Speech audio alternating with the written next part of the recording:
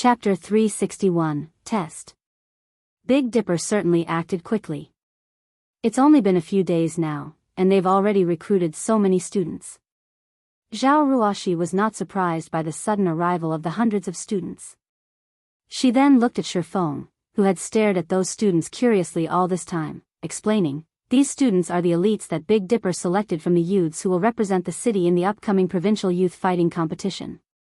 They were brought here mainly to gain glory for our city in the upcoming provincial competition. To help them rank higher in the competition, Big Dipper had allowed these students to train here. After all, the environment and facilities here are valuable and would help these students improve." A realization struck Shifeng after hearing Zhao Ruoxi's explanation. Indeed, it was just about time for the provincial youth fighting competition to begin. Only, he had never expected Big Dipper to be so generous. In reality, Big Dipper doesn't really have a choice in this. The sudden appearance of God's domain has made a tremendous impact on various industries and professions. It is especially true for the fighting industry. Many people who have focused on fighting competitions have shifted their sights towards God's domain, causing a downturn in the fighting industry. The number of people willing to exercise at Big Dipper has decreased. In order to recover from this decline, Big Dipper has no choice but to do something like this in the hopes of recovering the fighting competition's popularity. Zhao Ruoxi explained there are fewer people working out. Shifeng suddenly thought of a good method to increase the strength of the Zero Wing members. In the past, due to many players shifting their focus towards God's domain, the fitness industry had indeed declined for a certain period of time. Simply put, this decline had not happened as quickly in the past, only starting 3 to 4 months after God's domain launched. However, as more people became aware of the secret of God's domain, physical training became popular again, even bypassing the previous peak in popularity. Business boomed for the fitness industry. At that time, many large guilds would partner with training centers and gyms to allow the elite members of their guilds to train and improve themselves at any time, which would, in turn, allow these elites to improve more quickly in God's domain. Many first-rate guilds had even chosen to establish their own large-scale training centers specifically for their elite members. Zero Wing was still a small guild at the moment. However, as the guild continued to grow, sooner or later, a physical fitness center would be required. Although Zero Wing's workshop was only a short distance away from the Big Dipper training center, it was not a long-term solution. Now that the fitness industry was going through a slump, it was the perfect time for him to take action. Considering the situation, Shifeng did not dislike the idea of working with Big Dipper. If he established his own training center, he would need to spend an astronomical sum of money. He certainly did not possess that kind of money at the moment. By partnering with Big Dipper, not only could he encourage his guild members to train ahead of everyone else, but he could also obtain the best training environment at a significantly lower cost. While Shifeng pondered about how he could gain Big Dipper's cooperation, a few more people had arrived at the testing hall. As soon as these people arrived, the staff members rushed to greet these newcomers, displaying respect. "Manager Shao, the students chosen are all here. Following your instructions, we have already begun testing," one of the Big Dipper staff members said respectfully as he looked at a middle-aged man wearing black robes. "Good. Have them continue. I've simply come to observe their conditions. This year's provincial youth fighting competition will affect Big Dipper's future development, so we must not be careless," the man surnamed Shao instructed. "Yes." The staff members promptly retreated and led the students to their tests. Due to the arrival of this manager Shao, the students' fighting spirit soared. They were all eager to perform well and attract more of Manager Zhao's attention. That way, they could receive even more training resources in the future. As the tests began, many Big Dipper members who had also come to test stopped what they were doing, quietly observing the students test instead. After all, they would not have an opportunity like this often. Most of the visitors of this testing hall were usually ordinary folk who only trained casually. Meanwhile, although these youths were only students, they possessed the ability to participate in the provincial youth fighting competition. They should be more powerful than the average person. Even Zhao Ruoxi seemed excited, and she demanded to go over and have a look as well. Helpless, Shifeng had no choice but follow her. The first test the students went through was the punching power test. An ordinary person's punch usually carried around 100 to 150 kg. Meanwhile, every one of these students managed to achieve a result of over 200 kilograms. Among them, a student named Wang Cheng had even achieved a force of 356 kilograms. He was at least twice as strong as an ordinary person. Many of the spectators gasped in shock when they saw Wang Cheng's result. Even Manager Zhao's eyes glowed with delight, and he praised Wang Cheng as a talented youth. The punching power standard of the professional fighters in Jinhai City was only 320 kilograms. Meanwhile, Wang Cheng, a high school student, had effortlessly surpassed that standard. Wang Cheng obviously had a promising future ahead of him. After all, Wang Cheng was still a kid, he still had growth potential. He would have no issues achieving a force of 400 kilograms in the future. Having a force of 400 kilograms meant that he could reach the standard of the well-known fighters in Jinhai City. These students are amazing. That Wang Cheng, in particular, has already surpassed Zhou Yuhu.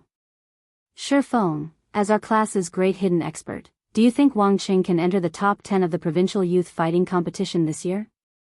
Zhao Ruoxi asked as she shifted her gaze towards Shi Feng. Curiously, she had personally witnessed Shi Feng's strength. Even Chen Wu, the reigning champion of Jinhai City's fighting competition, had praised Shi Feng's power. Moreover, Shi Feng had even defeated Zhang Luowei, someone reputed as a fighting genius. Hence, she knew that her judgment was definitely incomparable to Shi Feng's. It's not that easy to tell. Victory and defeat aren't solely decided by a person's punching force. Shi Feng laughed bitterly as he shook his head. He was not a god, so how could he make a judgment based solely on a person's punching power? Zhao Ruoxi nodded, feeling that Shi Feng had a point. Following the punching power test was the reaction test. Of the hundreds of students, they all achieved a result of basic perfection or above. Among them, there were a few who achieved intermediate excellent. A student named Wu Chuan even achieved intermediate perfection, shocking everyone. Although the tests had yet to end, Wang Cheng and Wu Chuan had immediately captured the crowd's attention. Manager Xiao treated them both like treasures, doubling their training resources on the spot. Many students had cast envious gazes at the two after the tests ended. Manager Xiao of Big Dipper had originally intended to take both Wang Cheng and Wu Chuan to meet the best instructor in Jinhai City, someone whom the Big Dipper Training Center had gone through a lot of trouble to invite. However, after he noticed Zhao Ruoxi among the spectators, he halted his steps. Ruoxi. You little girl. Why didn't you tell Uncle Xiao that you were visiting Big Dipper? Manager Xiao said as he walked over to Zhao Ruoxi. I was afraid that Uncle Xiao would be busy. Zhao Ruoxi giggled sweetly. Meanwhile, Wang Cheng and Wu Chuan, who stood behind Manager Xiao, were immediately stupefied when their eyes fell upon Zhao Ruoxi's sweet and beautiful smile. If not for Manager Zhao's presence, they might have dashed forward and promptly introduced themselves to this great beauty. At this moment, Manager Xiao discovered Shi Feng, who currently prepared to take his own test, standing beside Zhao Ruoxi, and he could not help but ask, Ruoxi, this person beside you is? This is my classmate, Shi Feng, Zhao Ruoxi introduced. He has come here today to test himself and check on his own physical condition. Uncle Xiao, haven't you wanted to nurture those students to participate in the provincial youth fighting competition? I have a great way to help them obtain a good rank. Zhao Ruoxi said, giggling. Really? Manager Zhao's eyes suddenly glowed. The provincial competition was incredibly important to the Big Dipper Training Center. Zhao Ruoxi would have really helped him big time if she had a way to help the students to get a good rank in the competition. Of course, Zhao Ruoxi said with confidence. What kind of method is it? Manager Xiao asked concernedly. Seeing Zhao Ruoxi's serious expression, Manager Xiao did not think she was lying. Zhao Ruoxi then pointed toward Shi Feng. With a slightly prideful tone, it's him. Him? Manager Xiao shifted his gaze to Shi Feng's body, unable to discover anything special about him. Zhao Ruoxi nodded, explaining, he is our class's great expert. With him teaching those students, they will definitely succeed. Hearing this, before Manager Xiao could speak, Wang Cheng and Wu Chuan started laughing. They were the elite seedlings chosen by the Big Dipper Training Center after undergoing a rigorous selection process. Let alone an ordinary university student, even some professional fighters had no right to instruct them. How powerful could the great expert of a class of university students possibly be? They could probably knock Shi Feng out with a single punch. Chapter 362, Rank. Although Wang Cheng and Wu Chuan had not voiced their opinions, their expressions exposed the disdain they felt. If Manager Xiao had not been present, they might have even taught Shi Feng a lesson, teaching him what it meant to be wet behind the ears as to why the two would not dare take action in front of Manager Xiao. It was not because of Manager Zhao's position in the Big Dipper training center. Rather, they feared Manager Zhao's personal strength because Manager Zhao's strength frightened Wang Cheng and Wu Chuan. They would not make any casual remarks in front of him. Why else would geniuses like them remain silent at such a ridiculous statement? Manager Zhao's full name was Xiao Yan, and he was well known in Jinhai City. He had also been a professional fighter during his youth. However, after winning a championship, he retired as a professional fighter. He then joined the Big Dipper Training Center and developed himself there. Even though Xiao Yan was over 40 now, he would frequently spar with some of the top fighters in the city, thoroughly defeating them. Uncle Xiao, why do you look so surprised? Zhao Ruoshi's lips curled up slightly when she saw Manager Yan's face. Since you don't believe me, why don't we place a bet? Zhao Ruoshi's mesmerizing smile left Manager Yan greatly confused. He could not figure out what the little girl before him was trying to accomplish. However, since Zhao Ruoshi wished to play, he certainly wouldn't mind humoring her for a while. When all was said and done, her father was a good brother of his, and he had pampered her like a little princess since she was a child. It seems that you have a lot of confidence in your classmate, Shifeng, Ruoshi. In any case, since you've already made the offer, I'm guessing that you won't let your uncle say no. What do you wish to bet, then? However, I'll tell you this in advance. Your Uncle Xiao cannot get you the secret pavilion's information viewing rights. Manager Xiao laughed, having already prepared to lose. Hearing the words secret pavilion, both Wang Cheng and Wu Chuan behind Manager Xiao were shocked. What was the secret pavilion? Anyone who played virtual reality games definitely knew about the secret pavilion. The secret pavilion was the creator of the experts list that recorded all the excellent individuals throughout the world. The secret pavilion's information gathering was unmatched throughout virtual gaming world. It had also been titled as omniscient. In the virtual gaming world, it was an exalted existence other than the experts list. One could also search for various information relating to the virtual gaming world through the secret pavilion's official website. However, depending on the type of information, the price varied. If one had a strong relationship with the secret pavilion, they could obtain different levels of information viewing rights. To those who played virtual reality games, that kind of access was a dream. Even Shifeng, who taken aback by Manager Zhao's words. He had not thought that the Big Dipper Training Center would have a relationship with the secret pavilion. I know. I never said I wanted to bet the viewing rights anyway. Although Zhao Ruoshi made that claim, inwardly, she was somewhat disappointed. She then smiled and said, let's bet 3 bottles of S-rank nutrient fluids. I know that you have recently received some. Manager Xiao laughed bitterly when he heard her offer. Little girl, you are always thinking about taking what little family fortune I have left. I've only managed to obtain these few bottles of S-rank nutrient fluids after much difficulty, and I had planned to reward them to the most excellent students. When Wang Cheng and Wu Chuan heard these words, their hearts began to pound with excitement. They had even thought that they had heard wrong for a second. Their even C-rank nutrient fluids were considered a luxury, let alone S-rank nutrient fluids. S-rank nutrient fluids could not be purchased even if one had the money for it. When consumed, S-rank nutrient fluids provided notable physical recovery and enhancements. It even played a role in delaying the body's aging process and was known as the water of life. Moreover, even if one found the opportunity to purchase these S-rank nutrient fluids, each bottle cost 1 million credits. Ordinary people could not afford it even if they bankrupted themselves. Only a wealthy organization like Big Dipper could willingly award such an item. If Wang Cheng and Wu Chuan could each obtain a bottle of S-rank nutrient fluids before the provincial youth fighting competition, they would have more confidence in succeeding in the competition. Uncle Xiao, you aren't going back on your word, right? If so, I'm going to tell Big Sis Bing you that you're bullying me. Zhao Ruoshi giggled. Ha. You're the one who bullies your Uncle Xiao. Since I've already agreed to your bet, I won't go back on my word. Say it, then. What are the terms? Manager Xiao agreed without hesitation upon hearing the name Bing Yu, his actions stupefying both Wang Cheng and Wu Chuan. After giving it some thought, Zhao Ruoshi shifted her gaze towards Wang Cheng and Wu Chuan. She then smiled faintly as she pointed towards the two, saying, the two of them, then. What do you want the two of them to do? Don't tell me you want them to fight your classmate. Ruoshi, you should consider this carefully. Although Wang Cheng and Wu Chuan are not professional fighters, an ordinary university student is no match for them. Manager Xiao kindly explained. Wang Cheng and Wu Chuan both proudly raised their heads upon hearing Manager Zhao's words, expressing their agreement. After all, they were the most excellent candidates selected by Big Dipper. Of course not. It would be too unfair to them if we let them fight Shifeng, Zhao Ruoxi said righteously. For a second there, even Manager Xiao almost believed her. So, let's compete using the punching power test and reaction test results. That way, they can't complain when they lose. Zhao Ruoxi's words left both high schoolers utterly speechless. The two of them promptly shot a glare at Shifeng, provocation filling their eyes as if saying, "A brat like you thinks you're fit to compete with us? You'll pay for this." Ha!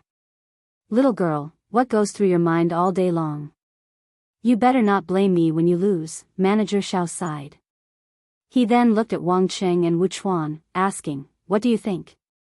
If you two lose, your S-rank nutrient fluid rewards will be gone. If you win, I will double the rewards. We don't have any problems. However, we wish to retake the test and use the new results. Will that be fine?" Wang Cheng and Wu Chuan had long since discussed the bet among themselves. Hence, they quickly put forward their request. This surprised many of the silently spectating crowd. They could not understand why the two students would request for a retest. After all, their previous test results were the best out of 3 tries. If they retook the test, they might not get better numbers. Only Manager Xiao understood the two students' intentions. Nodding his head, he said with a smile, "Okay. I knew you two little brats were holding back just now." The realization struck the spectators upon hearing Manager Zhao's words. They managed to get such high test results even while holding back. Are those two really high school students? Those two are simply too frightening. Many among the crowd expressed their shocks at this revelation. However, Shifeng was not the slightest bit surprised at this news. Only, he was very surprised by Zhao Ruoxi's actions. He could not figure out just what she was trying to do. "I've earned you the chance to obtain 3 bottles of S-rank nutrient fluids. The rest is up to you now. Also, I prohibit you from losing."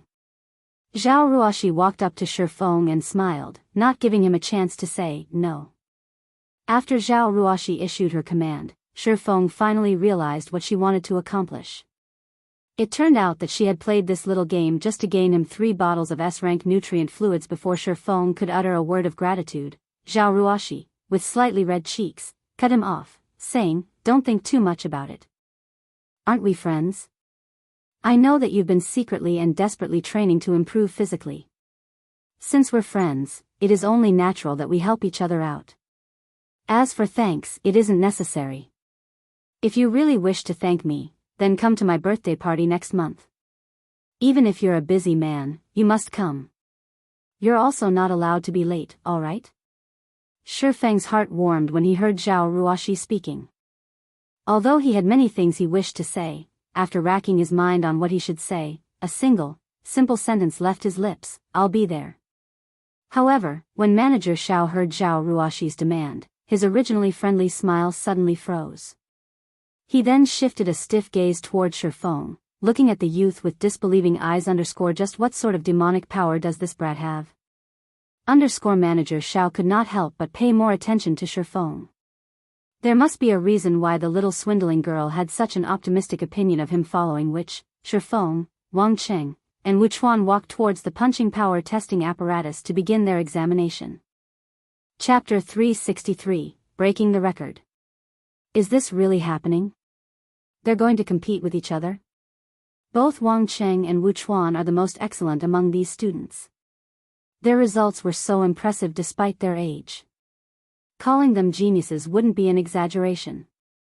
That guy called Shifeng is only going to humiliate himself. You don't know? Shifeng didn't request this competition himself. Instead, it is the great beauty standing beside him who claimed that Shifeng could defeat Wang Cheng and Wu Chuan in a fight easily. For fairness' sake, they chose to compete using the test results. That beauty is blinded by love. Does she really believe whatever that Shifeng says? What do you even know about it? This is called having skill. However, that Shifeng is going to suffer for his bragging. Soon, the tests will reveal his true colors. The testing hall had originally been very lively. Now, because of the competition between Shifeng and the two students, everyone immediately crowded around the trio. The spectators present had already witnessed Wang Cheng's and Wu Chuan's strengths, though none of them had ever seen Shifeng before. However, nobody among the crowd felt optimistic about Shifeng's chances. Shifeng possessed neither a strong and sturdy frame, nor a giant muscular body. Shifeng's appearance was simply too ordinary. Shifeng was overestimating himself by challenging Wang Cheng and Wu Chuan's punching force and reaction time. Let's start with the punching test first. Each one of you will have 3 tries. Wu Chuan, you'll go first, Manager Xiao said from beside the testing apparatus. Although Wu Chuan's test results before had not been as eye-catching as Wang Cheng's, his strength was still over 320 kilograms. He was already at the standard of a professional fighter. Wu Chuan nodded before stepping up to the testing apparatus. Holding up and clenching his fists, his arms abruptly burst with strength as he sent 3 accurate strikes towards the leather target. Bang! Pang! Pang! 3 deep, muffled noises resounded simultaneously. Wu Chuan was satisfied with his punches. He then turned and walked away from the testing apparatus, smirking arrogantly at Shifeng. The numbers displayed on the testing apparatus continuously changed before finally displaying 3 scores: 341 kg, 346 kilograms, 342 kg. The crowd suddenly went into an uproar when these 3 scores appeared. Wu Chuan's results were close to Wang Cheng's previous results. Regarding pure strength, Wu Chuan definitely ranked second within the elites. Big Dipper had recruited. Manager Xiao was elated when he saw these numbers. His heart was already set on placing more emphasis on Wu Chuan's training in the future. After all, Wu Chuan was far more superior than Wang Cheng in reaction time and speed.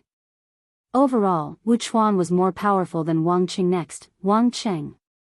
Manager Xiao shouted. Wang Cheng walked up to the testing apparatus and took up his stance. Immediately, his muscles bulged, and the blood vessels across his arms also appeared. Wang Cheng sent 3 quick punches towards the leather target. Pang! Pang! Pang! The punching power testing apparatus suddenly released 3 crisp sounds, and even the machine itself trembled slightly. Meanwhile, the score the machine displayed broke through the 300 kilograms threshold and continued to rise. Within a moment, it shot the 360 kilograms threshold. Wang Cheng had surpassed even his previous highest record. Finally, the punching power testing apparatus displayed the final results: 385 kg, 391 kilograms, 388 kg. 3 scores. And each one surpassed Wang Cheng's previous record. Impressive. I didn't realize how much you had held back. Manager Xiao laughed upon seeing the scores. His fondness of Wang Cheng grew the more he looked at the young man. The standard of a top fighter in Jin High City was 400 kilograms. Meanwhile, Wang Cheng was only a thread away from reaching that standard.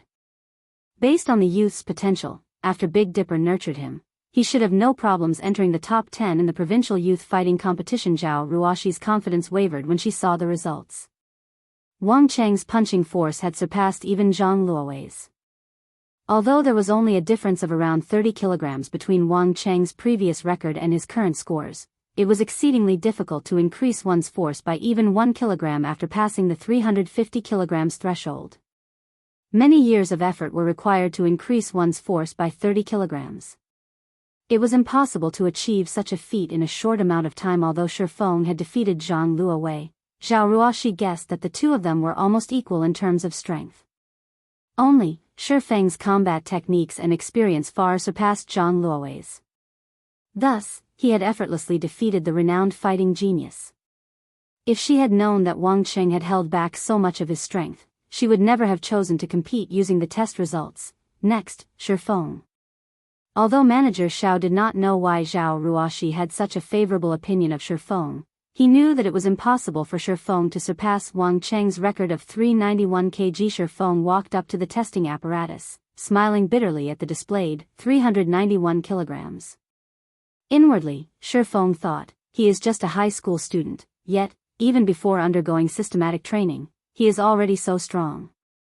This should be the so-called genius. Originally, Shi Feng had simply come to the Big Dipper training center intending on checking his progress. Yet, he had somehow gotten caught up in this farce. If he did not give it his all, he might really become a laughingstock. Although he did not mind being laughed at, the spectators behind him would ridicule Zhao Ruoxi for trusting the wrong person, and that was something he absolutely would not permit. I wonder how much I've improved. Shi Feng then began to warm up, preparing a full-powered punch. The last time he tested himself, he only obtained 256 kilograms, placing him above the standard of ordinary people. Though he had improved since then, it was impossible for him to have improved overmuch. He would be impressed if he could achieve 290 kg. Damn, can you be any slower? Isn't it just a punch? Is all this build-up necessary? I think he's frightened. He is just trying to stall for time. In a moment, he might even say that he feels ill. Watching Shi Feng take his time warming up, many in the crowd began to grow impatient and taunt him. Shi Feng paid no attention to the noisy crowd behind him and continued with his warm-up. That should be enough. After feeling his entire body loosen up, he clenched his fist and sent a quick punch at the target ping. The testing apparatus displayed a score of 302 kg. The heck? Here I thought he would be amazing, but he only managed to hit 302 kilograms. Many among the crowd laughed when they saw Shi Feng's first result. In the next moment, however, Shi Feng abruptly took half a step forward, firing a punch once more. This time, the crowd could faintly hear the joints all over Shi Feng's body crack. Pa. Pa. Pa. A series of 8 pops resounded.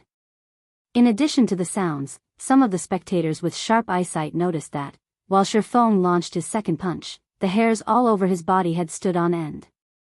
Following which, Shi Feng's punch landed on the target. Boom. This time, instead of a normal punch, Shi Feng had used the 1-inch punch. This move concentrated the power of his entire body into a single burst.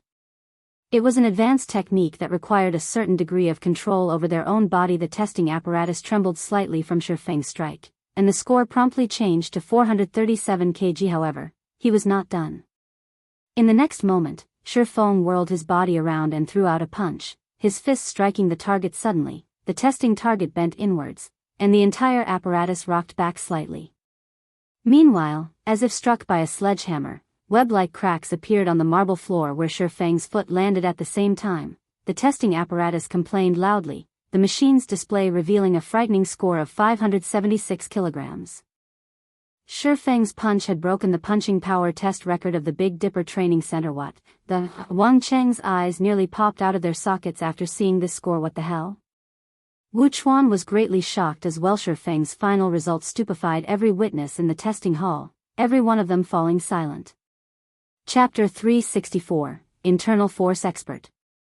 Not only did Shi Feng knock the punching power testing apparatus back with a single punch, but he also cracked the marble floor with a single stomp. However, there was one point that confused everyone watching. Shi Feng's punch and stomp both looked very light, and no matter how one looked at the two actions, it was impossible for them to exert such immense power.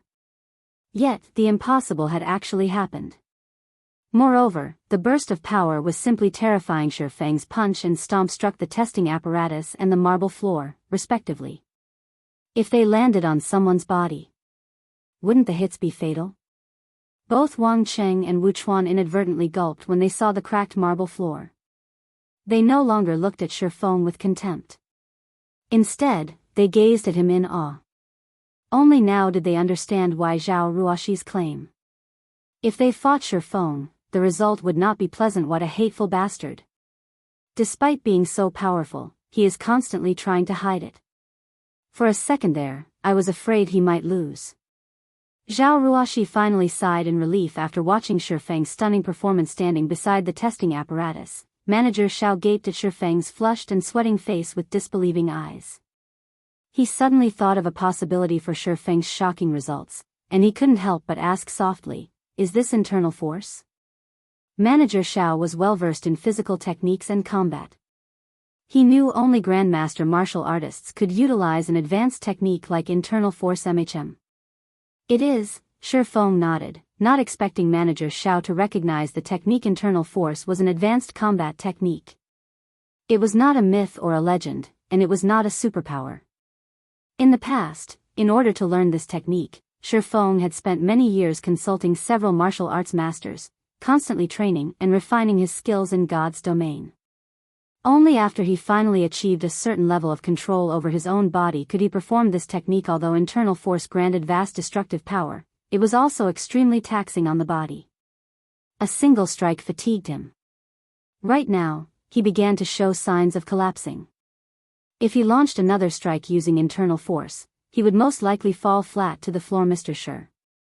I represent Big Dipper to thank you for breaking our all-time punching power record. According to Big Dipper's rules, we will award you 300,000 credits for this achievement. However, at my disposal, in addition to paying you 300,000 credits, Mr. Sure, in the future, you will be a platinum member of Big Dipper. You can enjoy a 60% discount on all expenses at Big Dipper. You will also receive a specially reserved platinum suite at the Big Dipper Training Center for your pleasure, Mr. Sure. After receiving Shifeng's nod of recognition, Manager Xiao was nearly speechless from excitement. He no longer looked down at Shifeng as a member of the younger generation. Instead, he treated Shifeng as his predecessor, even changing the way he addressed Shifeng. Since his youth, Manager Xiao had been infatuated with martial arts.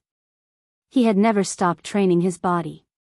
Even now, his dream was to achieve a higher level in martial arts and successfully practice internal force. However, despite his many years of effort, he had never been successful. So, now that an internal force expert stood before him, how could he contain his excitement? Martial arts did not judge by age. Only one's achievements were important. Although he was young, Shifeng's capabilities with internal force signified him as Manager Zhao's predecessor in the man's eyes. Naturally, he would have to treat Shifeng with respect. Uncle Xiao, since when were you so generous? For a second, Zhao Ruoshi even thought she had heard wrong. At this moment, her Uncle Xiao not only gazed at Shifeng with respect and reverence, but he also addressed her classmate as Mr. He even upgraded Shifeng from a normal membership to being a platinum member. There were less than 100 platinum members in all of Jinhai City. It was a symbol of status. Even she was only a gold member. Zhao Ruoshi could not understand what her uncle was thinking. Little girl, Mr. Sure is a true martial arts expert. Why would you be surprised by this upgrade? On the other hand, why didn't you tell me that Mr. Sure was a martial arts expert, little girl? You've really caught me by surprise this time, Manager Xiao said sharply, shooting a glance at Zhao Ruoshi. Didn't you say that you wanted Mr. Sure to teach these students? This isn't the proper place for such a discussion. Why don't we go to a meeting room and have a proper chat? Uncle Xiao, what about the results of the competition? Zhao Ruoshi pointed at the score on the testing apparatus. Of course, Mr. Sure won this bet. There's no need to employ the reaction test anymore. I'll have the 3 bottles of S-rank nutrient fluids delivered to you later, Manager Xiao said. He then shifted his gaze to Wang Cheng and Wu Chuan, asking, do you two have any concerns? Both Wang Cheng and Wu Chuan hurriedly shook their heads. Even a person as skilled as Manager Xiao treated Shifeng with great respect. Shifeng's strength and skill were obvious. If they continued to compete with him, they would only humiliate themselves. Mr. Sure, now that this competition is over, let's go to a meeting room upstairs and talk. I have many things I would like to ask you, Manager Xiao said. Zhao Ruoshi's heart fluttered with joy when she saw her Uncle Zhao's respectful attitude toward Shifeng. She also felt a little prideful, as if Shifeng's success were her own. After the crowd in the testing hall dispersed, Manager Xiao led Shifeng and Zhao Ruoshi to a meeting room on the 21st floor. Mr. Sure, would you be interested in becoming the head instructor of Big Dipper? Manager Xiao asked seriously. As long as Mr. Sure is interested, you can state any conditions you want. It was extremely rare to meet an internal force expert. After all, every one of these experts was a master of the martial arts world. Their statuses and positions were all extremely impressive. Manager Xiao could not meet such a master even if he wanted to. Employing such a master to Big Dipper was an even more impossible task. The Big Dipper Training Center was famous in Jinhai City and possessed a certain amount of influence. Outside of Jinhai City, however, it was unknown and insignificant. Big Dipper had no way to compete with the training or fitness centers commanded by martial arts masters. If Big Dipper had an internal force expert like Shifeng in command, their longtime goal of becoming famous beyond Jinhai City might soon become a reality. Uncle Xiao, are you joking? Zhao Ruoxi was stunned. The position of Big Dipper's head instructor was no laughing matter. At that time, the rights Shifeng would possess would surpass even Manager Zhao's. In her opinion, Shifeng was only a university student slightly skilled in martial arts. In the beginning, she had pestered her Uncle Xiao with the intention to help Shifeng get a good part-time job, as well as train the current batch of students. Now that the situation had evolved, even she was slightly caught off guard. Since when has your Uncle Xiao joked around before? I am very serious. I am only afraid that Mr. Shifeng is unwilling to accept my offer. Manager Xiao did not know what to say to Zhao Ruoxi. Despite clearly having an internal force expert by her side, she had not realized the true value of an internal force expert. Manager Zhao's anxiety was overbearing. He was deeply afraid that Shifeng would just stand up and leave, taking Big Dipper's dream of growing out of Jinhai City with him. Big Dipper's head instructor? Shifeng thought for a moment before saying, "It isn't impossible, but I have two conditions." "Mr. Shi, please speak your mind," Manager Xiao hurriedly said. "I want to become a member of Big Dipper's board of directors and establish a specialized training area. Meanwhile, I want full responsibility over this training area," Shifeng demanded earnestly. Chapter 365, Ranked. Shifeng's conditions were quite harsh. Manager Zhao's brows pinched upon hearing them. His expression turned somewhat grim, and he was at a loss on what to do. If Shifeng had only wanted some of Big Dipper's shares, Manager Xiao could easily approve by himself. The chairman of Big Dipper would also happily agree with Manager Zhao's decision. However, it was a different story if Shifeng wanted to become a member of the board of directors. Manager Xiao did not have the authority to make that decision. The board of directors controlled every aspect of Big Dipper. In other words, the board of directors held absolute authority. Why would they allow an outsider to have access to such power? Moreover, Shifeng had also demanded permission to establish a training area that would be solely under his supervision. This request was equivalent to cutting off a portion of Big Dipper and giving it to Shifeng. It was more incredulous than his first request. If Shifeng were a famous martial arts master, the directors might even agree to his requests. However, no one knew of Shifeng. There was practically no chance that the company would accede to his demands. Sitting by the side, Zhao Ruoxi was similarly stunned by Shifeng's conditions, and she began to look at Shifeng in a different light. Is this really our classmate Shifeng? This question resounded in Zhao Ruoxi's heart. Shifeng's exorbitant demand surpassed even her greed. Head instructor was only a title. In reality, it was a very relaxing position, and normally, Shifeng would not have much to do. However, the head instructor of Big Dipper's status was extremely high, and countless people coveted the position. Even the famous fighters of Jinhai City yearned for this position. Unfortunately, Big Dipper had never found anyone worth consideration. On the other hand, despite being offered such a coveted position, Shifeng still demanded such a high price. Zhao Ruoxi could not understand what Shifeng was thinking. In Zhao Ruoxi's opinion, Shifeng's actions were somewhat excessive. However, Zhao Ruoxi felt they were justified. Shifeng was not an unreasonable person. Indeed, just as Zhao Ruoxi had guessed, Shifeng was completely reasonable with his demands. His price was actually quite low. If not for his consideration of Zhao Ruoxi, his demands would have been more exorbitant than a position on the board of directors and a training area under his supervision. Although Zero Wing's strength was limited to White River City at the moment, after the looting war in White River City, Zero Wing had become famous throughout the entire Starmoon Kingdom. Moreover, Zero Wing had long since established a strong and sturdy foundation. It already qualified to fight for the position of Overlord of Starmoon Kingdom. It was possible that only the higher-ups of first-rate guilds knew what this signified. There were hundreds of millions of players. Moreover, this number increased with each passing day. Only a few million people lived in Jinhai City. At most, it was as large as White River City. As for the authority Zero Wing commanded in White River City and the Big Dipper's authority in Jinhai City, it would not be an exaggeration to describe the difference between them as the difference between heaven and earth. Moreover, as God's domain grew increasingly popular, the number of people Zero Wing could influence would also grow. That influence could massively impact whichever training center it partnered with. What about the training center itself? To put it bluntly, it was simply a place for people to improve physically. What sort of influence could it possibly have? A casual remark made by a first-rate guild could allow a training center to rise to prominence at any given minute.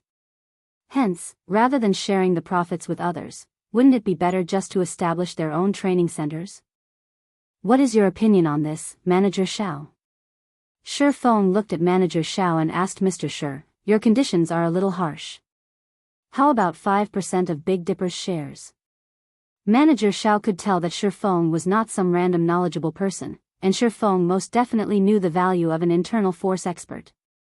Hence, after giving it some thought, he offered the highest possible benefit that he could authorize by himself. Although 5% of the shares of a successful company like Big Dipper is generous, my conditions are firm. It would truly be a pity if you cannot agree to them. Shi Feng shook his head this. Mr. Shi, I do not have the authority to agree to the demands you've stated. Can you give me some time? I'll report this to my superiors. After they have reached a decision, I'll give Mr. Shi an answer. How about it? Shi Feng's unwavering attitude frightened even Manager Xiao. Originally, he had thought that a young man like Shi Feng would jump with joy when offered the position of head instructor and 5% of Big Dipper's shares. However, he had never expected anything like Shi Feng. Manager Xiao refused to believe that Shi Feng was only a university student. 5% of Big Dipper's shares was a lot of money, enough to grant one a lifetime of luxury. However, Shi Feng had insisted on his original demands. If Shi Feng were not insane, then he was absolutely confident. Certainly. I'm not in a hurry for this matter. I'll wait for your reply, Shi Feng smiled. He had not expected to deal with Zero Wing's training issues in a short amount of time. He still had many things he needed to do in God's domain. Zero Wing's workshop had also just opened, and he needed time to allow all these changes to settle, and he had simply come here today to test his physical limits. However, Shi Feng also had Zhao Ruoxi to thank. If not for her, establishing a dialogue with Big Dipper's upper management would have been a struggle and taken some time. His current progress had already surpassed his expectations, following which, Manager Xiao had consulted with Shi Feng on some matters relating to martial arts. Although Zhao Ruoxi was indifferent to such topics, when she saw how her uncle Xiao looked up to Shi Feng, she could not help but find the scene funny. If she related this matter to her father would definitely be shocked. After roughly 3 hours of lengthy conversation, Manager Zhao's admiration toward Shi Feng had grown by leaps and bounds. If not for the lack of time, Manager Xiao would have continued the conversation for 3 days and 3 nights. After Shi Feng left the Big Dipper training center, Zhao Ruoxi drove him back to his rented apartment. Meanwhile, Manager Xiao immediately contacted Big Dipper's chairman, his elder brother, Xiao Yu. Manager Xiao was prepared to discuss Shi Feng's demands in detail. As the sun set, a bright red luxury sports car stopped in front of Shi Feng's apartment complex. Shi Feng, you must store these 3 bottles of S-rank nutrient fluids properly. Unlike other nutrient fluids, S-ranks need to be kept below freezing. Otherwise, their effects will gradually weaken, and after 2 or 3 days, they will lose their effects completely. Also, you can only consume them once every 5 days. It would be detrimental to your body if you drink them more often. You must keep this in mind, alright? Zhao Ruoxi said, carefully handing over the metal briefcase containing the S-rank nutrient fluids. She reminded Shi Feng repeatedly, worried that he would carelessly waste the S-rank nutrient fluids as he had never consumed them before. Although 1 million credits was only a small matter to her, S-rank nutrient fluids were impossible to obtain even if one had the money. Shi Feng could not easily get more. Big Dipper was only lucky enough to procure a few bottles after much difficulty because of some of its connections. I understand, Shi Feng said, a bitter smile on his face. In reality, this was not his first time consuming an S-rank nutrient fluid. However, Zhao Ruoxi did not know about that. I'll take off, then. Don't forget about my birthday party next month. I know where you live now, so if you're not there, I won't let you off lightly. Zhao Ruoxi brandished her little fist through the car's window. She then sped away in her hovering red sports car. At this moment, Shi Feng finally reacted. It turned out that Zhao Ruoxi had actually sent him home with such intentions.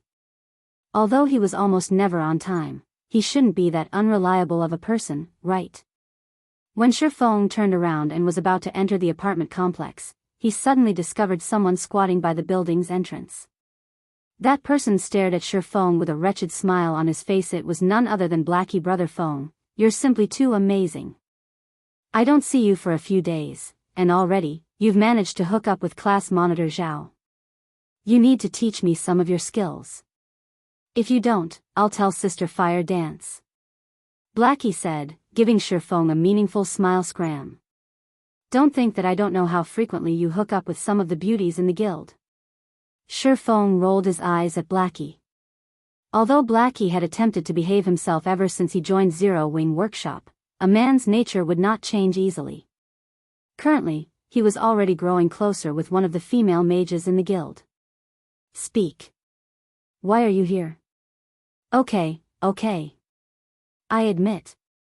I have important news that I needed to relay to you personally.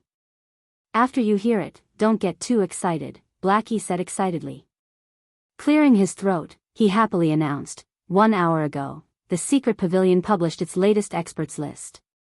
Meanwhile, Brother Feng, your ID has been included. Right now, the entire Star Moon Kingdom is going crazy. Chapter 366, Virtual Gaming Cabin. Listening to Blackie's excited report, Shifeng was speechless. Even if Blackie hadn't told him the news, he would have discovered it after he entered God's domain. There was not necessary for Blackie to hunt him down. Did you run all the way here just to tell me this? Shifeng asked. Of course not. Sister Aqua said that using the advanced virtual gaming helmet constantly would affect your strength and growth in game. After all, the helmet only has a synchronization rate of 90%. The cabin, however, has a synchronization rate of 97%. So, some time ago, she tried to buy a few virtual gaming cabins, Blackie said. However, there aren't many of them. Even with Sister Aqua's influence, she could only purchase 5 cabins for us. I came to deliver your unit. The workers have already installed the cabin in your apartment. You can use it immediately. Virtual gaming cabin? Where did you guys get so much money? Shifeng could not help his shock. Although there was quite a lot of money in the workshop's bank account, it was not enough to buy 5 virtual gaming cabins. A single unit cost 3 million credits. Moreover, virtual gaming cabins were always scarce as they were extremely difficult to manufacture. Unlike the virtual gaming helmet, the materials the virtual gaming cabin required were very rare, so they only produced and sold a limited number each day. Wealthy tycoons usually snatched up the cabins the moment they came out of production. Many people usually wondered why these virtual gaming cabins were so popular despite the cabin being so expensive and only having a 7% sync rate increase over the helmets. It was still immensely popular in the past. Shifeng had thought similarly. Wasn't it just 7%? How much would a player's strength in game possibly increase after using the cabin? Why bother wasting so much money for such a measly improvement? However, after Shifeng obtained his own cabin and subsequently tested it, it instantly changed his mind that 7% made a world of difference. In the past, an expert had been involved in an experiment using the 2 machines to test combat power. In the end, the expert exhibited 71% of his combat power while using the virtual gaming helmet. However, when using the virtual gaming cabin, the expert managed 75%. Furthermore, not only could the gaming cabins allow a player to raise their combat power, but they could also allow a player to improve their techniques at a quicker rate. The cabins could also develop the potential of a player's brain, as well as restore and enhance their physical fitness. In the past, if Shifeng had purchased a virtual gaming cabin earlier on, he would not have stagnated at the peak of Tier 3. He had poured his heart and soul into God's domain to build his own legacy. In the process of doing so, he had neglected his physical fitness, which deteriorated with each passing year. By the time he realized the problem, it was already too late. Sister Aqua paid for them with her own money. She said that, as the #1 workshop in Jinhai City and the sensational guild of White River City, if others discovered that the guild leader of Zero Wing still used a virtual gaming helmet, Zero Wing would become a laughingstock. Hence, we needed to buy the cabins no matter what, and you, Brother Feng, must use one. This concerned Zero Wing's reputation, Blackie said eloquently, leaving Shifeng with no room to refute. All right, then. I'll accept the cabin. However, We must pay Aqua back for all of the money she spent. There's still around 2 million left over from the White River City guidebook sales. Send that to Aqua for now. I'll think of a way to gather the rest. Shifeng agreed that he needed a virtual gaming cabin. However, he couldn't have purchased one before because he lacked the proper channels. Since Aqua Rose had already bought one for him, he would gladly accept this favor, but there was no room for negotiation regarding money. However, he did not possess a lot of credits right now. Although he had previously earned quite a bit and received the 50 million compensation from Twilight Echo, he had already spent most of it purchasing the real estate and all of the necessary equipment for the workshop. He now had very little credits on hand. Coins, on the other hand, he had a lot of. If he converted the coins into credits, he would have more than enough to repay Aqua Rose. However, unless he had no other choice, he would never trade his coins for credits. There was not much time left to complete the epic quest, Gospel Project. After his few recent large purchases, the gold coins he had on hand had grown further and further from his target of 30,000 gold. He could no longer afford to trade coins for credits. He could only search for other avenues to earn credits. Brother Feng, Sister Aqua truly understands you. She knew you would say such a thing. So, she told me to tell you that since she was paid 5% of Zero Wing's shares for doing nothing, you can consider this as her investment in Zero Wing. Also, if you really wish to repay her, make Zero Wing a guild that surpasses Twilight Echo. To her, this would be the greatest form of repayment, Blackie said. He laughed when he heard Shifeng reply exactly how Aqua Rose said he would.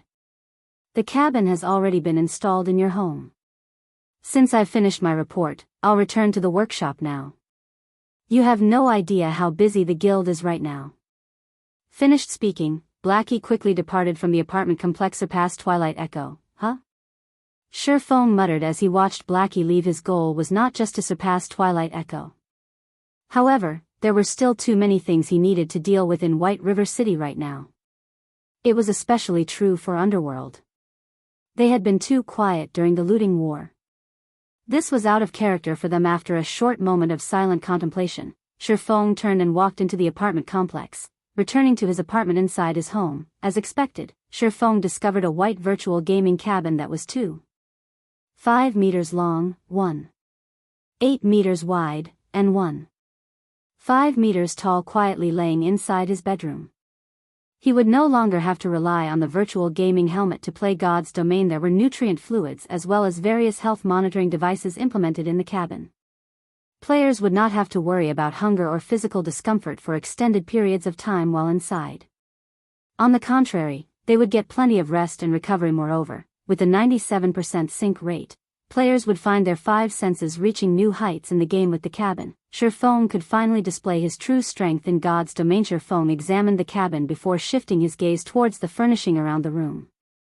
His apartment suddenly felt empty.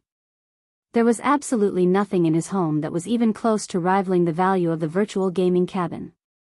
Rather, the cost of a single cabin could pay for the whole apartment. It should be about time. Shifeng looked at the time. It was currently 8 p.m. and about time for him to enter God's Domain once more. Following which, Shifeng went to the kitchen and stood before the fridge.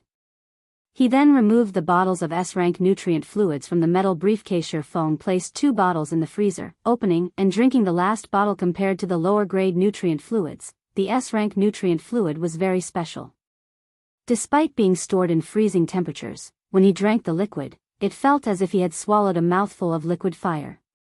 Every organ the liquid passed, from his mouth to his stomach, felt as if they had been scorched. There was no pleasure when drinking the S-rank nutrient fluid, only piercing pain. Moreover, this pain quickly spread throughout his body. Even his skin started to redden. It felt as if hot air flowed through his body, cleaning away all the toxins and restoring the vitality of his cells. His previous efforts had paid off, increasing his punching power from 256 kilograms to 302 kg. Everything in life involved balance. It was the same with the human body. If there were gains, then there were bound to be losses as well. Such a huge and sudden improvement would definitely cause plenty of damage to his body. Originally, Shifeng had intended to purchase an A-rank nutrient fluid to recover slowly. However, that was no longer necessary. A single bottle of S-rank nutrient fluid could completely heal all the damage to his body. It's been so long since I've drunk this. I almost forgot about the burning sensation. Shifeng smiled faintly. Although he was in pain, his body had never felt better. As for the remaining 2 bottles, he planned to leave them for his parents. That way, it could also help strengthen his parents and relieve some of the exhaustion they had piled up from work, following which, Shifeng lay down in the virtual gaming cabin and connected to God's domain. The drops from the mechanical slayer still waited for his appraisal. After all, aside from a 2-hour waiting period, there was also a 12-hour period before the drops of field bosses could be unsealed, appraised, or used. Fortunately, by the time Shifeng logged in, that 12-hour period should be almost over. The drops of a mutant. Just thinking about them excited Shifeng. In the past, the drops from a common mutant were enough for guilds to drool over. Meanwhile, the mechanical slayer was a High Lord mutant. Shifeng couldn't even begin to guess just how amazing its drops would be. Chapter 367, Asura. A series of notifications flooded Shifeng the moment he logged into the game. There sure are a lot of people trying to contact me. Shifeng slowly browsed through the notification list, discovering that a vast majority were friend requests or private messages. Among them, there were plenty of messages from high-ranking members of first-rate guilds. Most of them wanted to acquire Zero Wing. There were also a few first-rate guilds who had messaged Shifeng with different intentions. These first-rate guilds stated that, as long as Shifeng willing joined their guilds, they promised to promote him into an elder position in their guild immediately and offered him a significant percentage of the guild's shares. Shifeng couldn't understand these offers. Since when had he become so valuable? Even Feng Xianyang sent me a message? Interesting. Shifeng read Feng Xuanyang's message, feeling slightly surprised. Although he had yet to discard all pretenses with Feng Xianyang, they were already mortal enemies. Neither would rest until one side was annihilated. Based on Feng Xuanyang's arrogance, it would be a miracle if he stopped trying to dispose of Shifeng.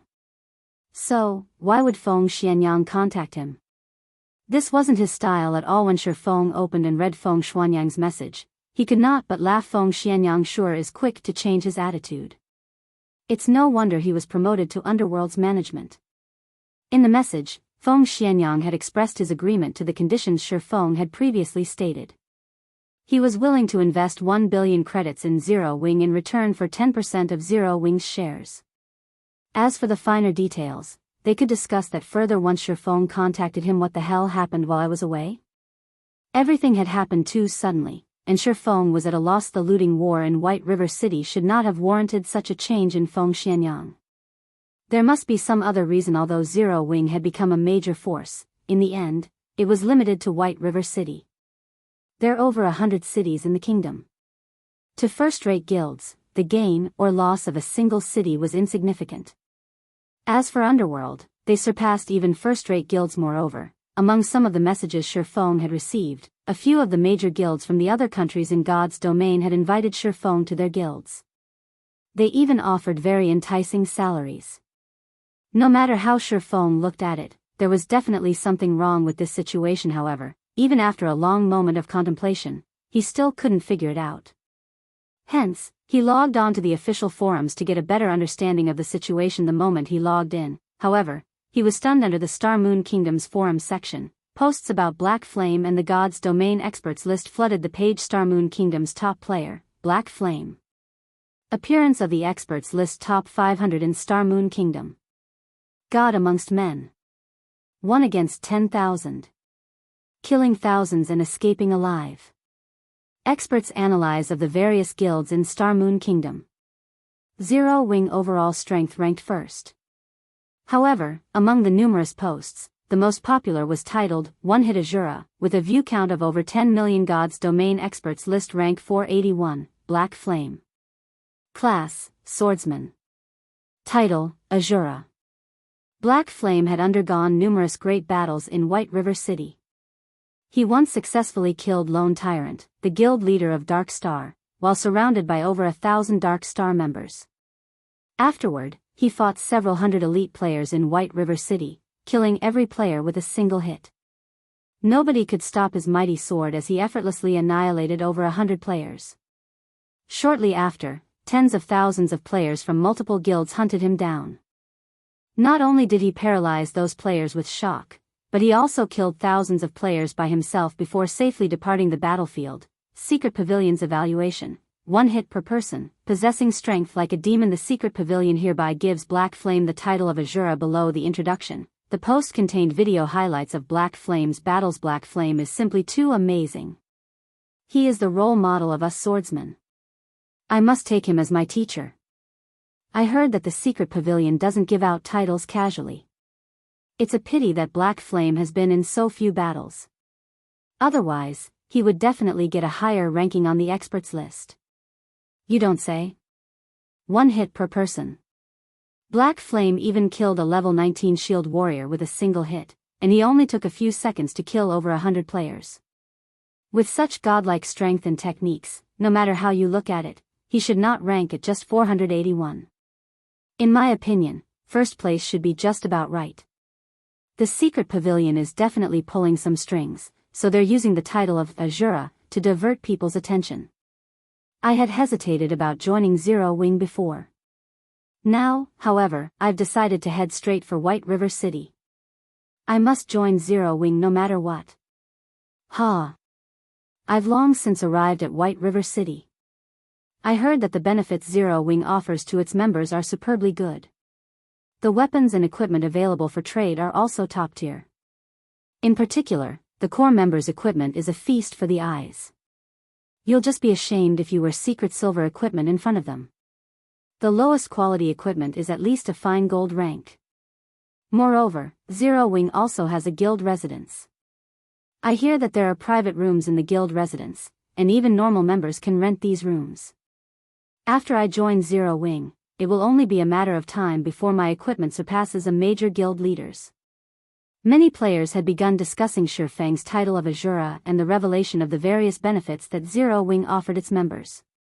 At this moment, Black Flame and Zero Wing had become the most popular existences in Star Moon Kingdom, and their fame far exceeded first-rate guilds like the Star Alliance and Ouroboros. As Zero Wing did not recruit players outside of the city, White River City had become Zero Wing's recruitment center. Many players throughout the Star Moon Kingdom began pouring into White River City, causing the population to rise suddenly. Unknowingly, Zero Wing had become the most dominant force in White River City. While the reputation of one-hit Asura spread, many players also cursed Shifeng as a shameless villain. Shifeng had lured the Mechanical Slayer to kill countless innocent players, dragging many players into the fray. These players claimed that Shifeng should compensate them by handing over all the drops from the Mechanical Slayer. Meanwhile, these players cursing Shifeng were all the subordinates of Lone Tyrant and the guild leaders of the various guilds in White River City who had joined to take down Shifeng after the looting war. Their hatred for Shifeng was higher than the sky and deeper than the ocean. Any players who the Slayer had killed had lost 2 levels. They also had to wait 1 natural day before they could revive. Moreover, after reviving, they suffered a weakened state for 2 natural days. During this time, all of their attributes had reduced by 30%, and their EXP gain reduced by 50%. Dark Star had already suffered severe losses during the looting war. However, Lone Tyrant had never imagined that it was only the start of his nightmare. With this penalty, how Dark Star ever catch up to the other guilds in the future? The other guilds were in a similar situation as well. At this moment, their eyes had turned bloody red with rage. Just why had they so foolishly sent their members after Shifeng? Thinking up to this point, their hearts crumbled. However, regardless of how much regret filled their hearts or how many curses they spewed at Shifeng's despicable behavior, at this moment, nobody paid them any attention. Rather, they had set themselves up to become the joke that served to uplift Zero Wing's fame even further. So that's why.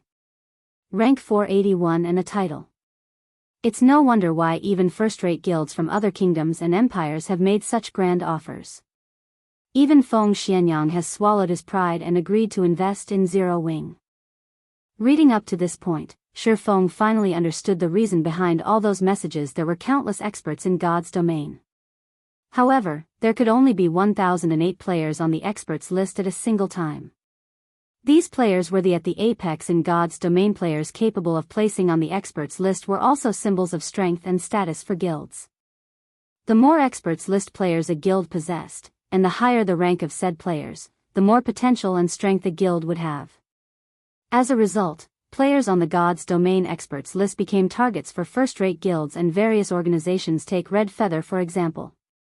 Despite ranking only within the top 900, the Star Alliance treated him like their precious baby. The Star Alliance had even given Red Feather a certain percentage of the guild's shares. As for Shurfeng, not only did he rank within the top 500 on the experts list and was the #1 player in Star Moon Kingdom, but he had also received a title from the Secret Pavilion. Naturally, he was quite valuable. Just as Shurfeng was about to contact Aqua Rose and have her appraise the drops from the Mechanical Slayer with him, he suddenly received a call request from Feng Xianyang. Shurfeng had only logged into the game moments ago, and already, Feng Xianyang had contacted him. Feng Xianyang's speed left even Shurfeng speechless. Chapter 368, Lunatic against Lunatic. Maple City was one of the major cities in Star Moon Kingdom's eastern region. Although its population was no match for White River City, it was not too far off at this moment. Over half of Maple City had fallen under Underworld's control, and it was only a matter of time before the organization controlled the city entirely. Young Master Feng, do you really plan to contact Black Flame? South Wolf asked curiously, watching Feng Xianyang as he sat on the sofa enjoying delicacies. Currently, Black Flame had become one of the great experts ranked on the God's Domain Experts list and had even received the title of Asura from the Secret Pavilion. He had now become an expert recruiting. However, Black Flame had once rejected their kind offer in the past, going as far as to toy with Feng Xianyang. He had even ruined Underworld's plans. Based on Feng Xianyang's personality, he would continue to plan Black Flame's destruction now. However, Feng Xianyang had actually taken the initiative to contact the Black Flame he hated so fiercely. There are some things you will never understand. Based on our previous investigations, that Mechanical Slayer was a very special monster, Feng Xianyang said as he examined the compiled data in his hands, a playful smile appearing on his handsome face. A special monster? South Wolf was confused. That's right. According to the information I have here, any player killed by the Mechanical Slayer had to wait 1 natural day before reviving. Even healers' resurrection skills were ineffective on these players. Moreover, the penalty for death doubled. After these players revived, they also entered a weakened state for 2 natural days. During this period, all their attributes have decreased by 30%, and the EXP they can receive has decreased by 50%. Feng Xianyang reported pleasantly as he lightly shook his head. Do you understand what this means? South Wolf shook his head, growing more confused at Feng Xianyang's words. Have you ever seen a monster with such strength? With God's Domain's basic settings, the stronger a monster is, the greater its loot will be. The Mechanical Slayer's loot must be stunning. There might even be many epic items among its drops. Meanwhile, Zero Wing is the largest beneficiary from the looting war. They claimed more drops than any other guild in White River City. Obtaining these drops could skyrocket Underworld's future development. However, it is simply too difficult for us to obtain them. Moreover, we don't have any concrete information about the loot. Trying to steal it from Zero Wing would not be easy, hence, I've decided to invest in Zero Wing. Although we would have to spend a large sum of money, when I become one of Zero Wing's stockholders, I can easily obtain any information I want. Afterward, I can just set up a trap to steal those items and, slowly but surely, destroy Zero Wing from the inside. I ascend it. Just money? I have plenty of that. Feng Xianyang was determined to join Zero Wing. Nobody could resist the enticement of 1 billion credits. As long as he could get a hold of a small percentage of Zero Wing's shares, he could obtain all information relevant to Zero Wing fair and square. Previously, not only had Shurfeng acted so arrogantly before him, but Shurfeng had also caused his plans to support Dark Star to fall short. So, why would he ever let Shurfeng escape his punishment? South Wolf trembled upon hearing Feng Xianyang's plan. Suddenly, South Wolf realized that he was still naive. His understanding of Feng Xianyang was still too shallow. Feng Xianyang's plans were simply insane and terrifying in South Wolf's opinion. Feng Xianyang's plans weren't related to the Mechanical Slayer's loot at all. Feng Xianyang just wanted his revenge on Shurfeng. The drops were an excuse to take action. To think that Feng Xianyang was actually willing to spend 1 billion credits just to destroy Zero Wing and get his revenge. He was a lunatic. Young Master Feng, I'm not trying to overstep my boundaries, but we have gone looking for trouble with Black Flame many times before. We have hunted Zero Wing's core team. Now that we are trying to become the guild's shareholders, won't he just reject us outright? South Wolf said softly, "Of course, I have already considered that." Although we were behind the attacks on Zero Wing, Dark Star stood in the forefront. I have never personally made an appearance. Although Black Flame knows the truth, on the surface, we maintain our pretenses with each other. Moreover, the reason I've contacted Black Flame during his time of glory is that I want him to think that I noticed his potential and that I am willing to pay any price to obtain him. That way, I can smoothly become a shareholder of Zero Wing without arousing any suspicion. Feng Xianyang smiled coldly as he gazed into the wine glass in his hand. After taking a sip, he added, "Besides, is there anyone who would willingly refuse money? I've investigated Zero Wing's background. This guild does not possess any sort of funding. If Black Flame wishes to develop his guild further, he will inevitably need large sums of credits. To Zero Wing, 1 billion credits is like a heaven-sent fortune. If Black Flame is intelligent, he will set aside personal feelings and act logically. He has no reason not to accept my offer." South Wolf's heart suddenly pounded. He never expected that his guess would hit the mark. Feng Xuanyang's true goal had never been to obtain the drops of the mechanical slayer. Instead, he only ever cared about Zero Wing's destruction. To put it another way, Feng Xianyang planned to, incidentally, obtain the drops after he destroyed Zero Wing. As fear began to grip South Wolf's heart, Feng Xianyang contacted Shi Feng. "Oh. Vice Leader Feng, to what do I owe the pleasure of your call today?" Shi Feng asked rhetorically the moment the call connected Guild Leader Black Flame. "Regarding the matters we discussed during our last meeting, I have thought them through. Regarding a guild with boundless prospects like Zero Wing, Underworld is willing to pay 1 billion credits to become one of its shareholders.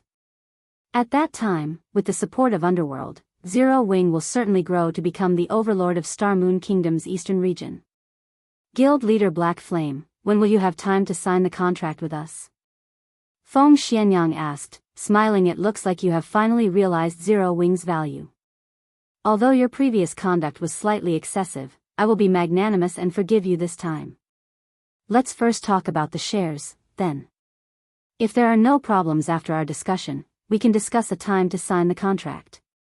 After all, the shares are of the utmost importance to Zero Wing," Shi Feng said, expressing his interest. However, the moment Feng Xianyang heard Shi Feng's words, he very nearly erupted into a flurry of curses. The wine glass Feng Xianyang had held, however, was less fortunate as it fell from his trembling hand and shattered on the floor. Shi Feng spoke as if he thought Feng Xianyang was a child who had done something wrong, and that Feng Xianyang was currently pleading for Shi Feng's forgiveness. Why wouldn't such blatant humiliation enrage the proud and arrogant Feng Xianyang? Black Flame. "I will endure today's matters. The moment I become a shareholder of Zero Wing, I will sign your death certificate." Feng Xianyang inwardly swore as he suppressed his anger. As calmly as possible, he said, "Of course. Underworld will willingly purchase 10% of Zero Wing's shares for 1 billion credits. We will also supply Zero Wing with 100 gold coins every week, as well as send a large number of experts and talents from various fields, allowing the guild to become the overlord of White River City. 1 billion for 10% of the shares?" Shi Feng shook his head. Revealing a cold smile, he said, "I think we may have a misunderstanding. Vice Leader Feng, do you know what the times have changed means? Is Guild Leader Black Flame planning to reject my well-intentioned investment because of our previous issues?" Feng Xianyang hurriedly said. "It was truly just a misunderstanding. I had no knowledge of the actions against Zero Wing. Lone Tyrant was responsible for those attacks. Despite my explicit command barring him from taking action against Zero Wing, Lone Tyrant insisted on doing so. Underworld never intended to strike Zero Wing. Vice Leader Feng, you misunderstand me. I'm not saying that I don't agree to Underworld's investment. However, 1 billion for 10% of Zero Wing's shares? Vice Leader Feng, don't you think you're being a little too greedy?" Shi Feng shook his head slightly. He said seriously, "Vice Leader Feng, greed can ruin one's life. However, seeing Vice Leader Feng's sincerity, I will sell you 0.1% of Zero Wings shares in exchange for 1 billion credits. What do you think? At this moment, Shi Feng's tone implied that this was an incredibly generous offer. There was no sense of disharmony in Shi Feng's words, and it sounded as if his every word was true black flame. Feng Xuanyang's face immediately flushed red upon hearing Shi Feng's remarks, the hair all over his body standing on end and the blood vessels on his forehead surfacing. Feng Xianyang was no longer capable of suppressing the rage within him. Word by word, he angrily bellowed, "Have you gone insane? Why don't you rob a bank instead?" Shi Feng's offer even frightened South Wolf a 100-fold increase. Even if Zero Wing had grown. Chapter 369, King's Return. By demanding such a price, Shi Feng made it clear that he was still angry about Feng Xuanyang's previous actions. Misunderstanding was just another form of deceit. Everybody knew this. After all, if anything could be chalked up to a misunderstanding, why would anyone need the police? Vice Leader Feng, I'm really losing a lot with this transaction. If you aren't interested, there are many others who will jump at the offer. Shi Feng chuckled. In fact, Shi Feng wasn't lying. Many guilds and organizations outside of Star Moon Kingdom had expressed interest in collaborating with Zero Wing. In addition, there were also major corporations who had offered high prices to purchase the guild. At this moment, Feng Xuanyang's complexion darkened, and his eyes flashed with a fierce chill. Even South Wolf, who stood by Feng Xuanyang's side, silently lowered his head, his legs trembling. He was deeply afraid that Feng Xianyang would erupt with rage and take it out on him. Whenever Feng Xianyang was this angry, he would secure a painful ending for any who incurred his wrath. Meanwhile, Shi Feng had toyed with Feng Xianyang many times now. No one knew what Feng Xianyang would do next. After a long moment. Guild Leader Black Flame, I am very sincere here. How about this? In exchange for 1 billion credits, I will ask for 5% of Zero Wings shares. Feng Xianyang suppressed his anger and expressed an extraordinary serenity. No negotiations. I will only do 0.1%. This is the very limit that I can offer. If Vice Leader Feng is not interested, then forget it. I won't demand your acceptance. Shi Feng had only probed since he doubted Feng Xuanyang's intentions. He had not expected that Feng Xianyang could actually endure his games so well. Feng Xianyang had always possessed a dominant approach. He would immediately take action against anyone who disagreed with him. Now, however, he actually controlled his anger to negotiate with Shi Feng. Why wouldn't Shi Feng be suspicious? There must be a reason for Feng Xuanyang's attitude change. Feng Xianyang gnashed his teeth to the point of almost cracking them when he heard Shi Feng's reply. 1 billion was not a small number. If he had to give away so much money, even his heart would ache. If it was in exchange for 10% of Zero Wings shares, he could barely accept it. However, he could never accept 0.1% Black Flame. You dare treat me like a fool. Sooner or later, I will make you pay this debt 100-fold. Feng Xianyang inwardly bellowed. As long as he became one of Zero Wing's shareholders, he could investigate Zero Wing fair and square and insert his own men into Zero Wing's core. When that time came, he could crush everyone in Zero Wing. Hence, suppressing his anger right now, he said in a low tone, I understand.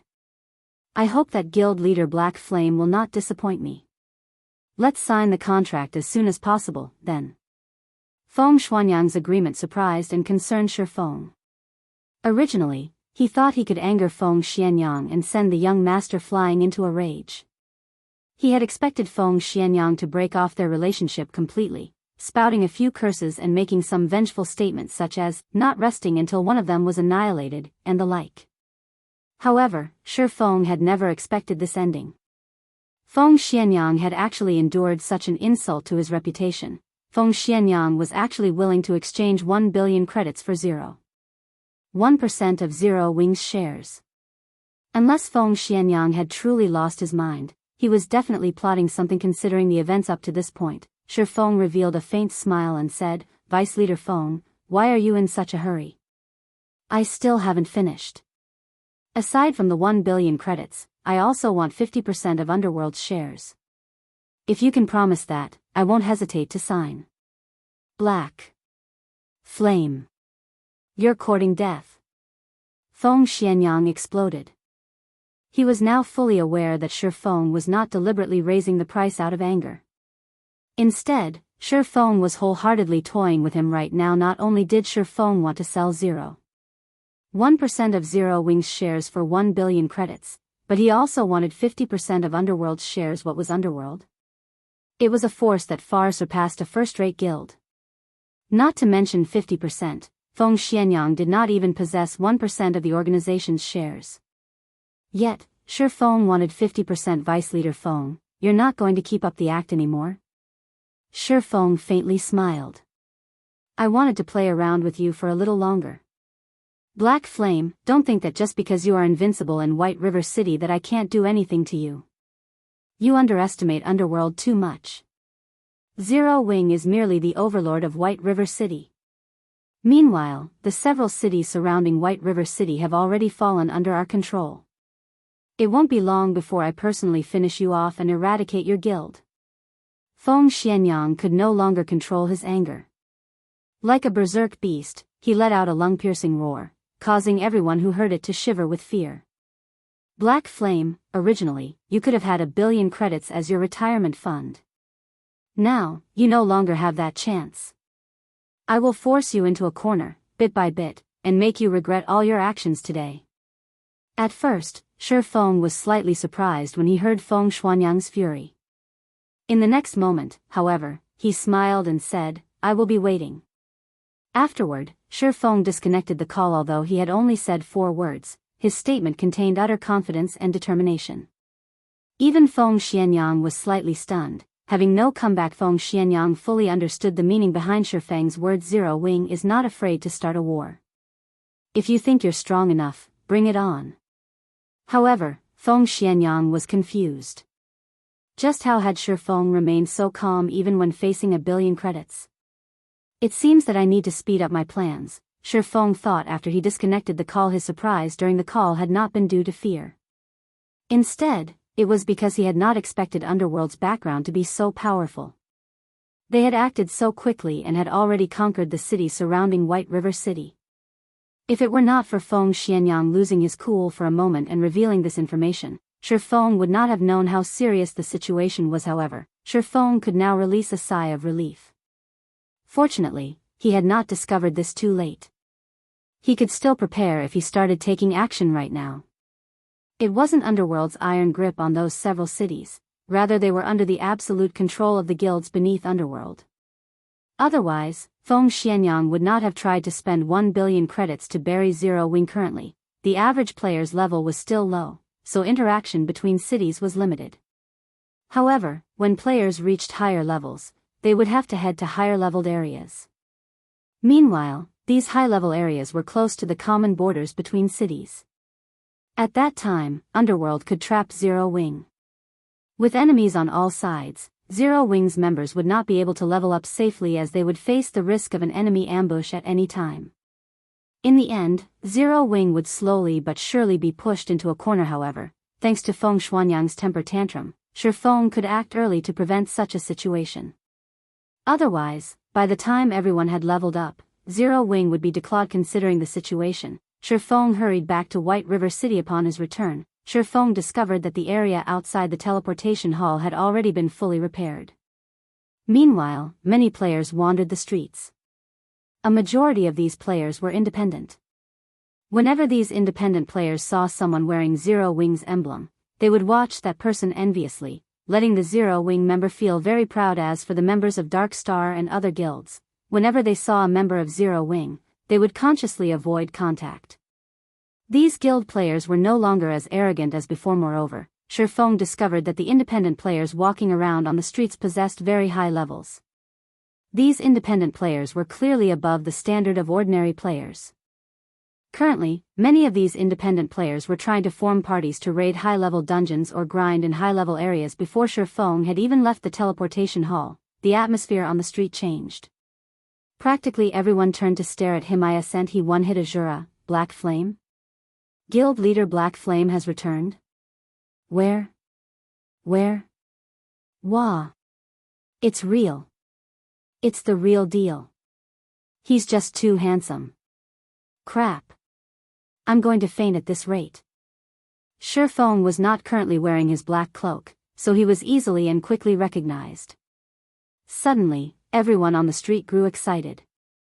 Some female players looked as if they would pounce on Shifeng as soon as he passed, and many of them squealed in excitement. However, before these female players even had the chance to pounce on Shifeng, a group of players wearing dazzling equipment quickly swarmed over from a distance.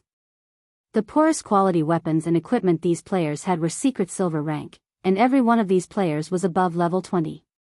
They all wore a six-winged emblem on their chests, and the appearance of this group immediately attracted everyone's attention. This group of players was none other than Zero Wing's core team.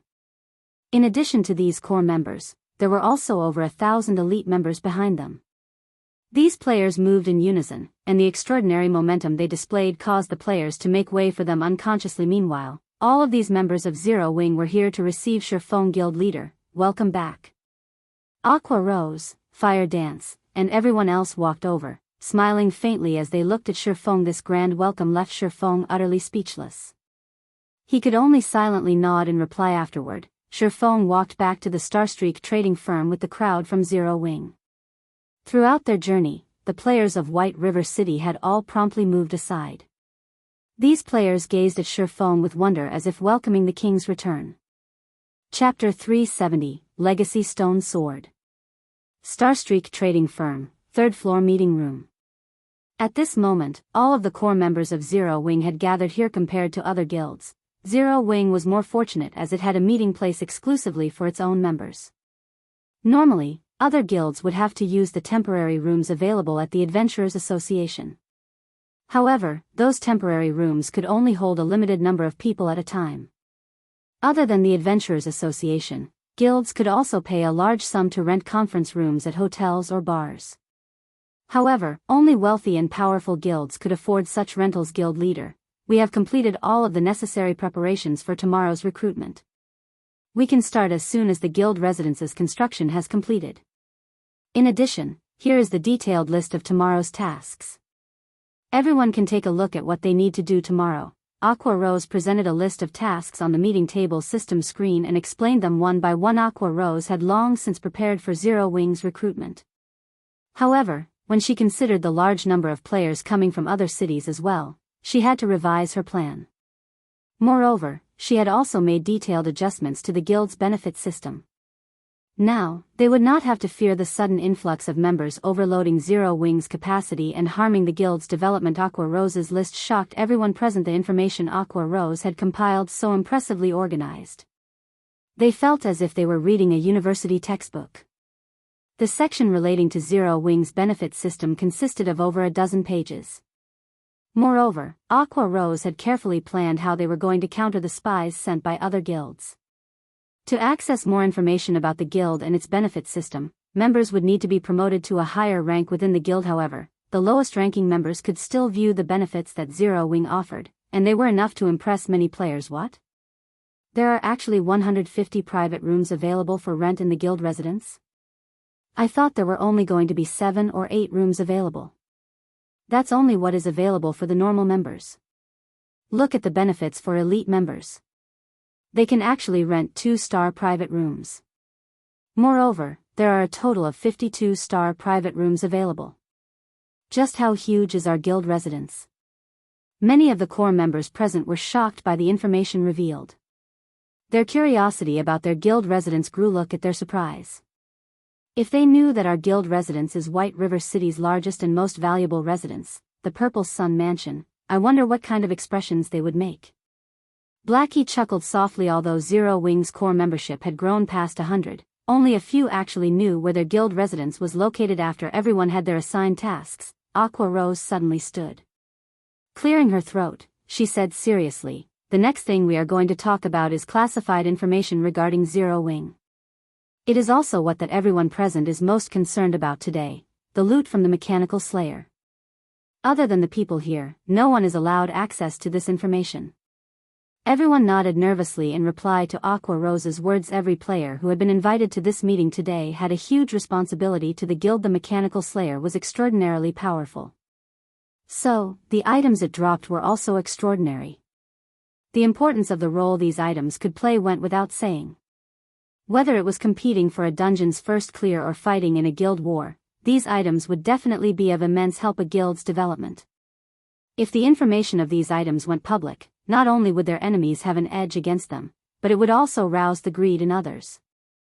At that time, their enemies would definitely plot to steal these items. Looking at the anticipation in everyone's eyes, Shifeng slowly reported, "We have obtained a total of 102 items. Of them, there are 37 fine gold items, 14 dark gold items, 7 forging designs and recipes, 12 tier 2 magic scrolls, 3 tier 3 magic scrolls, 8 potions, 2 epic items, and 19 rare materials." What? There are actually epic items? Awesome! With epic items, our guild will flourish in dungeons. We can claim all of the first clears easily. Everyone grew incomparably excited after listening to Shifeng's report. The large number of fine gold and dark gold items alone had greatly shocked the team. They could fully arm a 20-man team with so many items. Just the thought of having a 20-man team fully geared in fine gold and dark gold ranked weapons and equipment was enough to give them the shivers. Not even first-rate guilds could produce such a powerful team. Fully arming a team with secret silver equipment was already impressive. As for a 20-man team in fine gold equipment, that was simply impossible. Meanwhile, if Zero Wing could establish such a powerful team, they would be invincible in 20-man team dungeons. The dungeon bosses would become pushovers. At that time, they could continuously supply the guild with loads of precious equipment. Most importantly, there were even 2 epic items among the loot. Previously, epic items only existed in their thoughts and dreams. After all, since the launch of God's domain, there had yet to be any mention of anyone obtaining an epic item. Now, their guild actually had 2 epic items. Everyone's breath began to grow heavy at this revelation. Don't get too excited. Although we obtained quite a few weapons and equipment, the lowest level requirement is 30. The same goes for the 2 epic items. Shifeng smiled in response to their enthusiasm. He could understand how his team felt at the moment. Epic items. In God's domain, they were symbols of extraordinary strength. In Shifeng's previous life, he, too, had been elated when he first saw an epic item. After all, it was an item every player dreamed of having. I know that all of you are eager to see how powerful the epic items are, so today, I'll let all of you have a look at them. While we're at it, I'll let all of you know that I do not plan to allocate these 2 epic items to anyone in particular. Instead, I'll place both of them in the guild warehouse. However, only core members can see them. Once you have accumulated sufficient contribution points, you can trade your points for any of these 2 epic items at any time, Shifeng explained. He then presented the information of the 2 items on the screen of the meeting table. Song of Beatrice, Staff, Epic Rank. Level 30, Level 90. Equipment requirement, Intelligence 200. Attributes will be adjusted according to user's level. Magic damage increased by 25%. Cooldown of all spells reduced by 20%. Casting speed increased by 20%. Spell critical rate increased by 15%. Cast range +3. All magic type skills +2 levels. Ignore levels +15. Durability 200/200. Additional passive skill, Song of Elements. All successful attacks have a chance to trigger this skill, increasing players' magic damage by 20% for 15 seconds. Does not stack. Cooldown, 1 minute. Additional skill 1, Forest Sprites. Summons 3 forest sprites to battle for you. Forest sprites can also be sacrificed to recover players' mana. Each forest sprite sacrificed will recover 15% of players' maximum mana. Cooldown, 20 seconds. Additional skill 2, Elemental Domain. All allies within a radius of 50 yards will have their magic damage increased by 15%, cast speed increased by 15%, and mana consumption decreased by 20% for 1 minute. Cooldown, 30 minutes. Additional skill 3, Song of Sprites.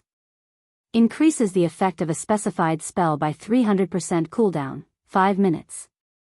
Shadowcraft, Leather Armor, Epic Rank.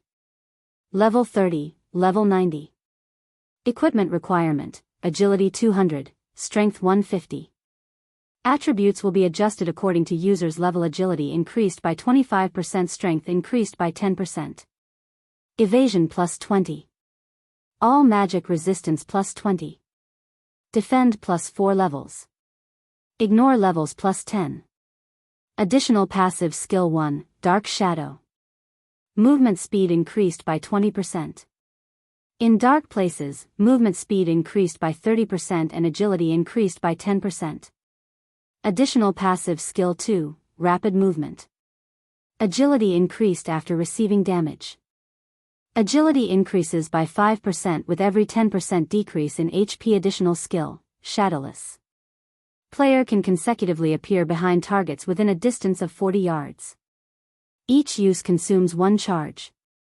Replenishes 1 charge per minute up to a maximum of 3 charges of the 2 epic items. The Song of Beatrice required 600,000 guild points, whereas Shadowcraft required 400,000 guild points. 1 guild point was the current equivalent to around 30 copper coins. Even Aqua Rose and Fire Dance would require a relatively long time before they could accumulate so many points. When everyone saw the attributes on the 2 epic items, they were all stupefied. The equipment they wore was simply too inferior compared to these 2 items. Meanwhile, when everyone thought about how they could trade guild points for these items, a passionate flame lit up in all of their eyes. The absurdly high demand of guild points didn't deter their passion at all. At this moment, they wanted to rush out of the room and start earning guild points immediately. You've seen the attributes on these items for yourselves. As to whether or not you can trade for them, that will depend on the effort you put in. In addition, I also have some good news to tell all of you. I will reward guild points to the first 100 members in the guild to get promoted into a tier 1 class. First place will receive a reward of 50,000 points, so all of you, work hard. Seeing the high morale of the crowd, Shifeng added more fuel to the fire. Currently, not a single player had become a tier 1 class in the entire Starmoon Kingdom. The various guilds around the kingdom were all focused on raiding the 50-man team dungeons in their respective cities. None of them knew the importance of tier 1 players. Presently, only Shifeng knew that tier 1 players were the key requirement to raid a level 20, 100-man team dungeon. In addition, tier 1 players also played an important role in the competition between guilds.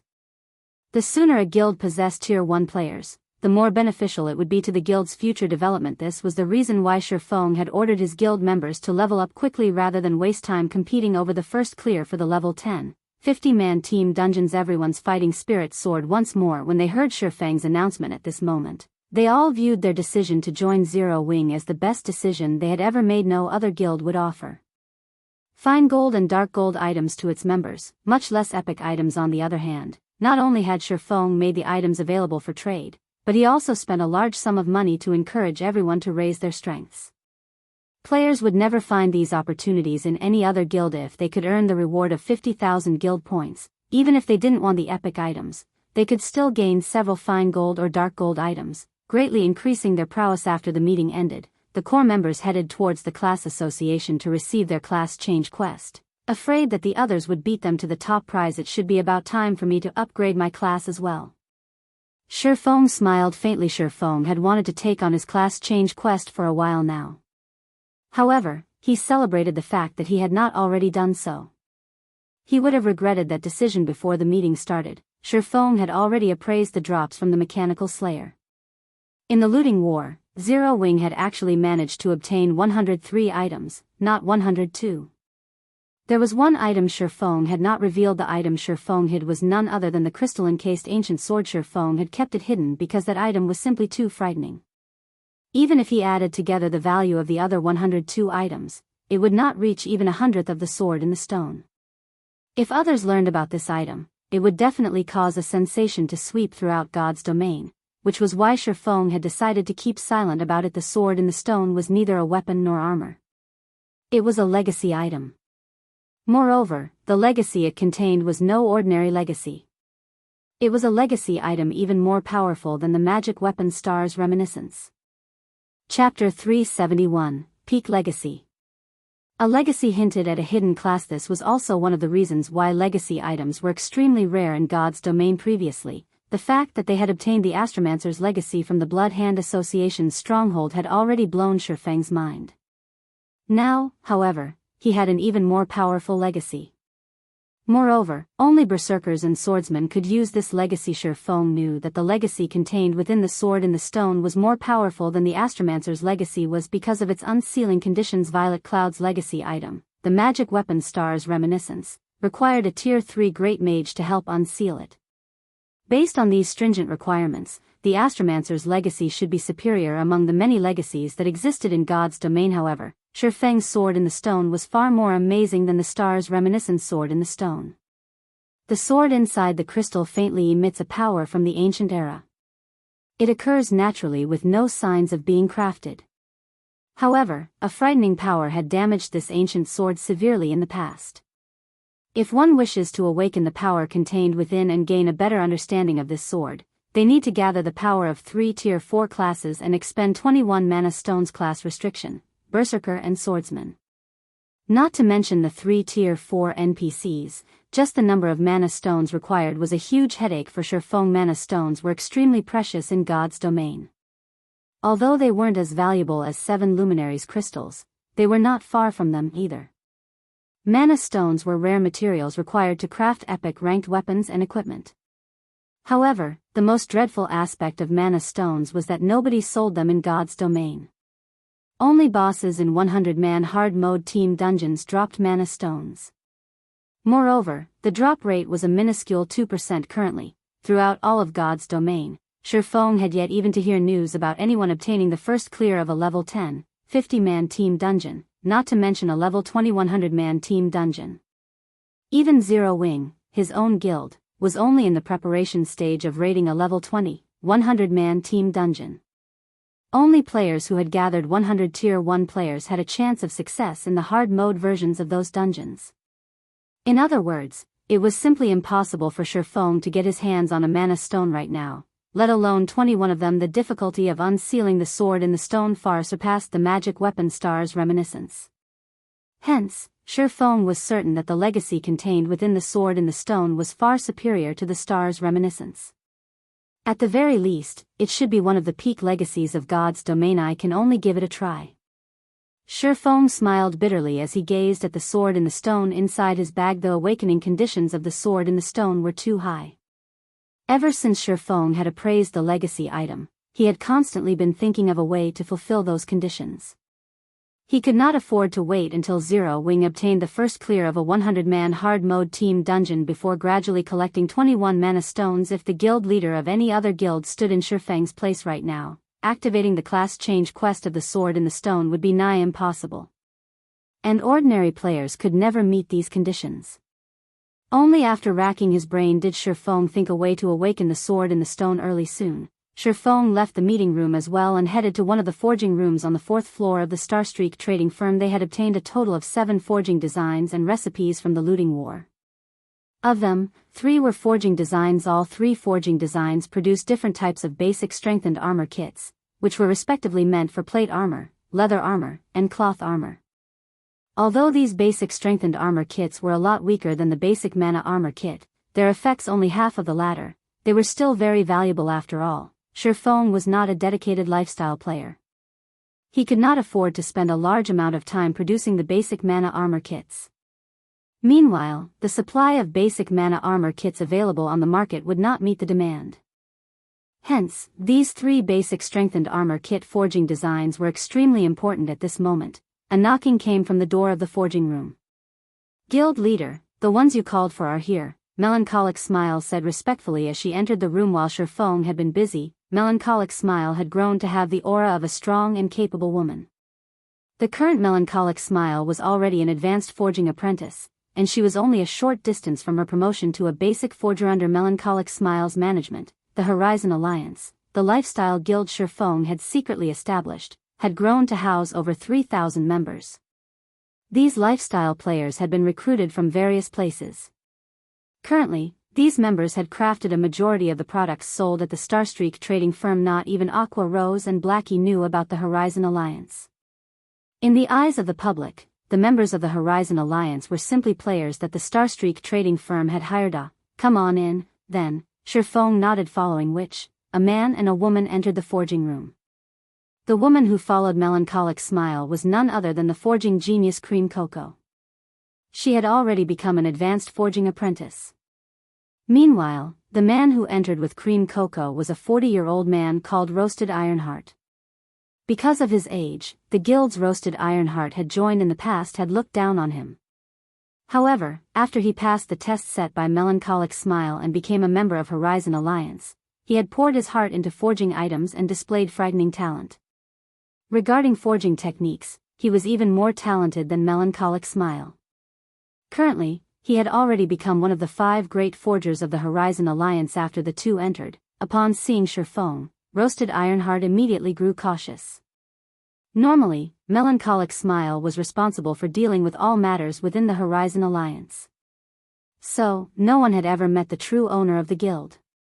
The members of the Horizon Alliance only knew that their guild leader was extremely mysterious, and he had actually managed to form a relationship with the Starstreak trading firm. Not only did this great personage possess frightening wealth, but he also had great talents such as Melancholic Smile and Cream Cocoa working under him.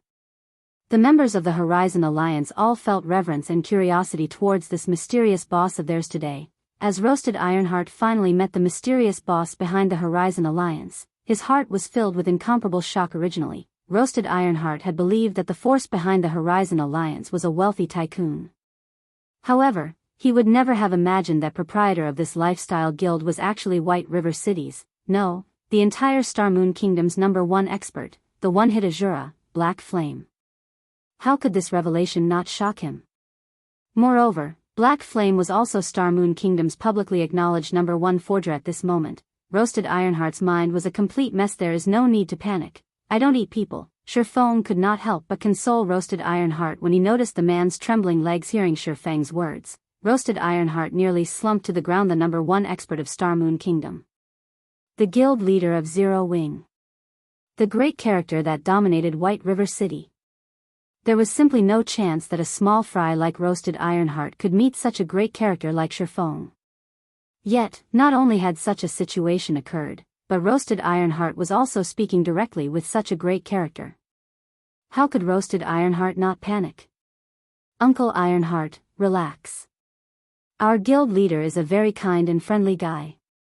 Cream Cocoa said, smiling. Roasted Ironheart silently nodded.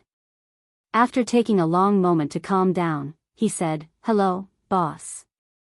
Melancholic Smile and Cream Cocoa giggled at this sight. Shifeng had grown speechless at Roasted Ironheart's actions as well. He was not a monster. Why was he so intimidated? Alright, I have some important matters to discuss with you. I've called the 3 of you here today because of these. Saying so, Shifeng took out the 3 basic strengthened armor kit forging designs. Each of you will take one. Your task for this is to produce these items. The more, the better. As forgers, Melancholic Smile's group was stunned when they saw the forging designs. They understood the value of the basic strengthened armor kits. By producing these items, not only could they increase their promotion speed to basic forgers, but they could also use these items to dominate the forging market and create names for themselves. When the trio thought about how Shifeng was actually willing to let them learn such precious forging designs, their hearts were moved. I'll leave these forging designs to you, so research them properly. If you can achieve a 20% success rate, then you can start mass producing them, Shifeng said. Although the basic strengthened armor kits were not as difficult to produce as the basic mana armor kits, advanced forging apprentices still had a low success rate. Melancholic Smile and the others would be lucky if they could successfully produce 1 or 2 pieces out of 10 tries. Guild leader, rest assured, we will accomplish this task. We definitely won't disappoint you. All 3 of them guaranteed, following which, the 3 returned to their respective forging rooms and began their research on the forging designs. Meanwhile, Shifeng also departed from the Starstreak trading firm and hurried towards White River City's bank. He planned to start the first step of awakening the sword in the stone. Chapter 372, 5 Big Cities. Walking in the middle of the street in White River City, Shifeng had used the demon mask to change his appearance back to Yifeng.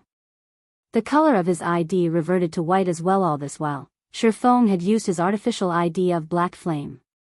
It had been a long time since he used his actual ID. In a rapidly changing game like God's Domain, not only were there tons of new players flooding into the game every day, but there were also many experts rising and falling with every passing moment.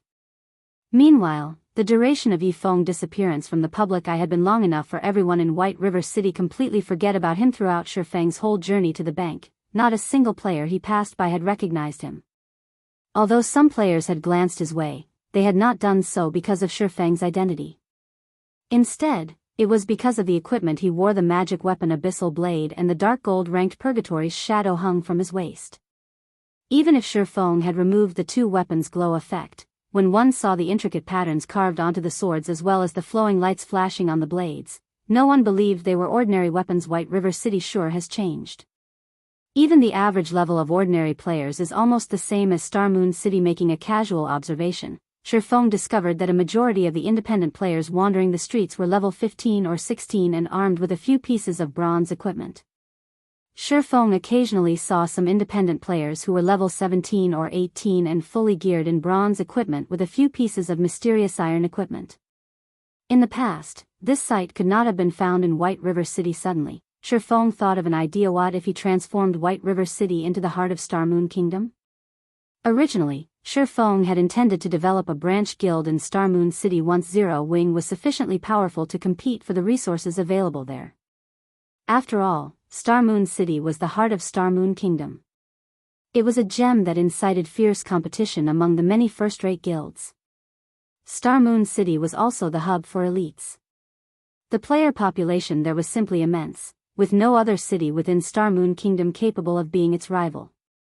Meanwhile, controlling Star Moon City meant obtaining the large number of elite players and resources there. A guild's development in Star Moon City would be much faster than in any other city in Star Moon Kingdom. However, when Shifeng saw the current state of White River City, a thought suddenly came to his mind. Why must he torture himself to compete over Star Moon City with all those first-rate guilds? Most players went to Star Moon City was because it had far more opportunities for development. The city also contained many advantages that no other city possessed. But what about now? Due to Zero Wing's existence in White River City and the fact that the guild did not recruit members in any other city, many players had now migrated to White River City. As for the reason behind this migration, wasn't it because Zero Wing offered advantages that no other guild possessed? As long as Zero Wing offered its members more benefits than other guilds, players would continue to flood into White River City. Moreover, as players' levels increased, their income would increase as well. Soon, the teleportation fee between cities would no longer be a problem. At that time, it was not entirely impossible for White River City to surpass even Star Moon City. Is it about Underworld's inside information? Shifeng suddenly heard the arrival of a message. Absolute Heaven had contacted him. Meanwhile, the assassin's message was perfectly timed. Underworld had already become the dominant force in the several cities surrounding White River City. As for how much control they possessed over those cities and exactly which cities they controlled, Shifeng had no clue. Without that information, he could not take appropriate measures against Underworld. Shifeng did not want to waste too much time searching for Underworld and subsequently ruining the organization's plans. If he could find access to detailed information about Underworld, he would have a much easier time preparing for the future. There sure is a lot of information here. Shifeng was inwardly surprised when he opened up the file attached to Absolute Heaven's message. The file was dozens of pages long, and its level of detail was above and beyond what Shifeng had expected. An outer member like Absolute Heaven should not have had access to the kind of information contained in the file. Most likely, only those at Feng Xuanyang's level would possess the authority to know such information. Did Absolute Heaven kidnap and interrogate Feng Xuanyang? I'm impressed that he could obtain such detailed information. Now that he had such detailed information about Underworld, without wasting any time, Shifeng quickly found a quiet spot inside the bank and sat down. He then started carefully reading through the file Absolute Heaven had sent him 2 hours later. Shifeng finished reading the final page. He could not help but exhale deeply. Although I already expected as much, I did not realize that Underworld is actually so terrifying. They control a total of 316 guilds in Star Moon Kingdom's eastern region. It is no wonder even Gentle Snow is wary of Underworld. Making a rough estimate, Shifeng guessed that Underworld controlled over 1 million players in Star Moon Kingdom's eastern region alone. Zero Wing's current member count was just over 5,000. To Underworld, Zero Wing was no more intimidating than an ant. Furthermore, there were also the Underworld Guards, a group of elites that the organization secretly nurtured. Although the Underworld Guards only had around 400 members, each one was an expert. If they formed a 100-man team, they could effortlessly annihilate hundreds of elite players out in the fields. In addition, Blue Frost City, Maple City, Gale City, Twin Lion City, and Cold Star City, the 5 big cities neighboring White River City, had all been dominated by the guilds under Underworld's control. Moreover, these guilds were not inferior to Underworld in the slightest. Without any powerful enemies, these guilds had grown rapidly. Of these guilds, Overwhelming Smile, the guild holding dominance over Gale City, was currently even more powerful than Dark Star had been during its peak. Without any obstructions, it was a matter of time before these powerful guilds became the overlords of their respective cities. Underworld really is a headache. This situation is much worse than what I had imagined. Shifeng wrinkled his brows and scratched his head, considering the situation carefully. Based on Zero Wing's current strength, moving out and dealing with just one of the 5 cities under Underworld's control would be a massive undertaking. As for dealing with all 5, it was simply impossible. Setting aside the disadvantages of fighting in enemy territory, Zero Wing would first need sufficient strength. With the current number of members Zero Wing possessed, it wouldn't even be a threat for any of these guilds. For such an endeavor, not only would Zero Wing need to pay a large number of teleportation fees, but it also had to waste a lot of manpower and material resources. As for Shifeng himself, although he was strong as an individual, he wasn't strong enough to threaten an entire guild with tens of thousands of members. I need to hurry and get my class change done. Shifeng looked at the sword in the stone inside his bag, a sense of urgency overwhelming his thoughts of upgrading his class no matter how. Shifeng racked his mind. He could not think up of a proper solution. The only thing he could do now was to increase his own strength. There was a large gap in combat power between a Tier 1 player and a Tier 0 player, not to mention a hidden class. If Shifeng could successfully upgrade his class and become a Tier 1 player, he could cause some trouble for the guilds controlled by Underworld and by Zero Wing. More time to grow. Following which, Shifeng walked towards the bank's counter, retrieving the larger of the 2 Philosopher's Stones from inside his personal warehouse. He then retrieved a large number of magic crystals from the guild warehouse. Guild members had come across these magic crystals while they had raided dungeons. Originally, these magic crystals were intended for equipment crafting, but as of yet, nobody within the guild could produce equipment that required magic crystals. Hence, a large stockpile had accumulated inside the guild warehouse. Now, however, Shifeng emptied their stock. Following which, Shifeng returned to his forging room inside the Starstreak trading firm. He then took out the Philosopher's Stone and all of the magic crystals. Mana stones were originally born from the minerals inside magic crystals. If magic crystals were refined, there was a chance to obtain a mana stone. Hence, Shifeng intended to utilize the Philosopher's Stone to refine mana crystals into mana stones. However, mana stones were extremely rare and precious. The chances of obtaining a mana stone from refining a magic crystal were extremely low, and even Shifeng himself wasn't very confident in success. Hopefully, this works. Shifeng then grabbed a transparent magic crystal with one hand and the Philosopher's Stone in the other. Praying silently, he refined the magic crystal. Chapter 373, Alchemical Synthesis. With his right hand, Shifeng lightly tapped the Philosopher's Stone on the magic crystal in his left hand. In the next moment, the Philosopher's Stone released a faint blood-red glow. Following which, the magic crystal in Shifeng's left hand transformed into dust and scattered across the floor, leaving nothing behind. A magic crystal, which cost 8 silver coins, was gone, just like that. In the god's domain, 8 silver coins were the current equivalent of a day's income for an entire elite team. However, without even blinking, Shifeng snatched a second magic crystal from the table and attempted the elemental refinement once more. 2 seconds later, another pile of dust scattered to the floor. After over 100 consecutive attempts and failing every time, Shifeng stopped and re-evaluated his actions. Is it not possible with elemental refinement? Shifeng frowned at the dust-covered floor. There were not many members in Zero Wing, so the number of accumulated magic crystals was not high. There had been only around 600 in the guild warehouse. Meanwhile, Shifeng had not obtained a single mana stone, even after refining over 100 magic crystals. At this rate, he would never refine 21 mana stones. No, it is just because the success rate is so low. Do I need to raise my chances before it'll work? Mana stones are the product of polymerization of magic crystals. Logically, it should be possible to refine a magic crystal into a mana stone. Is it because the magic crystal's quality is too poor? Thinking up to this point, Shifeng took another magic crystal and tested his theory this time. After clicking Refine, Shifeng thoroughly focused on observing the changes that occurred during the refinement process of the magic crystal after God's domain underwent its first evolution. Both forging and alchemy had become far more realistic. Moreover, Shifeng was currently playing the game using a virtual gaming cabin which possessed a synchronization rate of 97%.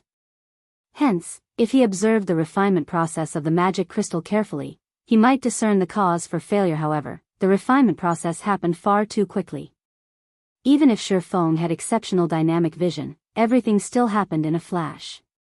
It was too hard to see anything. System recording. Activate full simulation mode. Shifeng suddenly said, "System, please hold for system identification." System, interface used by player detected as the virtual gaming cabin. Full simulation mode is supported. System, full simulation mode has activated. After the system activated full simulation mode, Shifeng picked up a magic crystal and attempted elemental refining once more. As expected, the magic crystal still crumbled into dust that scattered all over the floor. Unperturbed, Shifeng said, "System, play the video recorded through full simulation mode."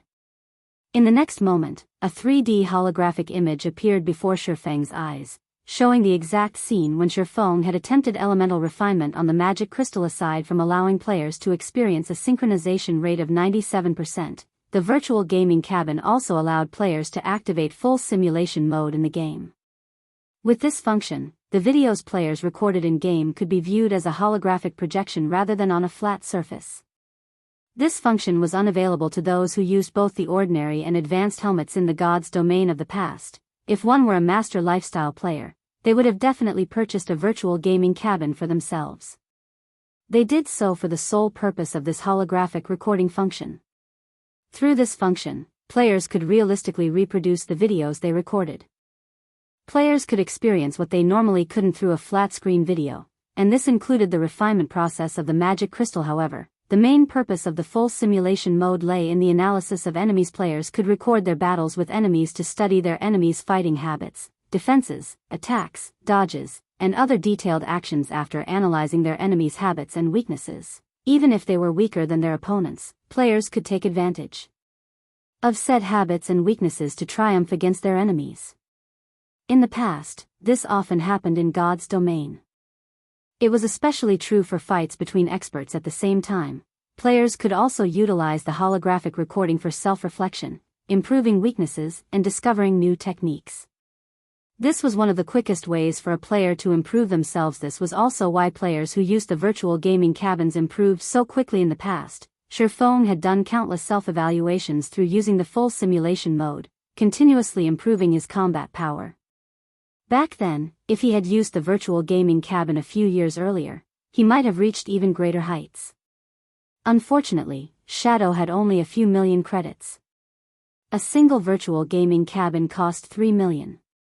How could Shadow possibly afford a virtual gaming cabin? Moreover, even if they purchased one, Shifeng would not have had access to it. Following which, Shifeng adjusted the settings of the holographic recording and played the refinement process into slow motion.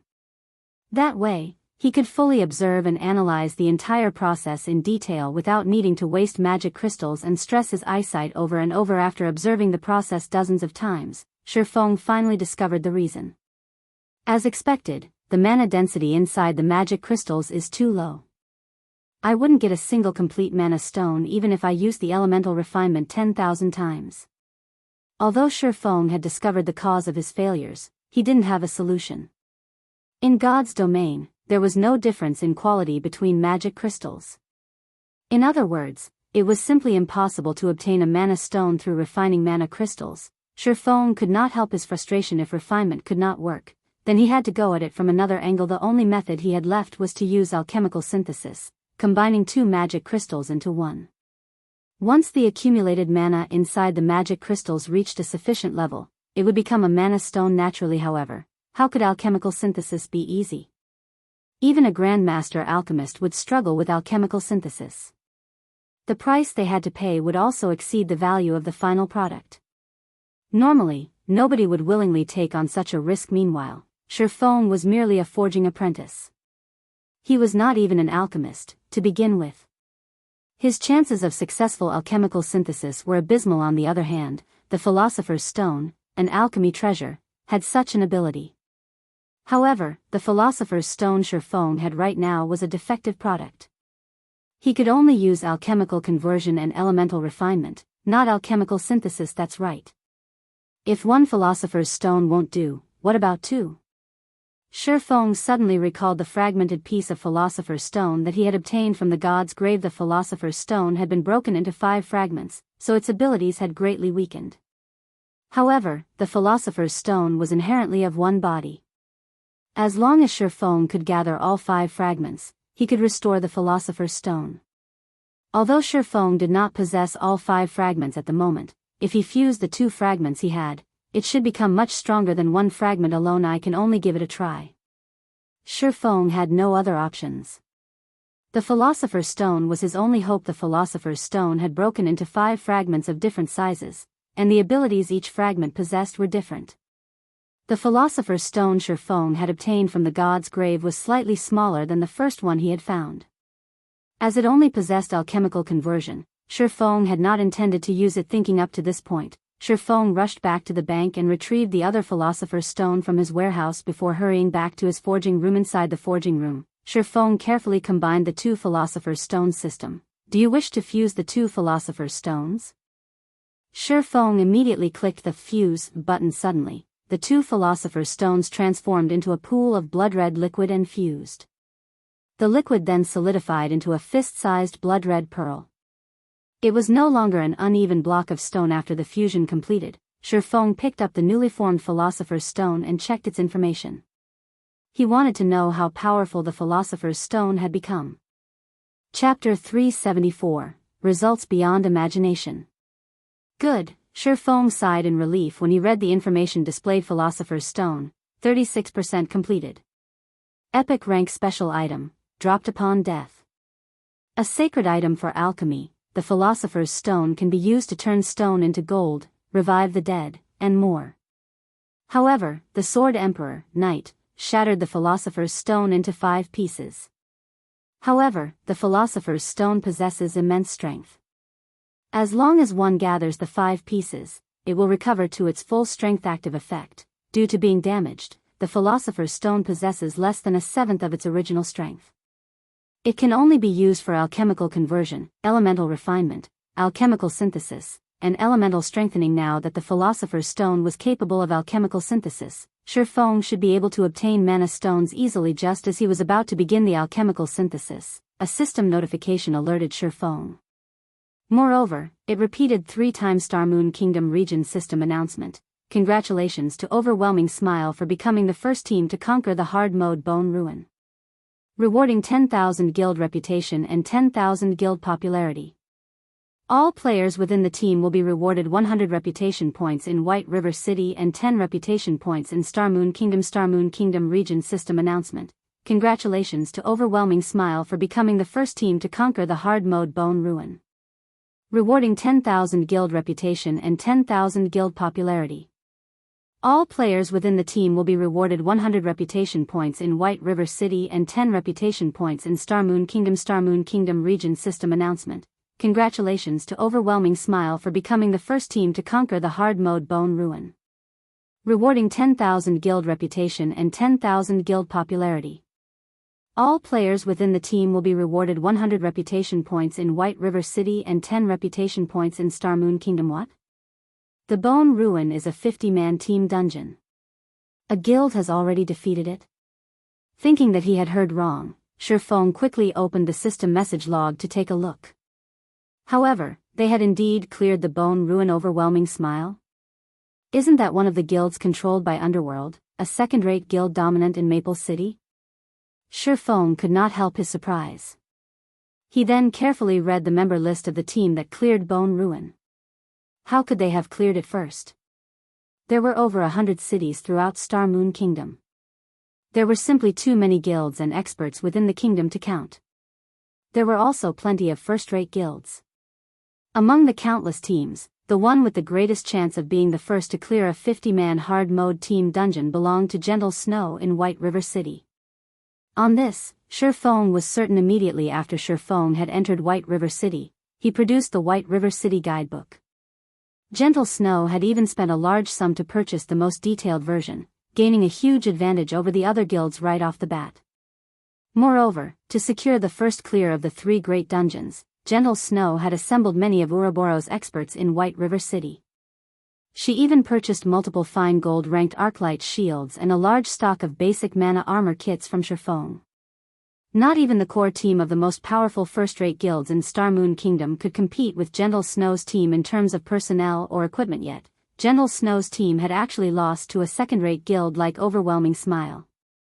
Although Overwhelming Smile received plenty of support from Underworld in the form of money and experts, the first clear of 50-man hard mode team dungeons was not easy to claim. If that were the case, Gentle Snow would have long since claimed the first clear of the Land of Death. Moreover, in Shifeng's memories, Overwhelming Smile had always been a very ordinary guild. In the end, Assassin's Alliance took them out, and they were swept away by the torrents of God's domain. Just what sort of secrets is Overwhelming Smile hiding? In the information Shifeng received from Absolute Heaven, there was nothing special about Overwhelming Smile. Despite Underworld going all out with its support, even sending 50 Underworld guards to help the guild, Shifeng did not believe for a second that Overwhelming Smile could take the lead in claiming the first clear of a 50-man team dungeon. Yet Overwhelming Smile had done exactly that. This showed that Overwhelming Smile's team had an advantage that not even Gentle Snow's could compete with if Overwhelming Smile continued to develop without rival guilds. In addition to Underworld's hidden support, even Shifeng could not guess how powerful the guild would become. The appearance of the 3 system notifications had immediately caused a sensation throughout Star Moon Kingdom. Previously, everyone had their guesses as to which first-rate guild would be the first to claim the first clear of a 50-man team dungeon.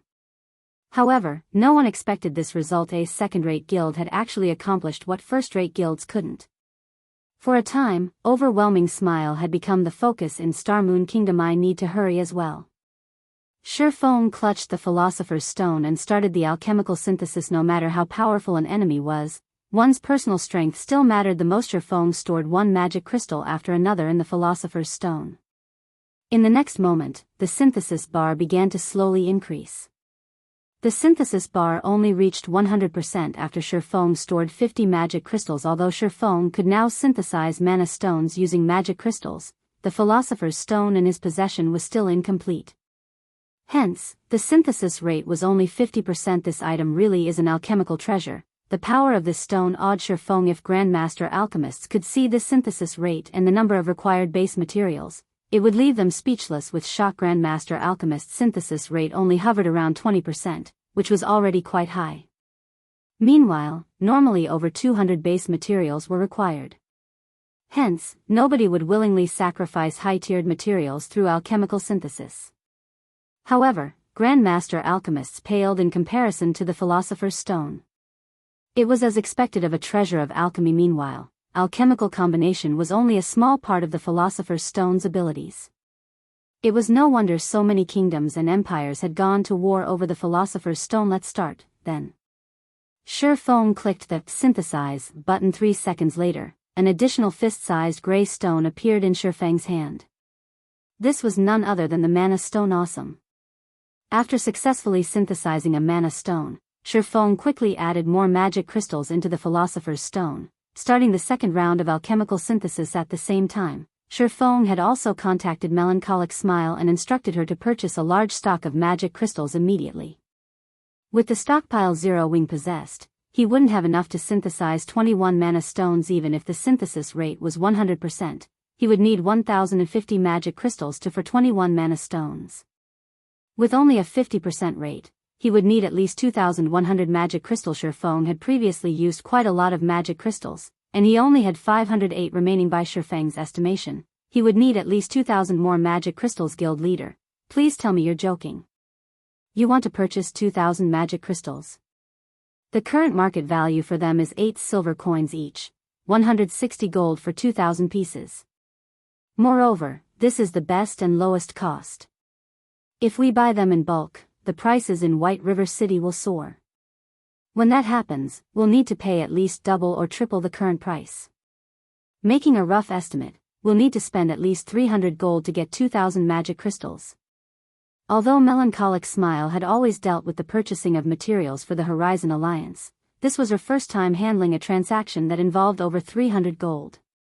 She struggled against her sudden anxiety. If converted to credits, 300 gold coins would be over 4 million credits. All her life, she had never even seen so much money. It doesn't matter. Just get it done quickly. Shifeng couldn't care less about the potential consequences. His class change quest took priority. Even if he had to spend 1,000 gold to purchase the 2,000 magic crystals, he would not hesitate. By the time Melancholic Smile's group of 3 could mass-produce the basic strengthened armor kits, it would only be a short time before he earned the money back. After half an hour passed, Melancholic Smile delivered 2,000 magic crystals to Shifeng. She had experienced the pleasure of being a wealthy tycoon. Meanwhile, during this period, Shifeng had also kept himself busy. After using 500 magic crystals, he had an additional 6 mana stones. In addition, he had also produced some basic mana armor kits for his guild, as well as slightly raising his own forging proficiency. Hopefully my luck won't be too bad. Shifeng took the 2,000 magic crystals and started the alchemical synthesis. Once more he used 100 pieces. 200 pieces. The new stock of magic crystals continuously diminished. After using 1,650 magic crystals, Shifeng had finally managed to collect 21 mana stones. Chapter 375, I'd like to borrow someone.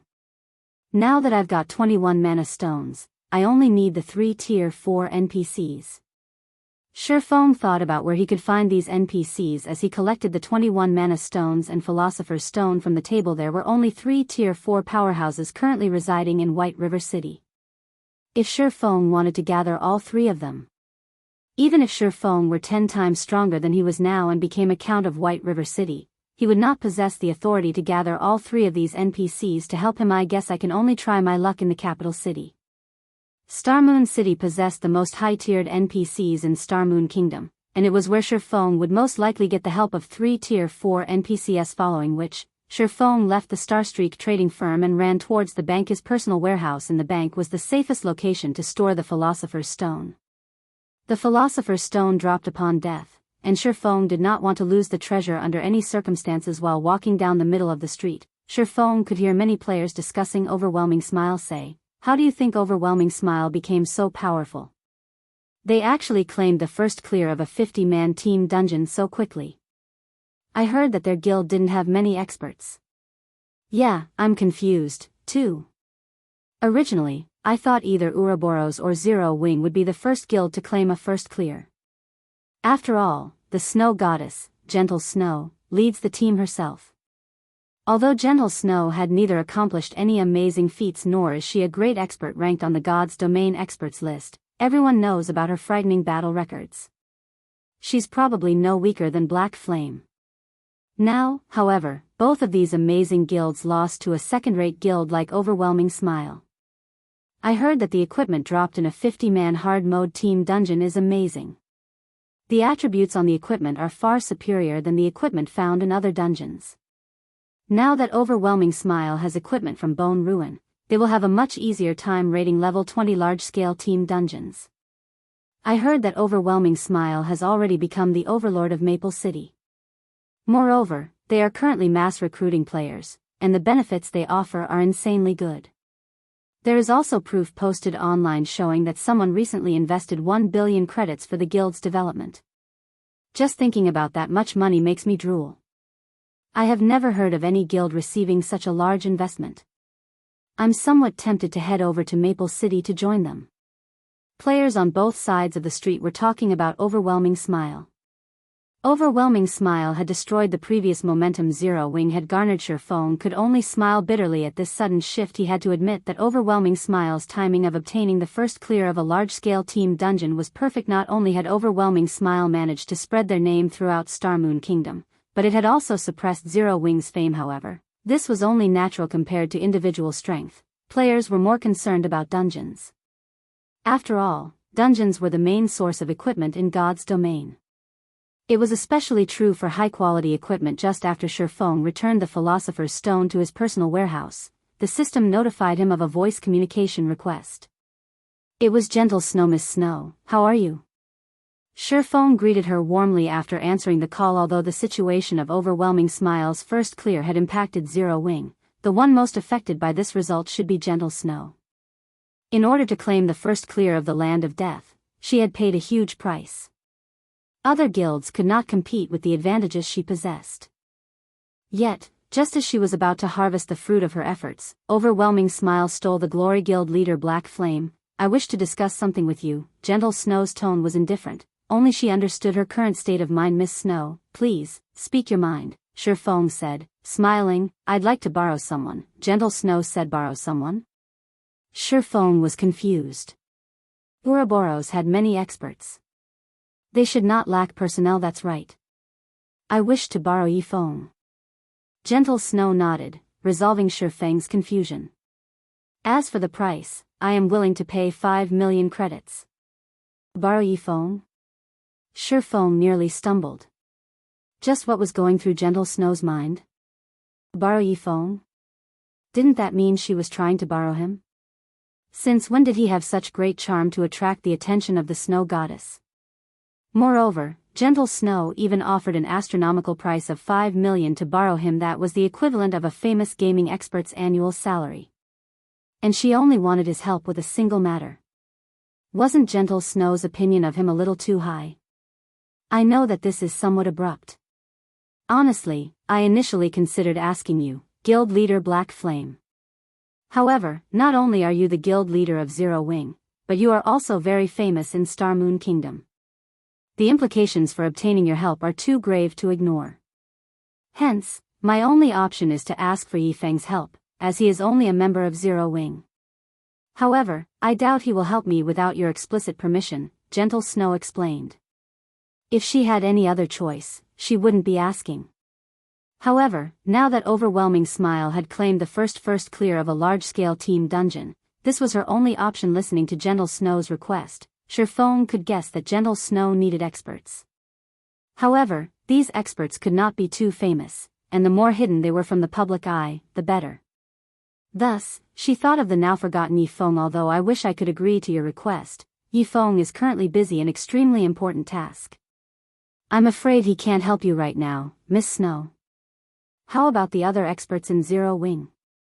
Although Shurfeng wished to help Gentle Snow, his class change quest took priority. Other experts? Gentle Snow fell silent for a moment, considering the idea. She then said, it is possible if they are as skilled as Yifeng.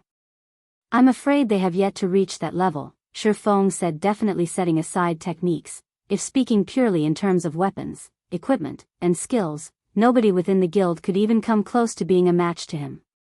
In terms of techniques, though, Fire Dance, Aqua Rose, Violet Cloud, and Cola might catch up to him in the future. It was especially true for Violet Cloud, who had improved leaps and bounds with each passing day. If Shurfeng hadn't had his decades worth of experience campaigning in God's domain, Violet Cloud would have left him in the dust by now. I'm afraid they won't do if they are not as strong as Yifeng, Gentle Snow said, disappointed. However, when she gave it more thought, how could great experts such as Yifeng be easy to find? She then asked, Guild Leader Black Flame, how long will it take for Yifeng to complete his task? Normally, an ordinary class change quest required 2 to 3 days to complete. Meanwhile, Shurfeng's class change quest should be a lot more difficult. At the very least, he would require 3 to 5 days. Around 5 days, Shurfeng said, giving a conservative estimate. 5 days, huh? Gentle Snow's brows wrinkled slightly. After thinking for some time, she slowly asked, Guild Leader Black Flame, will 5 days really be enough? Emicham. Shurfeng nodded. Shurfeng could tell that Gentle Snow was carefully considering a very important decision. I'll have to trouble Guild Leader Black Flame to pass on the message, then. I'll transfer 5 million credits into your account immediately. Gentle Snow sighed in relief upon hearing Shurfeng's confident answer. She then disconnected the call after thanking him. Chapter 376, Great Divine Official. Based on Gentle Snow's tone, Shurfeng did not think that things were as simple as he had first imagined. After experiencing a decade of battles and socializing between various guilds in God's domain, Shifeng was no longer the young and immature student that he had been in the past. This was merely the first clear of a large-scale team dungeon. At most, Ouroboros would lose the chance to earn some fame. Such a loss would not greatly affect the strength of the guild itself. In other words, Gentle Snow must have made some sort of personal bet regarding Overwhelming Smile being the first guild to claim the first clear of a large-scale team dungeon. However, she had obviously lost 5 days, huh? It seems that I can't slack off. Now that Shifeng had agreed to help, he would not go back on his word. Unfortunately, even Shifeng was not completely confident that he could gain the help of 3 Tier 4 NPCs in Starmoon Kingdom. He needed to waste a lot of time to earn their assistance. It was not easy to ask NPCs for help. It was especially true for high-tiered NPCs, following which, Shifeng took out the pass to Blackwing City, teleporting immediately. Being a neutral zone as well as a famous city in God's domain, Blackwing City was many times stronger than Starmoon Kingdom. Naturally, a lot of high-tiered NPCs would reside there. If luck would have it, he might even meet a Tier 5 powerhouse. One could not meet such an NPC even in the capital city of Starmoon Kingdom. It had been quite some time since the launch of God's domain. The population of the game had increased rapidly. The number of players who had obtained Blackwing City passes had also increased. As Shifeng walked down the wide streets of Blackwing City, he discovered far more players than before. Among these players, a majority were the upper echelons of guilds. Like Shifeng before, these upper echelons were here to trade with each other. They mainly traded hard stones, taking advantage of the price difference to make a huge profit. However, as more players began visiting Blackwing City, the potential profits would start to dwindle. This was also why Shifeng had stopped Aqua Rose from sending her subordinates to cooperate with other guilds. He planned to save the Blackwing City passes, only using them to attend the Blackwing City auction or purchase special tools such as the frost grenades. In reality, aside from being a trade hub, Blackwing City had one other fascinating feature: the city's beautiful scenery.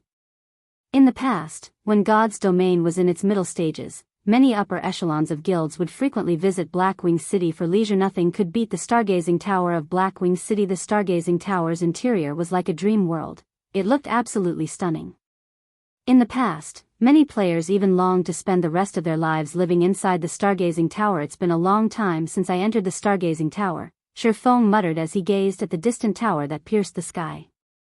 The stargazing tower was one of the architectural symbols of Blackwing City. Meanwhile, the reason Shifeng had come to Blackwing City this time was none other than to visit the stargazing tower. Based on Shifeng's understanding of God's domain's history, the stargazing tower of Blackwing City was older than the city itself.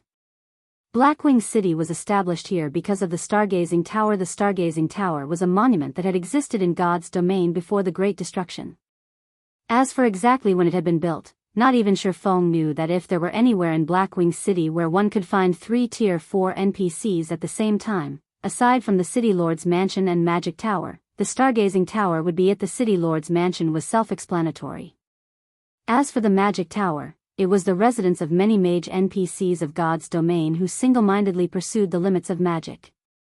Meanwhile, high-tiered NPCs had guarded the Stargazing Tower since ancient times. Hence, all 3 of these locations housed many high-tiered NPCs. However, players could not easily gain access to the City Lord's Mansion and the Magic Tower. Only a sightseeing spot like the Stargazing Tower permitted players to enter and leave as they wished. The moment Shifeng set foot inside the Stargazing Tower, he was met with cute little elemental sprites hovering and dancing around in the air. The center of the main floor contained a spiraling staircase leading to the top floor of the tower. Despite the absence of sunlight inside the Stargazing Tower, a faint blue glow illuminated the interior. Moreover, the walls looked like the starry skies at night, glimmering starlight covering the pitch-black walls to create a mesmerizing sight. In addition, the Stargazing Tower also possessed another mysterious effect: calming heart. Any player that entered the Stargazing Tower, even those filled with burning rage, would find tranquility inside this place at this moment. However, Shifeng did not have the time to appreciate the view. Immediately, he ascended the spiral staircase until he arrived at the Weeping Moon Pavilion of the Stargazing Tower. Before Shifeng could enter the Weeping Moon Pavilion, the 2 level 180 Tier 2 Black Robe Knights guarding the entrance stopped him. Outsiders are not allowed entry into the Weeping Moon Pavilion. This humble one is called Yifeng, a demon hunter. I wish to meet Lord Aslan Heartbrew. Can I trouble you to inform the Lord? Feng immediately flashed his identity as a demon hunter to the two knights. As for his identity as the Viscount of White River City, it was utterly worthless. Here look, another fool is trying to enter the Weeping Moon Pavilion. I bet that he's a newcomer who has just arrived in Blackwing City. Everyone in Blackwing City knows that the Weeping Moon Pavilion is the most important place in the Stargazing Tower. It's where many power NPCs reside. I heard that there are many high-level quests available inside as well, and many experts have attempted to get in. But even after wasting a lot of time to become citizens of Blackwing City, the knights guarding the entrance still chased those experts away. Does that newcomer think he can get in just by asking? The Stargazing Tower was well known in Blackwing City.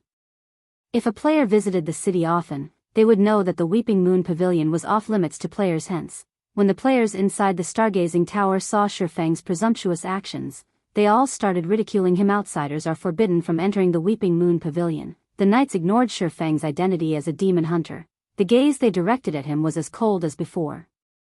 They then moved to chase Feng away. However, before these black-robed knights could take action, a voice came from inside the Weeping Moon Pavilion. Let him in. I know him.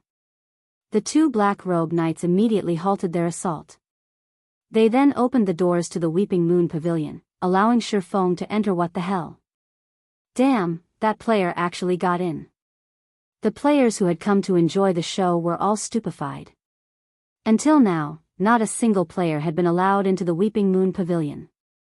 Now, however, a newcomer actually got in. The first floor of the Weeping Moon Pavilion was a large and spacious hall. The hall was filled with books and crystal tools. Meanwhile, the ceiling was made of a gigantic water mirror that reflected the starry skies of the outside world. You relate. You've kept me waiting for a long time. How are you going to pay me for my time? A crisp and melodious voice reached Feng's ears. Turning around, Feng noticed a female priest in white robes walking down the staircase at a distance. Meanwhile, this female priest who emitted a sacred aura was none other than the divine official Charlene. Listening to Charlene's accusatory tone, Feng suddenly recalled the scene back at the City Hall of White River City. Back then, Weissman had told him that Charlene would wait for him in the Stargazing Tower. However, as he had been preoccupied at the time and had completely forgotten about it. Watching Charlene's slowly approaching figure with a saintly smile plastered on her face, a sense of foreboding bloomed in Feng's chest. Moreover, Charlene was no longer the Tier 3 divine official that Feng had known. Now, she was a Tier 4 great divine official. Chapter 377, Unknown. Feng stared at Charlene's information, dumbfounded by what he saw from a level 8 NPC in Red Leaf Town. Charlene had first jumped to become a level 20 Tier 3 divine official.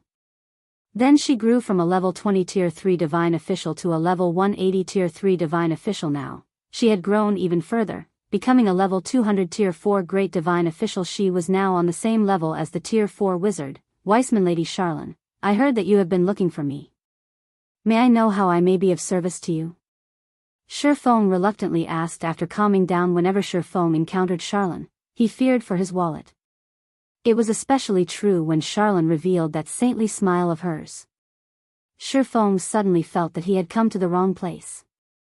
If he had known that he would meet Charlene here, he would have definitely gone to Starmoon City instead. I do have something I need you to help me with, but this matter can only be addressed inside the Weeping Moon Pavilion. Unfortunately, the Weeping Moon Pavilion does not permit entry to outsiders. You should know that I am taking a big risk by allowing you in. Seeing as we are acquaintances, I can help you pay half of the 1,000 gold security deposit, but you will have to pay the remaining 500 gold yourself. Otherwise, these black-robed knights will escort you out. Even I am helpless about this rule. Charlene sighed and shrugged, a helpless look on her face. Feng immediately cast a scornful glare at Charlene again. She was trying to take his money again. This was the first time he had heard about a security deposit for entering the Weeping Moon Pavilion. He had only brought around 700 gold with him this time. Yet, in just a moment, Charlene had relieved him of 500 gold. However, even though Feng's heart ached, he had no choice but to pay before Charlene. Feng was like a helpless little boy. Charlene's senses were simply too sharp, and she would sniff out his weaknesses every time they met. This time as well, in order to find 3 Tier 4 NPCs to help him, he had to enter the Weeping Moon Pavilion no matter what. Although he had other plans he could use to try to enter the Weeping Moon Pavilion, there was no guarantee that those plans would succeed. Moreover, those plans would demand a lot of his time. Reluctantly, Shifeng took 500 gold coins from his bag and handed them over to Charlene. Why are you looking at me like that? This is only a security deposit. It's not like you won't get it back, Charlene said. At this moment, her eyes were completely glued to the glittering gold coins in Shifeng's hands. With a slight wave of her delicate finger, the gold coins flew into her pocket. Inwardly, Shifeng flipped her off. Since this is a security deposit, why are you pocketing the money instead of the administrator of the Stargazing Tower? As if having read Shifeng's thoughts, Charlene smiled faintly as she took out a silver moon emblem and pinned it to her chest. The words carved onto this silver moon emblem were, Stargazing Tower Administrator. Damn! Just how many jobs does she have? When Shifeng saw the silver moon emblem on Charlene's chest, Shifeng understood one thing. He would never see that 500 gold again. There was not even a trace of hope of getting his money back, in which case, he had not just paid a security deposit, but an entrance fee. Moreover, it was an entrance fee of 500 gold. Humph, little dummy, did you really think that I'd lie to you? Charlene tapped the silver moon emblem on her chest, chuckling. Alright, let's go, then. Sighing helplessly, Shifeng followed Charlene up the pavilion. As for the sword in the stone, it would not be too late to ask for Charlene's help after accepting her quest. The second floor of the Weeping Moon Pavilion consisted of a single wide corridor with many tightly locked rooms. It looked like an apartment complex. Massive stone doors loomed at the end of the corridor. Numerous images were carved onto the stone doors, and each image carried its own meaning and story. Charlene pointed towards the distant stone doors, smiling as she said, beyond those doors lie the deepest secret of the Stargazing Tower. Do you want to go in and have a look? Can I? Shifeng had always been curious about the Stargazing Tower. In God's domain, any monument that survived the ancient era was a massive treasure, not to mention a monument that had survived the Great Destruction.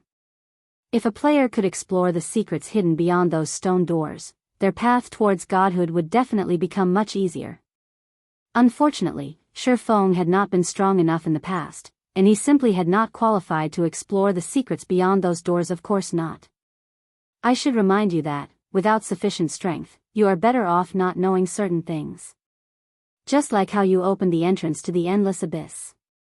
Now, not only do you carry a stigmata on your body, but you also plan to gather the 7 treasures. You are looking to get yourself killed. Do you know how many years the War God's Temple has spent trying to gather those treasures? Meanwhile, you haven't even obtained your Tier 1 class.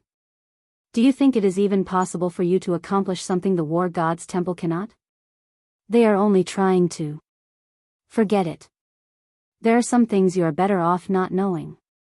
Charlene sighed as she looked at Shifeng, emotions such as pity and anger filling her eyes. Suddenly, Shifeng realized that Charlene was a unique NPC. It was no longer a matter just high intelligence. Charlene was almost human. Following which, Charlene led Shifeng to her own room. Charlene's room was very simple. Other than a place to rest, bookshelves covered the remainder of her room. Rare, ancient books crowded the shelves, all of which would normally be impossible to find anywhere else. Charlene made a wave with her finger. In the next moment, a wooden chair appeared behind Shifeng. I've called you here because I have something I need you to do for me. People such as myself cannot complete this particular task, only heaven-blessed individuals like you can accomplish it. However, this task is extremely dangerous. Will you accept it? Of course, if you do, I can give you a chance to obtain an advanced legacy. This would help your growth immensely in the future. If you can complete this task, I can even make you the lord of a city. You will possess your very own fiefdom. Charlene's words stunned Shifeng into a silence. He could obtain an advanced legacy just by accepting the quest. Moreover, if he could complete the quest, he could even become the lord of a city. Just what rank was this quest? System, do you wish to accept Charlene's unknown quest? It seems that I won't know anything about the quest if I don't accept it. Shifeng felt uncertain when he saw Charlene's grave expression and the unknown quest. Shifeng was very clear about the iron law of God's domain equivalent exchange. The greater the risk, the greater the reward would. Beta advanced legacy alone was no trivial matter. Let alone the reward of becoming the lord of a city. Although he could afford to ignore the advanced legacy, the reward was something he could not ignore. Opportunity seldom knocks twice. It was now or never. The term, becoming the lord of a city, did not mean that players would be allowed to take control of a city controlled by NPCs such as White River City. To begin with, these NPC cities would never accept the rule of players. When Charlene spoke of becoming the lord of a city, it meant that she would reward Shifeng with his own fiefdom, qualifying him to establish his own city. Normally, when a guild wished to establish their own city, it would first need to capture a town not governed by any kingdom or empire. The second option was starting it from scratch and establishing a town from nothing. However, that was much more difficult, and the resources needed would also be several times higher than if the guild just captured a town. On the bright side, the guild could determine the location and geographic advantages of the town. Meanwhile, once they obtained a town, a guild would have to develop the town over a long period before it could become a city. Moreover, the conditions for a town's promotion to become a city were numerous and very demanding. However, Charlene's reward would allow Shifeng to establish a city directly, eliminating many of the challenges one would normally face. Chapter 378, Immortal Crown. A city completely under his control. This was a dream for Zero Wing. Shifeng had once led Shadow, a guild that owned 10 city-states, so he knew how valuable and how great the advantages were for owning his own city. Although Zero Wing was developing well at the moment, its lack of a stable source of income for credits was a major flaw. Their first-rate and second-rate guilds had support from wealthy corporations. These corporations would provide funding to their partnered guilds, allowing these guilds to develop steadily without worrying about a shortage of credits. Although Shifeng had many ways to earn coins in God's domain, it was not easy to support a guild with coins alone. Moreover, along with the guild's development and the influx of new members, its demand for coins would increase as well. Converting large sums of coins into credits was not a suitable long-term plan to develop a guild. However, it would be a different story if Shifeng possessed a city of his own. Why were large corporations willing to invest so many credits into a guild? Wasn't it to earn money? However, how were they going to earn money? The answer was a player-established autonomous city. If a guild possessed an autonomous city, it could start seeking investors to rent out shops and such in its city. Through these investors, the guild could then earn a large amount of credits and coins, thereby solving the problems of the guild's future development. Thus, Shifeng was determined to obtain the rights to establish his own city. Even if he had to pay a huge price in the process, he would. After a moment of silence, Shifeng answered, "Lady Charlene, I accept your conditions." "Good. I really did not choose the wrong person. Since you've agreed, the contract between us will be established from this moment onward." Charlene nodded and drew a silver rune in midair. She then imprinted the rune on the back of Shifeng's hand and said, "This is a spirit seal, and it can be used to absorb immortal souls. What I want you to do is to collect 10,000 immortal souls." "Collect immortal souls?" Shifeng said, unable to suppress his shock. "You want me to kill 10,000 heaven-blessed individuals?" When NPCs spoke of heaven-blessed individuals, they were referring to players. Players were immortal existences in God's domain, and they could resurrect infinitely at the cost of some levels and EXP. This was all due to the souls of players being immortal. Meanwhile, Shifeng could only obtain the immortal soul from the corpse of a player. Moreover, Shifeng needed to meet a few requirements before he could absorb the immortal soul of another player. First, he could not be 5 levels higher or lower than the target player. Second, he needed to kill the target player personally. Lastly, upon the target player's death, the distance between Shifeng and the player could not exceed 10 yards. If he failed to meet any of these conditions, he would not absorb the player's immortal soul. For the NPCs of God's domain, absorbing the immortal souls of heaven-blessed individuals was taboo. If Shifeng were discovered doing so, no one, NPCs or players, would hold back from killing him. As to why players would try to kill Shifeng as well, it was because any players who lost their immortal souls would be barred from logging into the game for a long time. It was a punishment more severe than the penalty for death. Hence, there was no leeway for Shifeng if he were caught in the act. "I never thought you would know about immortal souls." "That's right. I require you to kill heaven-blessed individuals and collect their immortal souls," Charlene stated, slightly surprised that Shifeng actually knew about immortal souls. However, she had not planned to hide this fact, to begin with. I know that I am making things very difficult for you by requesting such a thing, but we cannot repair the immortal crown without immortal souls. The immortal crown was originally a divine artifact used to suppress all evil beings. However, the crown was damaged the last time it was used to suppress the endless abyss. Meanwhile, the stargazing tower has already collected the other materials required to repair the immortal crown, and right now, we are only missing immortal souls. Initially, I called you here to help me collect immortal souls gradually. However, I had not expected the endless abyss to escape its confinement so soon. The endless abyss is simply too powerful.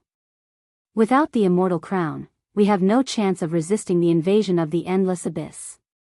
Since you started this scourge, naturally, you will have to take responsibility for it. In order to repair the immortal crown quickly, we need a large number of immortal souls. However, I do not want others to know of this, so I have no choice but to ask you to complete this task by yourself. The magic array that keeps the endless abyss in place will not last long. By my estimation, it will hold out for another 3 months. In 3 months, we will have no choice but to face the endless abyss directly.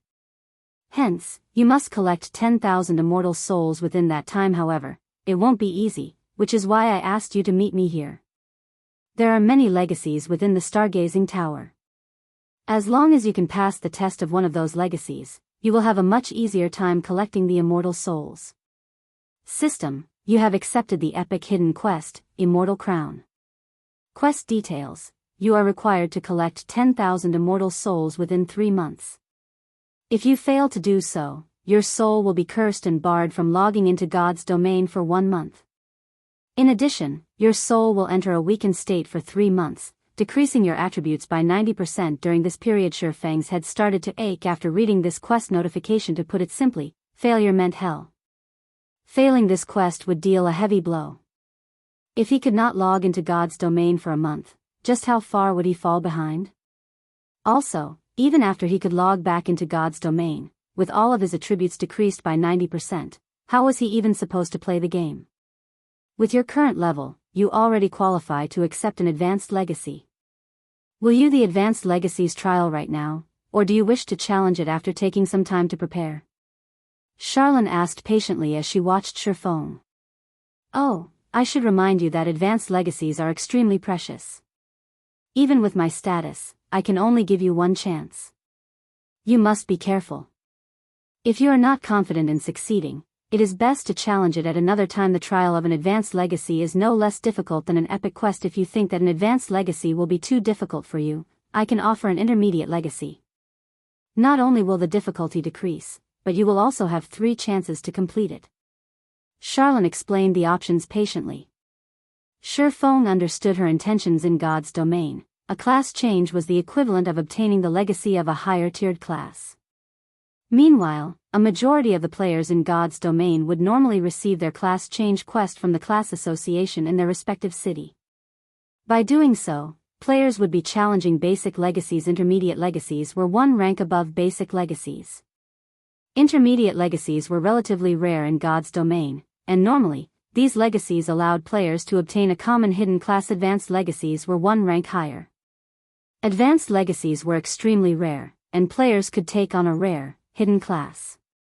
Astromancer was one of these rare, hidden classes. Peak legacies were 1 rank higher than advanced legacies. In God's domain, peak legacies were like phoenix's feathers. Even the stargazing tower should not possess such a legacy. In Shurfang's decade of playing God's domain, he had only seen a few people obtain peak legacies. After giving it some thought, Shurfang said earnestly, Lady Charlene, can I pass this chance to another person? To Shurfang, an advanced legacy held little significance. After all, he possessed the sword in the stone, a legacy item containing a peak legacy. How could he give up on a peak legacy to accept an advanced legacy? Chapter 379, Awaken. Shurfang's question stunned Charlene. She looked at Shurfang, surprise flashing in her beautiful eyes. What were advanced legacies? A heaven-blessed individual could only come across an opportunity like this if they were lucky. They'd never find an advanced legacy by searching alone. Even if one tried to trade 10 epic items, they could never afford it. Even she, the manager of the stargazing tower, had paid a massive price to obtain this 1 chance to challenge an advanced legacy. Yet, Shifeng wanted to give this precious chance to someone else. The legacies of the stargazing tower cannot be passed to others. If you do not wish to accept the legacy, I can give you an epic item as compensation instead, Charlene said, shaking her head. The words, epic item, were tempting. However, Shifeng was not satisfied. Lady Charlene, may I exchange the advanced legacy for a favor from you? Shifeng asked once more. A favor? Charlene grinned. Chuckling, she said, little dummy, do you know how valuable an advanced legacy is? And you want to trade it for a favor? Don't tell me you want big sister too. Looking at Charlene's blushing cheeks, sweat streamed down Shifeng's forehead. Hurriedly he said, don't get the wrong idea. You mustn't misunderstand me. I only want you to awaken an item for me. Only tier 4 classes can awaken it. Awaken an item? Charlene was suddenly interested. She then focused on Shifeng, thoroughly scanning his body from top to bottom. Her eyes widened in surprise when her gaze landed on the bag hanging from Shifeng's waist. With a teasing laugh, she said, I don't see anything on your body that needs to be awakened, though. You can't be asking me to wake that withered dragon hanging from your waist, right? Based on Charlene's comment, Shifeng had finally confirmed something. Charlene could see the contents of his bag. This was how Charlene could always squeeze him dry every time they met him. She hasn't discovered it? Shifeng felt that something amiss when he saw Charlene's ridiculing smile. Since she could see the contents of his bag, why didn't she discover the extraordinary power within the sword in the stone? If a tier 0 player like himself could see it, how could a tier 4 great divine official not? Thus, Shifeng removed the sword in the stone from his bag. Charlene, who had still been chuckling, immediately became serious upon the appearance of the sword in the stone. She was no longer laughing. Indescribable emotions flashed in her eyes as she fixed her gaze on the crystal-encased sword in Shifeng's hands. Charlene reacted as if the sword in Shifeng's hands had suddenly appeared out of thin air. Just what is this? It actually escaped the detection of my eyes of God. Charlene was momentarily surprised. Even as she looked directly at the sword, her eyes of God could not discern any information. It was as if the sword before her did not exist. Eyes of God was a tier 3 advanced detection spell, and even legendary items could not escape its detection. Yet, the sword in the stone had actually. Can I have a closer look at it? Charlene asked, her curiosity reaching its peak. Shifeng did not reject Charlene's request, handing the sword in the stone over to her. The moment Charlene received the sword, she immediately cast over a dozen spells in quick succession. Every time one of her spells faded, Charlene's expression would grow slightly more serious. Amazing. It seems that I'll have to use my true abilities. Charlene smiled. Suddenly, a terrifying amount of mana burst forth from her body, and in the next instant, Charlene's holy light domain had devoured the room simultaneously. 2 golden magic arrays appeared on both the ceiling and the floor. Shifeng immediately felt his body grow heavy, the mana in the room rendering him immobile. Charlene's holy light domain was much stronger than the tier 4 sky piercer Weissman had used against the mechanical slayer. At this moment, Shifeng had finally realized just how powerful Charlene was. It was no wonder why she could casually offer him the qualifications to establish his own city. However, Charlene was not done after summoning the twofold magic array, as her hands continuously drew line after line of divine runes in the air.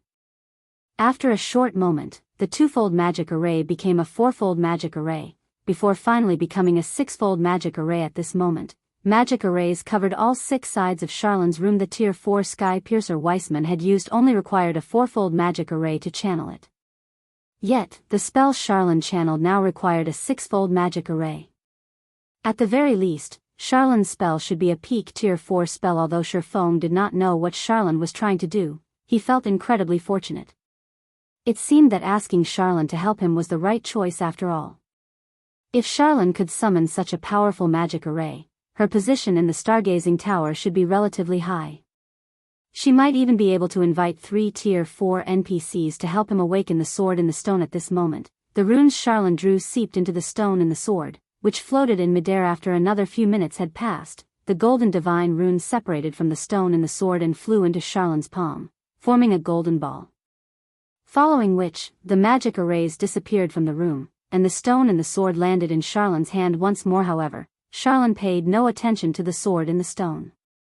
Instead, she focused the ball of divine runes, seemingly studying it. How could this be? Charlene muttered in utter disbelief. Not even divine appraisal, a peak tier 4 spell, can analyze this sword? To think that you have such an item, I have really underestimated you. Even after exhausting every option I have, I still can't uncover a single thing about this item. How did you learn that this thing requires tier 4 classes to awaken it? Charlene asked. By this time, she had completely given up on analyzing the stone and the sword. Shifeng wondered the same thing. I have simply used omniscient eyes. Charlene couldn't uncover even basic information about the sword and the stone. Just what kind of item was this? Omniscient eyes? Impossible. I couldn't analyze the sword even when I tried using the eyes of God. Charlene shook her head, slightly surprised by Shifeng's answer. However, she suddenly thought of a possibility. Don't tell me you have a golden stigmata. Emichim. Shifeng nodded no wonder. Charlene revealed a faint smile. Why didn't you tell me earlier, little dummy? Throughout God's domain, the omniscient eyes of the golden stigmata is only inferior to the eyes of truth. I really did not expect the war god's temple to be so generous as to give you a golden stigmata. Tell me, then. What are the conditions to awaken this item? Charlene inquired as she pointed at the sword and the stone. 21 mana stones and 3 tier 4 classes are needed to awaken the power slumbering within this sword. Shifeng recited the information he could see using the omniscient eyes. Little dummy, don't tell me you have 21 mana stones inside that bag of yours. Even big sister here doesn't have that many of them. Charlene's eyes glowed as she looked at Shifeng. Stretching out her jade-like hand, she said, out with them, then. This. I only have 21 pieces. Shifeng instantly panicked. What kind of person do you take me for? Charlene rolled her eyes at the sight of Shifeng's caution. She then said, relax, I won't rob you. I just want to awaken the power inside this sword. It needs 3 tier 4 classes to awaken this sword, Shifeng reminded, unwilling to hand over the mana stones. I know. However, do you think tier 4 powerhouses have the time and energy to help you? Charlene said, disgruntled. This sword is no trivial matter. Fortunately, you met me. Otherwise, even if you found 3 tier 4 powerhouses, they wouldn't help you. Their answers wouldn't change even if you offer each of them a fragmented legendary item. Chapter 380, Destroyer of Immortality. They won't help me even if I offer each of them a fragmented legendary item? Shifeng was taken aback. He did not think Charlene was lying. He had personally witnessed how extraordinary the sword in the stone was. Even Charlene, a tier 4 great divine official, could not uncover its secrets. Meanwhile, he had only obtained the golden stigmata due to luck. Otherwise, he would have never known that the sword in the stone was a legacy item. Fortunately, I made the trip here. Otherwise, I would have missed my chance. Shifeng inwardly celebrated his luck as he looked at the sword in the stone. Originally, Shifeng had thought he only needed to hire 3 tier 4 NPCs to help him.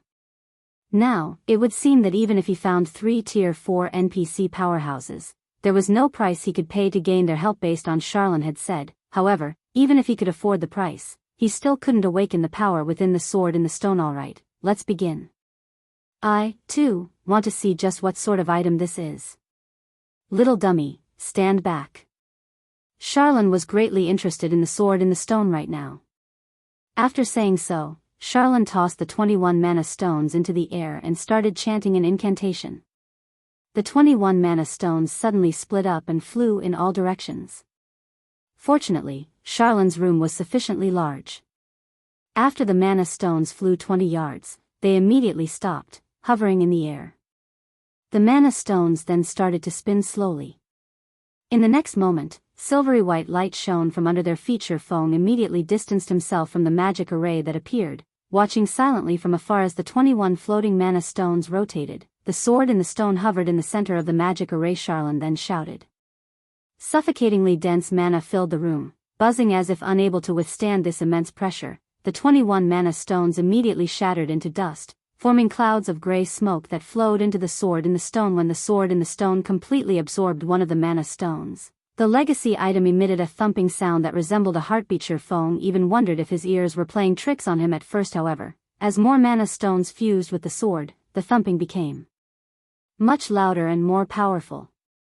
It was as if the disintegrated mana stones were waking an ancient beast from its deep slumber. However, as mana stones continued to drift into the sword, Charlene, who currently stood inside the magic array, grew weaker. By the time the 7th mana stone fused with the sword, Shifeng could clearly feel that only half of the terrifying mana that filled the room remained. At this moment, Charlene had also greatly weakened. As the 14th mana stone melded with the sword, Charlene began to grow pale. When the 21st and last mana stone fused with the sword, Charlene wavered. A gentle breeze could send her tumbling to the floor. At this moment, Shifeng finally realized that it was not easy to awaken the sword in the stone. Channeling a single magic array had weakened a Tier 4 powerhouse to such a degree. It was no wonder why Charlene had said that no Tier 4 powerhouse would agree to aid him, even if offered a fragmented legendary item. Charlene's power stunned Shifeng. She had managed to complete a task that required 3 Tier 4 classes. Her strength was simply too frightening. Just who was she? Shifeng grew curious about Charlene's identity. It was impossible for an ordinary NPC to grow so quickly. Moreover, back in the god's grave, Shifeng saw a woman who looked exactly like Charlene.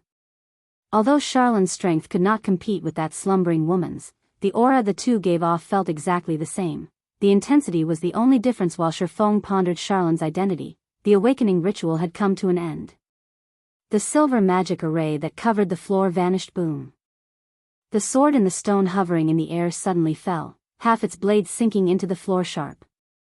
Charlene, who was currently unstable from the drain of mana, could not hold back her shock when she saw the blade slide smoothly into the floor. Not even the great destruction had managed to destroy the stargazing tower. The strongest and highest quality materials had gone into this monument's construction. Magic arrays reinforced the building further. A full-powered blow from a Tier 4 sword emperor armed with a legendary ranked sword could not even scratch the floor. Yet, the hovering sword in the stone sunk effortlessly into the would-be. Now, the transparent crystal encasing the sword had completely disappeared. Only a sword with a golden hilt and guard remained, with a blade that was as pure and clear as a diamond. Impossible.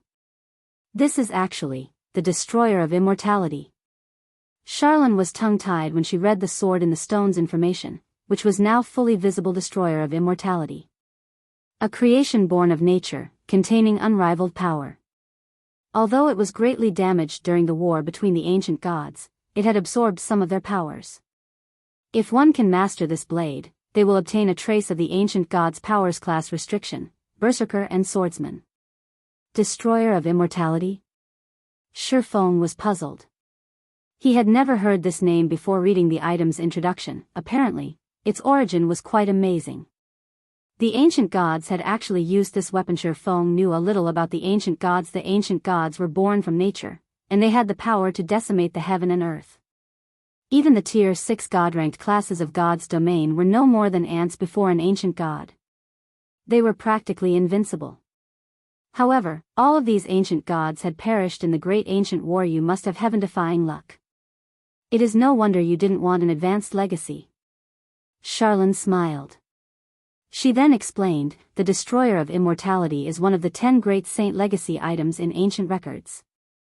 Moreover, the legacy is unique. Not even the peak legacy of the Stargazing Tower can compete with it. 10 great saint legacies? Shifeng was at a loss. The highest legacies he had heard of in the past were peak legacies. This was the first time he had heard of the 10 great saint legacies. I, too, have only read about the 10 great saint legacies. Today is my first time actually seeing one in person. However, I don't know any details about them. Even so, I will remind you not to look down on these saint legacies. A peak legacy is already as difficult as a legendary quest. At the very least, the trial of 10 great saint legacies should be just as difficult. If you are not confident in succeeding, you should not recklessly attempt to challenge it. You might lose your life, even if you are a heaven-blessed individual. Charlene was extraordinarily serious when she looked at Shifeng, even more serious than when she gave the Immortal Crown quest to Shifeng. When she spoke of death, she had even paused for a moment. Shifeng could clearly discern the kindness in Charlene's tone, and he, too, knew how dangerous and difficult the trial of a saint legacy would be. God's domain's law of equivalent exchange held true everywhere. Naturally, there was danger in challenging the trial of a legacy. Take basic legacies for example. If a player failed to clear the trial of a basic legacy, they would lose 3 levels, be weakened for 3 days, and be barred from accepting the trial again for 10 days. Meanwhile, the penalty for failing an intermediate legacy was much harsher. Players would lose 5 levels, be weakened for 7 days, be barred from accepting the trial for 20 days, and permanently lose a small portion of their attributes for advanced legacies and peak legacies. Shifeng was 90% certain that he could complete an advanced legacy. As for a peak legacy, Shifeng had around 50% to 60% certainty of success. However, the legacy he had eagerly looked forward to turned out to be one of the 10 great saint legacies. Shifeng had never even heard of a saint legacy, so he was not too sure how well he would fare.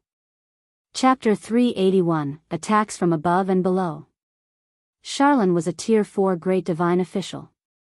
The information she had access to would definitely surpass a player like Shifeng. The fact that she knew about the Destroyer of Immortality proved this point. Should I wait a little longer? Shifeng pondered in silence as he looked at the translucent sword that penetrated the ground. Now that the Destroyer of Immortality had awakened, he could take on the legacy trial anytime he wanted to. He could slowly build his strength before challenging the trial. That way, he would have a higher chance of successfully clearing it. After all, as one of the 10 great saint legacies, the consequences of failure would be severe. It might turn out just as Charlene had guessed. Death. Heaven-blessed individuals were immortal existences, being able to resurrect infinitely.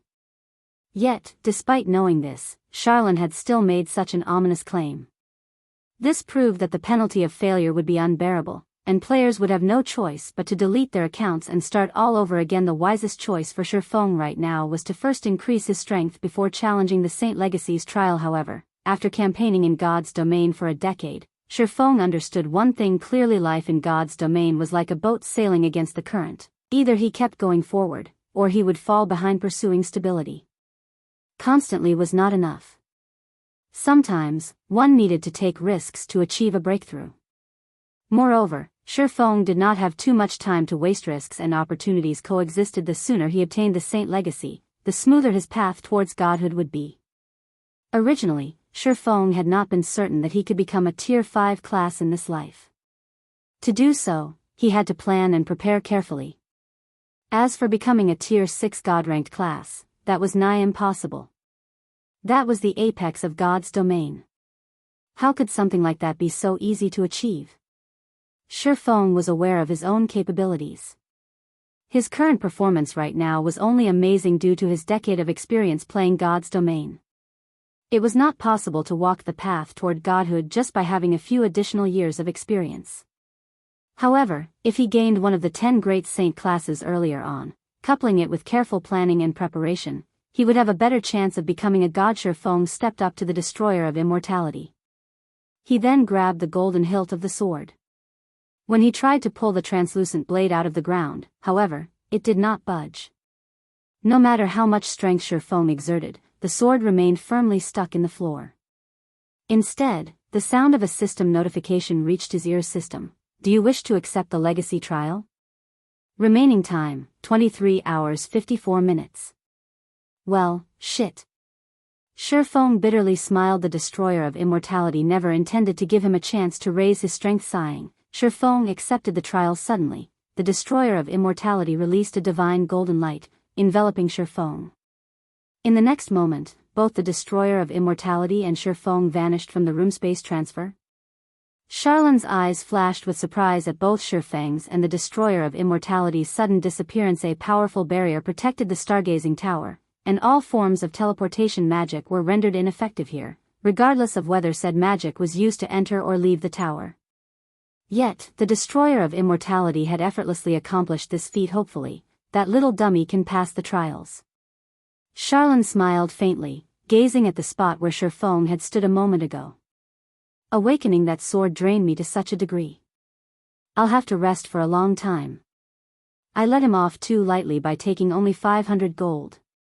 The next time we meet, I'll collect this debt, with interest.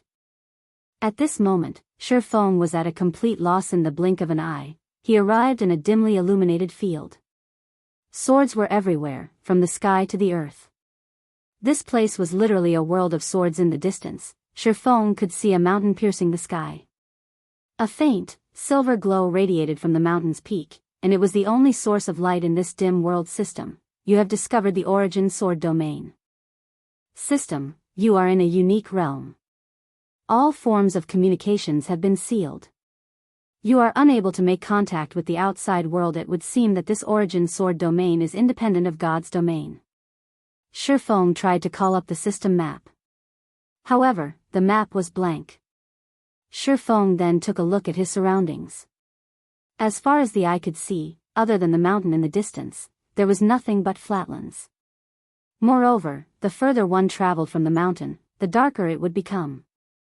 It looks like the only exit is at the peak of that mountain. Shifeng then examined the sword stabbed into the ground, all of which were immovable. Some even resembled buildings and plants. Unlike flowers and trees, however, Shifeng would receive damage if he touched these blades. To put it simply, he needed to avoid these swords as he advanced. As for the swords suspended in the sky, so long as he did not fly, they weren't a threat. However, this world only took a moment to correct that assumption. After Shifeng took a few steps forward, several swords descended from the sky. One of them just happened to slice past his arm, causing -200 damage. Crap. Raining swords? Shifeng looked at the swords around him, realizing why so many swords pierced the ground. Moreover, the swords that descended from the sky dealt a lot more damage than the swords on the ground. I'm guessing this trial requires players to avoid the swords on the ground while dodging the swords descending from the sky. Shifeng remained still for the moment. He silently observed his surroundings, searching for the best path towards the mountain. He chose to stand still because the moment he moved, the swords in the sky would start to fall. Most likely, the swords in the sky were set to fall based on the player's movements. Sure enough, this world is trying to kill me. After waiting for a moment, Shifeng discovered that the swords in the sky had not fallen. However, before he could rejoice over this discovery, the swords in the ground started trembling, and one after another, these swords sunk into the ground, vanishing completely. Feeling that something was amiss, Shifeng kept his gaze on the ground beneath his feet. Suddenly, tens of swords sprung up from the ground beneath him, soaring into the sky. Reacting quickly, Shifeng performed a backflip, dodging these blades. However, due to his backflip, the swords above plunged towards him. This is a joke, right? Shifeng immediately unsheathed the abyssal blade and Purgatory's shadow, defending against the incoming flying swords. One after another, blades of light struck the flying swords, scattering them. After these attacks, Shifeng finally realized that this world intended to toy with him until he died. If he rested, the swords on the ground would attack him after a short time. If he moved, the swords hovering in the sky would rain down on him. Such an attack pattern allowed him little to no time to rest or recover, keeping him on guard. Shifeng also discovered something else. The swords that descended from the sky were growing more accurate and faster as he advanced. Is this place trying to exhaust me to death? Shifeng's lips curled up slightly with amusement. Immediately, he switched out the aura of space on the 7 luminaries ring for the aura of wind, increasing both his movement speed and attack speed by 40% and agility by 30%. He then dashed towards the distant mountain. The moment Shifeng moved, the countless blades in the sky began their assault. They all turned their blades towards Shifeng and shot towards him. However, Shifeng was like a gust of wind. Relying on his movement speed alone, he avoided most of the attacks. In addition, his increased attack speed allowed him to strike down the remaining swords effortlessly as he darted onward. However, after running for a few minutes, the ground in front of Shifeng suddenly split apart. In the next moment, bone knights in silver armor crawled out of the fissure, every one of them emitting frightening killing intent as they rushed towards him. Skeleton warrior, undead creature, elite rank. Level 25. HP 20,000/20,000. Chapter 382, Legacy Chapter. The silver suits of armor shone brilliantly under the dimly lit sky, creating an exceptionally conspicuous sight. The assault from all directions forced Shifeng to an abrupt halt. Facing such intense attacks, Shifeng had no choice but to stop. Even he was not confident of defending against so many attacks on the run. This won't do. I won't last long at this rate. I need to move faster. Looking at the swords decorating the sky, an idea, inspired by his years of experience, struck Shifeng. Purgatory power. Shifeng's attack speed rose by 100%. He then brandished the abyssal blade and the Purgatory's shadow, sending blades of light at the incoming swords and striking them down. After continuing this process for 3 seconds, Shifeng successfully deflected all of the swords that attacked him, scattering them around him. Undead creature. Shifeng activated omniscient eyes and examined the distant skeleton warrior. Shifeng could not learn anything about these undead monsters if he faced them one-on-one. Shifeng was confident that he could defeat such a monster with ease. If he had to face a group of them, however, even he was not certain that he would win. Moreover, the swords in the sky still posed a huge threat. When the two combined, Shifeng's very life was at risk. However, Shifeng did not know if death meant failing the legacy trial. If it did, then he would truly be finished. As a precaution, Shifeng did not immediately move after fending off the flying swords. Instead, he stopped to think of an appropriate countermeasure. Changing my path isn't possible. For now, let's put these skeleton warriors to the test. The only exit was at the mountain's peak. Naturally, Shifeng could not retreat. However, charging forward rashly and accidentally losing his life was unwise. Hence, Shifeng activated Phantom Kill, sending his doppelganger charging towards the skeleton warriors to test their strength. By doing so, not only could he buy himself time to come up with a defense against these undead monsters, but he could also avoid falling into any traps. After all, this was the trial of one of the 10 great saint legacies. He could not afford to be careless. The doppelganger possessed 70% of Shifeng's attributes. It was more than enough to deal with a single skeleton warrior. The doppelganger dodged the swords from above while approaching the skeleton warriors. However, when only a distance of 40 yards remained between them, the skeleton warriors still showed no signs of taking action. Instead, the monsters only focused on the doppelganger's every movement, killing intent oozing from their entire bodies. It looked as if they would explode at any moment. Disregarding the skeleton warrior's lack of a reaction, the doppelganger threw the blazing meteor at the closest undead creature. The weapon struck the monster's thigh, causing -816 damage. It would seem that the skeleton warriors only possessed mediocre defense. However, the instant the skeleton warrior was struck, it started moving and charged at Shifeng's doppelganger. The skeleton warrior that had been hit was not the only one to move. The surrounding dozen or so undead creatures charged at the doppelganger as well. Although the skeleton warriors wore full sets of silver armor, their movement speed was extremely fast. It took them less than 5 seconds to close the 40-yard gap. However, Shifeng's doppelganger did not stay idle as these undead creatures charged. Instead, it attacked with the blazing meteor again. As it retreated swiftly in terms of speed, the doppelganger clearly held the advantage. Despite needing to dodge the constant stream of attacks from the sky, it was still a thread faster than the skeleton warriors. As this game of cat and mouse continued, the HP of the skeleton warrior leading the charge gradually decreased. Everything proceeded smoothly, and Shifeng, who stood in the distance, did not discover any other traps hidden in this field. Moreover, the skeleton warriors possessed low intelligence. Aside from carrying out some basic defensive maneuvers, the group of undead creatures single-mindedly chased the doppelganger. After a short moment, the doppelganger killed its first monster. Although a skeleton warrior had died, other than a tiny amount of skill proficiency, Shifeng received nothing at all. He did not receive even a tiny amount of EXP. Even after the dozen or so skeleton warriors were wiped out, Shifeng did not receive anything. Fortunately, he didn't really care. He was in a legacy trial right now. His only goal was to clear the trial.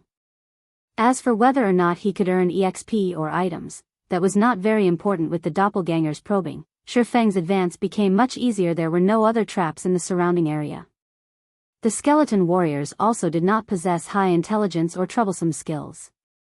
As long as he dealt with the attacks from the sky properly, he could deal with these skeleton warriors by kiting them. What the doppelganger could do, Shifeng could do better. Shifeng's movement speed was too fast. Unlike the doppelganger, not only could Shifeng attack using the blazing meteor, but he could also cast AoE skills such as Thundering Flash and Earth Splitter to deplete the skeleton warriors' HPs while maintaining the distance between them. When the arcs of lightning weaved across the skeleton warriors, they dealt damages of -1,242, -1,784, and -2,439 to the undead creatures. Some of the skeleton warriors who received critical hits lost over half their HP in less than 10 minutes. Shifeng had reduced the hundreds of skeleton warriors into piles of pearly white bones scattered across the plains. What's going on with these bones? Just as Shifeng was about to depart from this field of bones, he noticed the bones begin to tremble. The bones then gathered in the blink of an eye. These bones transformed into an entirely new monster. This monster was 3 times the size of the skeleton warriors from before. It wielded a skeletal giant axe in one hand and a thick black chain in the other. Dark green flames burned in its empty eye sockets. Emitting an angry roar, it charged at Shifeng with massive, thudding steps. With every step this monster took, the land beneath its feet would crack and shatter. One could see just how powerful this monster was. Skeleton giant, undead creature, chieftain rank. Level 30. HP 250,000/250,000. Why is it a level 30 chieftain? Shifeng was stunned. He instantly activated Windwalk and escaped. There was no way he could face a level 30 chieftain head-on while dealing with the incoming attacks from the countless swords in the sky. Moreover, with the skeleton giant's strength, a direct hit with its axe was all it needed to end Shifeng's life. Even if Shifeng dodged the monster's attack, the descending swords were no laughing matter. Each sword could deal -200 damage. Currently, Shifeng's HP was only slightly over 3,000. If 16 swords to hit him, he would lose his life all the same. Although the skeleton giant was colossal, it was frighteningly quick. Despite having activated Windwalk, Shifeng still could not shake off the skeleton giant, the distance between them never increasing. However, Shifeng also had to endure the rain of swords as he escaped. To avoid the blades, he was oftentimes forced to take action and strike back, affecting his speed as a result. Sometimes, in order to dodge a more densely packed attack, Shifeng had no choice but to dodge sideways, making a 90-degree turn. However, after Shifeng turned, the skeleton giant behind him would stumble. Its speed greatly fell when it changed directions, allowing Shifeng to widen the gap between them. Moreover, due to the skeleton giant's large frame, the sudden turn helped Shifeng block a few of the flying swords. When the sword struck the skeleton giant's body, the monster also received -200 damage from each attack. How could I forget? Due to their joints, skeletal monsters have difficulty dodging and turning.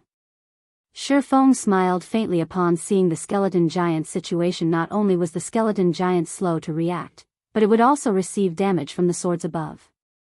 Moreover, the skeleton giant's huge frame made the perfect shield. Considering the situation, a plan formed in Shifeng's mind. Following which, he made a 180-degree turn and charged directly at the skeleton giant's back to deal with Shifeng. The skeleton giant had no choice but to turn around as well. Although its body spun relatively quickly, its feet could not keep up with its body. By the time the skeleton giant had stabilized itself and started swinging its giant axe, Shifeng had arrived beside its feet.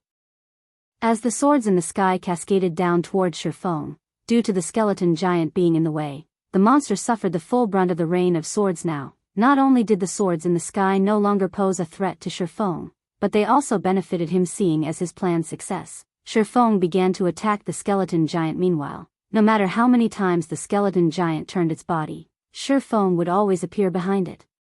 Faced with the continuous assault from Shifeng and the swords, the skeleton giant's HP fell rapidly. Half an hour later, the skeleton giant crumbled. Even until its death, it had not landed a hit on Shifeng. On the contrary, it had become his shield, blocking the falling blades. This fellow dropped an item? Shifeng noticed a golden piece of paper with divine runes laying beside the skeleton giant's remains. When Shifeng picked it up and tried to check its information, he only received an unknown in reply. Hence, Shifeng used the Omniscient Eye's Legacy chapter, 7th page, a scattered page that has fallen out of a legacy book written by the ancient gods. This legacy book holds records for one of the 10 great saint legacies. It has a total of 50 pages. After gathering all of the pages, the saint legacy contained within the legacy book will become available. Class requirements: Berserker, Swordsman. Chapter 383, Blade Demon. So, this is it, huh? Reading the item's information, Shifeng got a general understanding of the situation. Even if he ran to the mountain and reached its peak, that wouldn't mean he passed the trial. He needed to collect all 50 legacy chapters to pass. However, now that he knew what he needed to do, this trial would be much easier to defeat. He just had to search for skeleton warriors and kill skeleton giants to obtain legacy chapters. So, Shifeng began hunting around the fields for skeleton warriors. Although the swords in the sky were a nuisance, Shifeng gradually understood their attack patterns and could dodge them more efficiently. Soon, they were no longer much of an issue. Even when dealing with a large group of skeleton warriors, these swords would nick him a few times at most, dealing negligible damage. After killing 12 skeleton giants in a row, Shifeng discovered a problem: not every skeleton giant would drop a legacy chapter.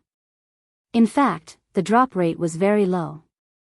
After killing 12 skeleton giants, he only obtained 2 legacy chapters. None of the monsters Shifeng killed gave him any EXP either. He also needed to dodge the swords from above constantly.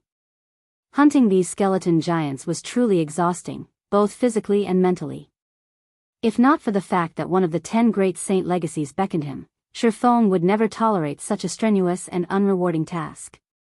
While Shifeng searched for skeleton warriors all around the mountain, an incident occurred in White River City. Dark Star, a guild that White River City had already forgotten, suddenly declared its dissolution. This news came as a great shock to everyone.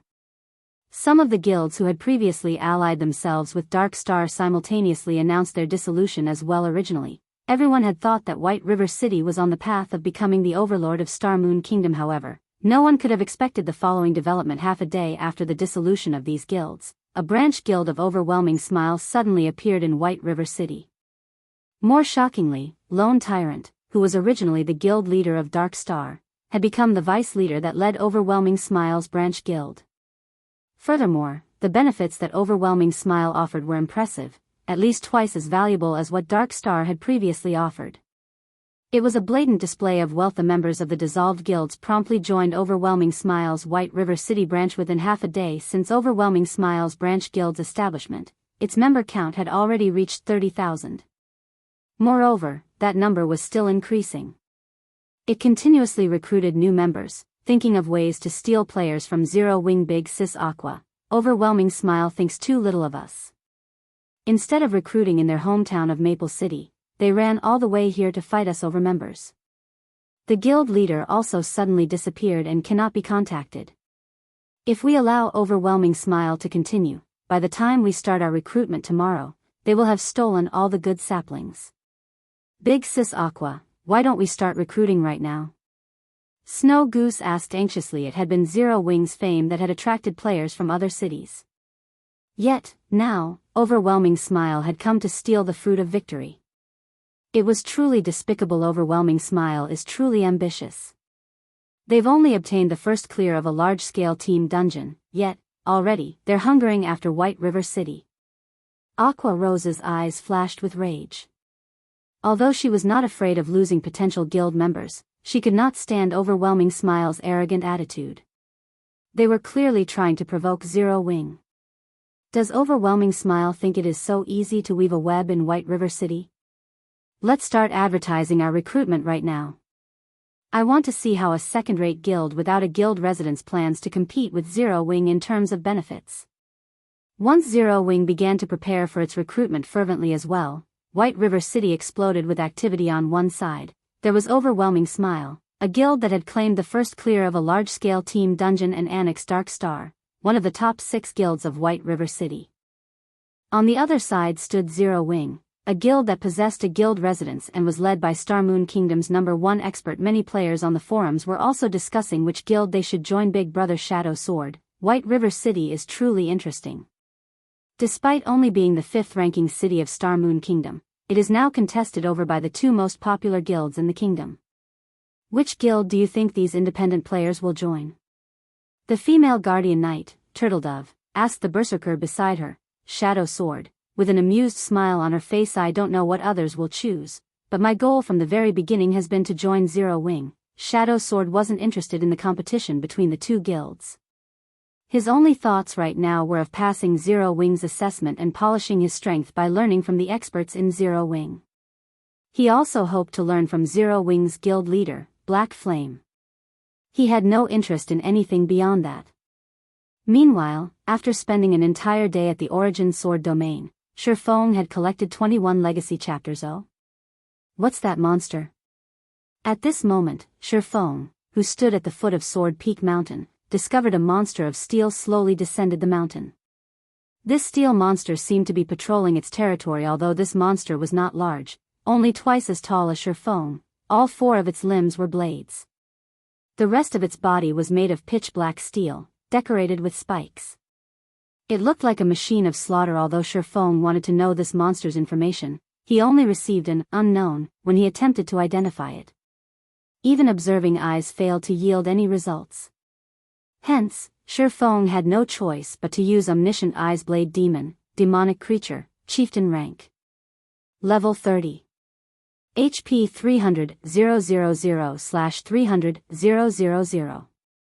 Shifeng's interest suddenly grew upon discovering that the Blade Demon was a chieftain-ranked monster. Since the chieftain-ranked skeleton giant had a chance to drop legacy chapters, the chieftain-ranked Blade Demon before him might drop the item as well.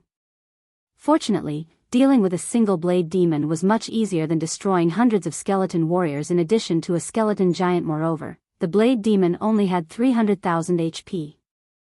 At most, it would only be slightly stronger than the skeleton giants. If so, Shifeng could defeat it easily. Of course, Shifeng would not rashly charge to his death. The only reason he had defeated the skeleton giants so easily was due to the monster's dull reactions and the aid of the swords in the sky. On the other hand, not only was the Blade Demon a stronger monster, but it also wasn't that large. Shifeng didn't expect its reaction time to be as slow. If Shifeng confronted the Blade Demon directly, he would only seek his own death. Hence, he needed to identify the monster's weakness. If it's a demonic creature, then the Demon Hunter title will suppress its strength. Let's use the doppelganger to test things out first, then. Thinking so, Shifeng switched out his Might of 1,000 title for the Demon Hunter title. The Demon Hunter title reduced the attributes of all darkness-type monsters within a 100-yard radius by 10% and increased Shifeng's damage towards darkness-type monsters by 10%. Demonic creatures were considered darkness-type monsters, following which, Shifeng used Phantom Kill and sent his doppelganger charging forward. When the doppelganger was 40 yards away from the Blade Demon, it threw the blazing meteor at the monster. A red glow instantly crossed the distance between the doppelganger and the Blade Demon. Just as the blazing meteor was about to hit the Blade Demon's back, a black streak of light flashed over, striking the blazing meteor out of its path. What? Is it that amazing? Does it not have any blind spots? Shifeng muttered in shock. Shifeng's doppelganger had clearly launched its attack, yet, as if the Blade Demon had eyes in the back of its head, it deflected the flying projectile. Moreover, the Blade Demon's reaction was astonishingly quick. The skeleton giants paled in comparison. However, Shifeng did not believe that the Blade Demon had no blind spots. The doppelganger activated Windwalk and circled to the other side of the Blade Demon. Once again, it threw the blazing meteor, launching a series of attacks in quick succession. The blazing meteor shot at the Blade Demon again and again. However, no matter which angle it approached, the Blade Demon easily deflected it. Moreover, the monster moved extremely fast, leaving afterimages wherever it passed. In just a moment, the Blade Demon stood in front of Shifeng's doppelganger. Shwa. Shwa. Shwa. In the blink of an eye, the Blade Demon had launched dozens of attacks. Despite the doppelganger having already activated Defensive Blade, the demon broke through the skill almost instantly. The doppelganger only managed to block a few attacks before losing its life. Shifeng's eyes widened as he watched his doppelganger's death. However, after a brief moment of shock, Shifeng suddenly discovered that the Blade Demon had not returned to its wandering after killing the doppelganger. Instead, it turned around and charged directly at him. Chapter 384, Unique Set Equipment. Despite also being a level 30 chieftain, the Blade Demon was far more powerful than the skeleton giant. Realizing that he could not face the Blade Demon directly, Shifeng immediately activated Windwalk and ran. He wanted to break away from the combat area as quickly as possible. However, after running for over 100 yards, the Blade Demon was still on his tail. Although Shifeng's movement speed was much higher than the Blade Demon's, with the countless blades in the sky restraining him, Shifeng was not actually much faster than the Blade Demon. The distance between the two hovered around 30 yards. The Blade Demon was determined to chase Shifeng to the ends of the world. As long as the Blade Demon caught up to Shifeng, he would have to deal with the attacks from both the Blade Demon and the swords descending from the sky. At that time, his fate would be sealed. I need to find a way to deal with it. I'll be in trouble if it catches up. Shifeng examined the surrounding terrain. The area around him was the very definition of flatlands.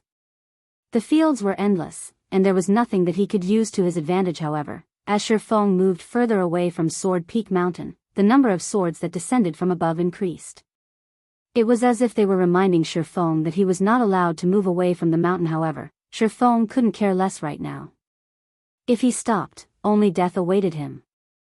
Hence, he continued running at full speed while enduring the countless swords raining down on him. After running for a certain distance, Shifeng suddenly noticed that, whenever the blade demon behind him touched the densely packed swords that had fallen to the ground, damages of -100 would appear above its head. Due to the hindrances in its path, the blade demon's speed also slightly decreased. Shifeng's troubled expression transformed into a wicked smile.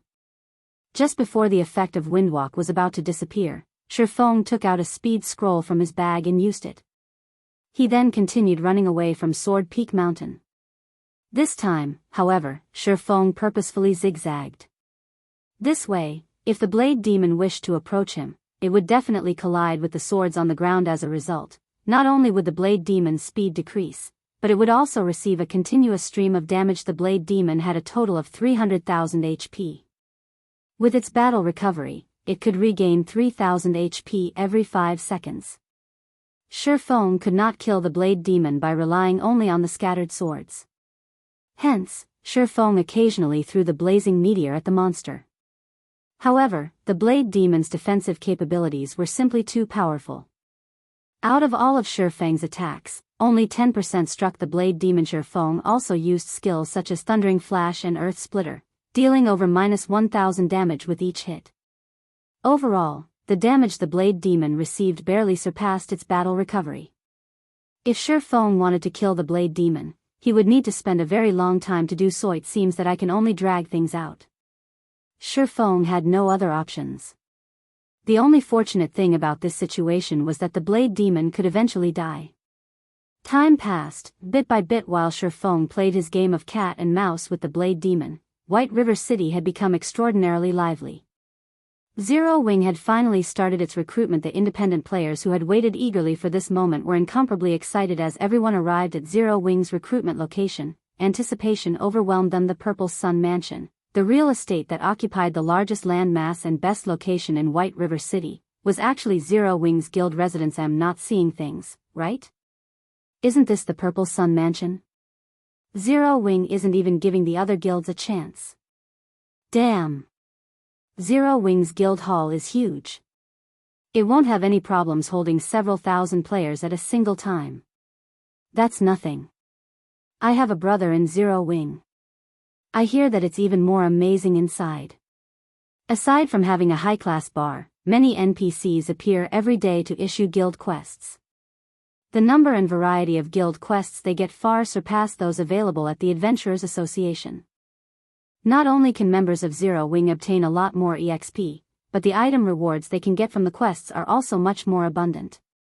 Some quests even reward secret silver items. Also, if members rest inside the guild hall, they can accumulate a double EXP buff. There are private rooms available for rent, too. For a time, everyone began forming a long queue outside Zero Wing's guild residence, enthusiastically applying to Zero Wing. From a glance, the number of players in line had already exceeded 30,000. The many benefits such as high-level quests, double EXP buff, private rooms, and more had sent all the independent players into a frenzy. Meanwhile, when news of Zero Wing's guild residence spread, the various guilds throughout Star Moon Kingdom tumbling into a turmoil. Originally, these guilds didn't think much of a guild residence. However, they never expected a guild residence to provide such significant benefits. All this time, they regarded a guild residence as only a symbol of a guild's establishment, a place where guild members could gather and chat. Now that they realized what a guild residence could do, the upper echelons of these guilds felt a chill crawl down their spines. A guild residence was simply too terrifying. Not only could it increase the leveling speed of guild members, but it could also provide a source of coins for the guild. Now that Zero Wing possessed its own guild residence, the guild would no longer have to purchase coins using credits or form teams to specifically farm coins. The guild residence also had other aspects that could allow a guild to develop quickly. How could guilds like theirs that did not possess a guild residence compete with Zero Wing now? At this time, the first-rate guilds who were not originally concerned with Zero Wing had to re-evaluate their opinions. Young Master Feng, now that Zero Wing has revealed their guild residence, everyone in Star Moon Kingdom has shifted their attention back to them. Overwhelming Smile's achievement can no longer hamper Zero Wing's recruitment. Should we focus on solidifying the branch guild in White River City? I have really underestimated Black Flame. However, don't think that I am out of options, Feng Xianyang sneered. Since you dare challenge me, you will only have one ending. Tell Overwhelming Smile this, don't worry about spending money, just steal as many players from Zero Wing as possible. I want to see just how a guild without many members can develop. Shortly after Feng Xianyang gave his command, Overwhelming Smile took action. Overwhelming Smile shocked the various guilds in White River City. Overwhelming Smile has gone insane. Snow Goose shouted when she read the latest information on Overwhelming Smile. In order to attract independent players, Overwhelming Smile had increased the benefits it offered once again. At this moment, it offered 4 times what Dark Star had in the past. Normal members alone would be treated far better than even elite players of other guilds. The benefits offered to Overwhelming Smile's elite members was beyond comparison. Overwhelming Smile even began to publicly poach Zero Wing's normal members, promising them threefold what the other guild members received if they joined the guild originally. Overwhelming Smile's increase in the benefits was already shocking. Now that they took it a step further and offered another threefold raise, how could the members of Zero Wing not be tempted? In fact, some members already considered withdrawing from Zero Wing and defecting to Overwhelming Smile. Is Overwhelming Smile planning to destroy us with money? Aqua Rose smiled bitterly, her expression turning grim. This move was truly vicious. Zero Wing had only established recently. Its funding had never been abundant. They had no chance against the large funding Overwhelming Smile possessed. While Overwhelming Smile was in the midst of waging a poaching war against Zero Wing, Shifeng had finally reduced the Blade Demon's HP to its last vestiges die. Abruptly spinning around, Shifeng dashed towards the low HP Blade Demon. Abyssal Bind. Flame burst. Abyssal Bind immediately tethered the Blade Demon in place. Following which, the scorching abyssal blade slashed at the demonic creature's body 12 times in a row. Every slash dealt over -2,000 damage to the Blade Demon, devouring the monster's remaining 20,000 HP. As the Blade Demon died, Shifeng noticed a piece of paper falling beside the monster's body. He originally thought that it was a legacy chapter. However, upon picking it up, Shifeng froze. At that moment, he even thought he might be hallucinating. Broken Steel Forging Design Fragment. Epic Rank Unique Set Equipment. Set consists of a total of 6 pieces. Current fragment count, 1/18. Chapter 385, Professional Level. No way. Shifeng struggled to calm himself even after staring at the forging design in his hand for a long time previously. When he obtained the fine gold ranked dragon scale set equipment back in the God's Grave, he had believed it to be the top set equipment currently available, second to none. However, with Shifeng's current forging standards, he could not forge the dragon scale set equipment. He needed to become an advanced forger before he could attempt it. However, a lot of time was required to advance to an advanced forger, time that Shifeng did not have yet. Now, the forging design for an epic set equipment had fallen into his hands. If he could equip an epic set equipment, killing players would be as easy as slicing vegetables. He would truly be invincible among fellow players. Originally, Shifeng's head had ached thinking about ways to deal with the 5 cities controlled by Underworld. Now, however, this fragment swept those concerns away. As long as he could don the complete broken steel set equipment, he alone could become enough of a nuisance to disturb those guilds. Now that Shifeng knew the Blade Demons dropped the forging design for the broken steel set equipment, even if he had to exhaust himself for a few days, he would obtain all the forging design fragments. Shifeng was suddenly brimming with enthusiasm. Turning around, he charged towards Sword Peak Mountain in search of another Blade Demon. Unknowingly, another day had passed in God's domain before Shifeng logged out of the game. He had killed several dozens more skeleton giants and blade demons. In the 2 days he had spent in the Origin Sword domain, Shifeng had obtained a total of 33 legacy chapters and 8 broken steel forging design fragments. He was not far from completing both the legacy book and the broken steel set equipment forging design. Shifeng had lingered in God's domain for 2 natural days without logging out to rest. As his body had been in the virtual gaming cabin all this time, the moment he stepped out of the cabin, his stomach growled a hungry complaint. However, his body did not feel any discomfort after laying motionless for 2 days. On the contrary, he felt extremely relaxed as expected of a virtual gaming cabin. It even assisted my body's absorption of the S-rank nutrient fluids. Shifeng clenched his fists and stretched. Revealing a faint smile, he thought, my punching power should be around 320 kilograms now. Originally, Shifeng had needed 5 days to absorb a bottle of S-rank nutrient fluids, allowing the liquid to restore his body's vitality and repair broken cells. Now, however, only 2 days had passed, and Shifeng had already absorbed the S-rank nutrient fluid. Shifeng judged that, based on his body's current condition, he should barely meet the standard of a professional fighter. His current body had already far surpassed his body in his previous life. At the very least, his physical fitness was no longer inferior to the apex experts of God's domain. Being young really is great. If I started training my body only after I turned 25, it wouldn't really make a difference. Shifeng was satisfied with his current physical fitness. As long as he continued his training, his physical fitness would continue to improve. At that time, he could exert more of his brain's potential, allowing him to break through the boundaries he had never been able to cross. Although Shifeng was hungry, he did not immediately look for something to eat. Instead, after leaving the virtual gaming cabin, he walked towards his fridge and retrieved a bottle of A-rank nutrient fluids. He then filled his empty stomach with the cold liquid after having not eaten for 48 hours.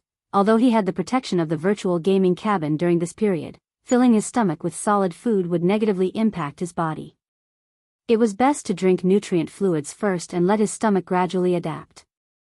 After a few hours, he could have a proper meal. Looking at the bottle of A-rank nutrient fluids in his hand, Shifeng felt like he was dreaming. Over 10 days ago, he had lamented spending 10 credits on a meal. Now, however, despite drinking a bottle of nutrient fluids that cost 10,000 credits, he felt nothing at all. Although his reincarnation was part of the reason, it was more due to his change in mentality brought about by strength. Suddenly, his doorbell rang. Accessing the doorway monitor through his quantum watch, Shifeng discovered Blackie standing outside his door. For some reason, Blackie looked panicked. It looked like he had some very urgent news. Shifeng promptly disabled the lock to his front door using his quantum watch. Brother Feng, where have you been these past 2 days? I haven't been able to contact you all this time.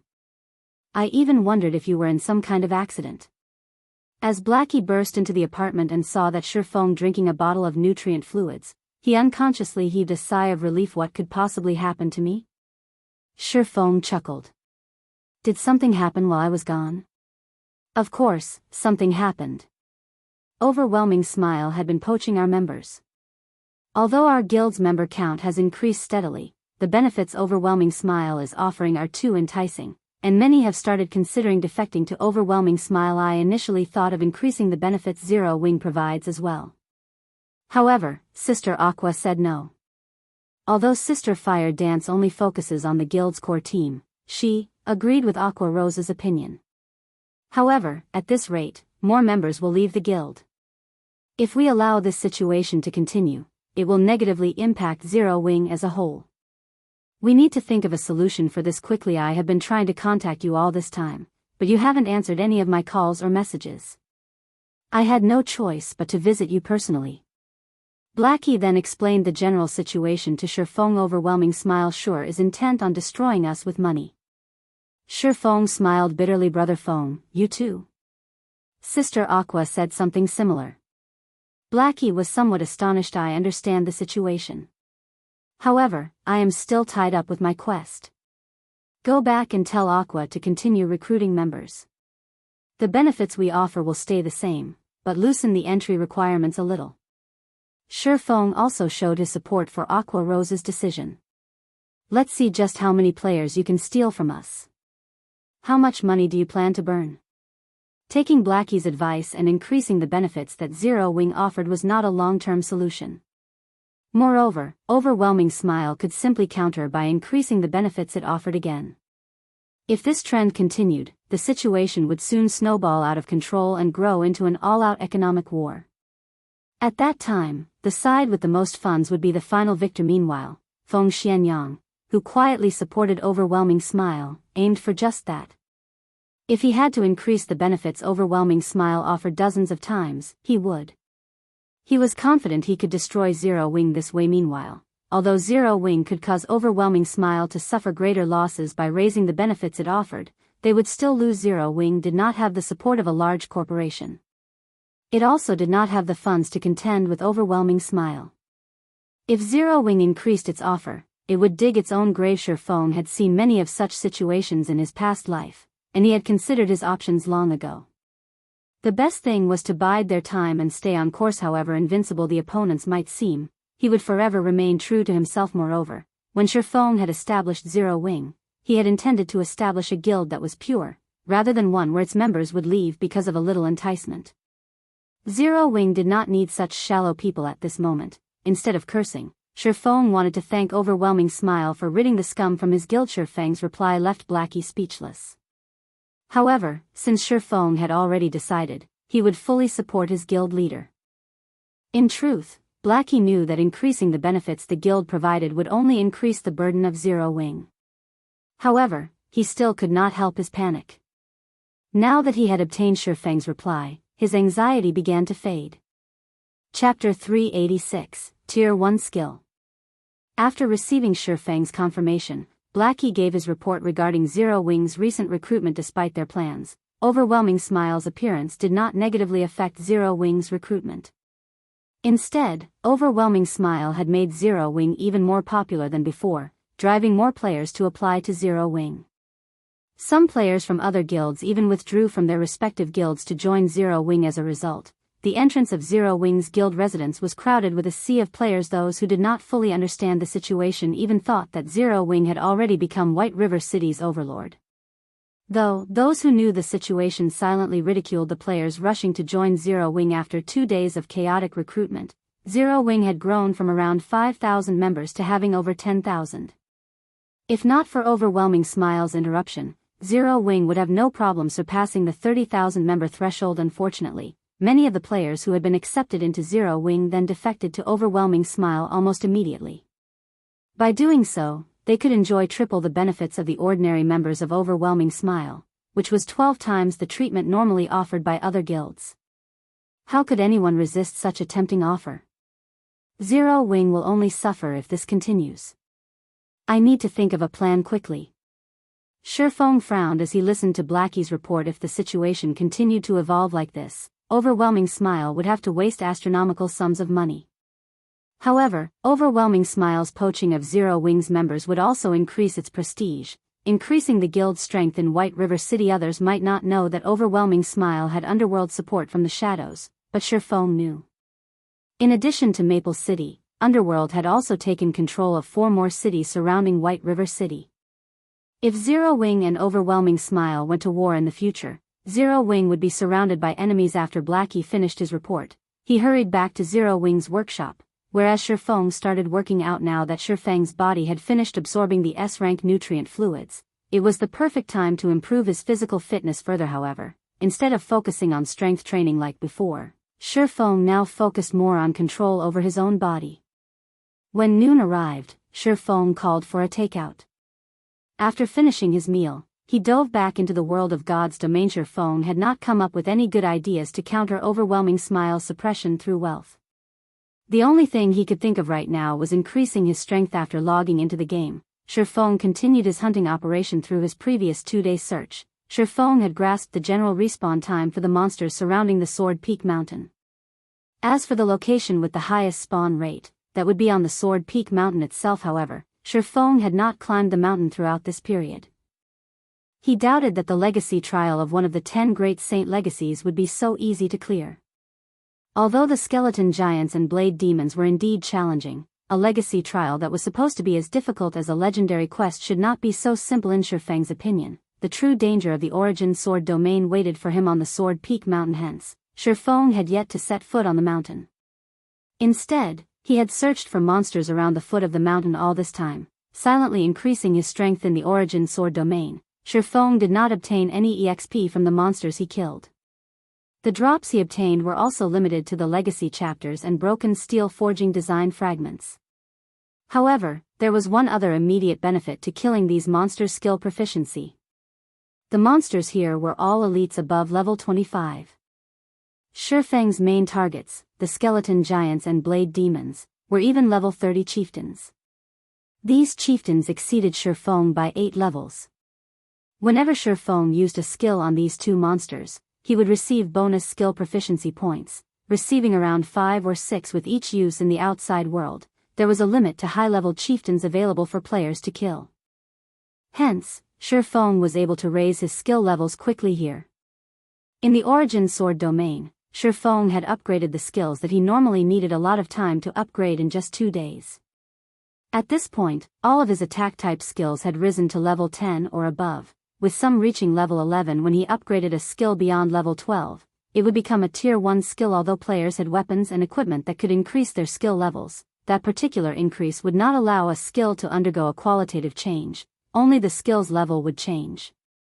For a skill to reach tier 1, players needed to raise the skill past level 12 personally. Meanwhile, as long as Shifeng could grasp a tier 1 skill, his combat power would explode. This was why Shifeng diligently killed the monsters outside the Sword Peak Mountain. With this goal in mind, Shifeng continuously searched for monsters and used his skills repeatedly, allowing his skill proficiency to soar. However, as Shifeng killed more monsters, he discovered something odd. The drop rate of legacy chapters and design fragments plummeted. In the beginning, Shifeng could claim a drop in every 4 or 5 kills. Now, he would only get a single drop after killing over a dozen chieftains. The more legacy chapters and design fragments Shifeng obtained, the harder it became to collect them. If Shifeng did not increase his killing speed, it would be impossible for him to gather the required items within 5 days. On the bright side, where players in the outside world normally needed over a week of effort, Shifeng only needed a few hours to upgrade a skill from level 11 to level 12. His efficiency was staggering. After just half a day's worth of effort in God's domain, Shifeng had already promoted Chop to a tier 1 skill. Chop, action type. Requires, sword. Tier 1, level 1, proficiency 0/30,000. Additional 600 base damage. Deals up to 3 consecutive hits in 1 second. If attacks land in the same location, damage increases by 50%. Attack range, 6 yards. Cooldown, 3 seconds. Compared to the tier 0, level 12 Chop, the base damage had not increased much. However, when using the tier 1, level 1 Chop, Shifeng could swing his sword 3 times in 1 second.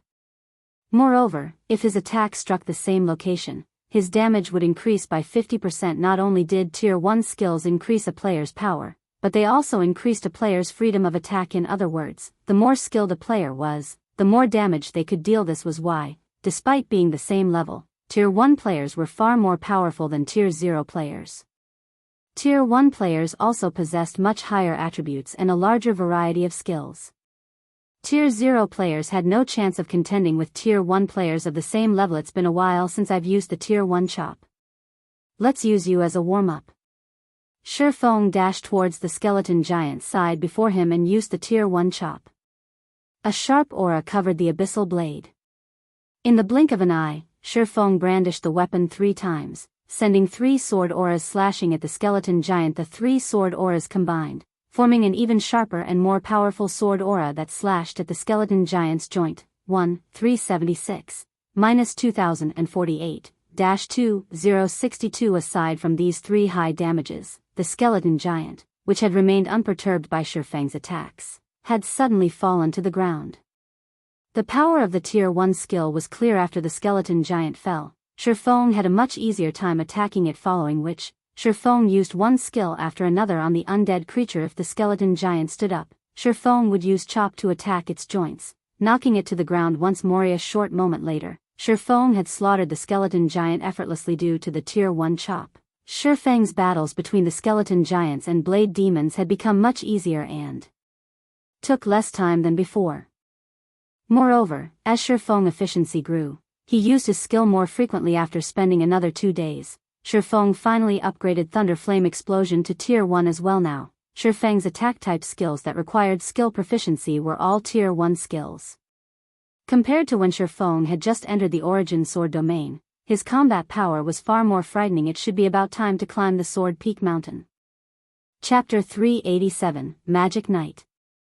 Feng had already stayed in the Origin Sword domain for 3 days now after killing a large number of chieftain-ranked skeleton giants and blade demons. The number of legacy chapters and broken steel forging design fragments he could obtain from these two monsters had also reached its limit.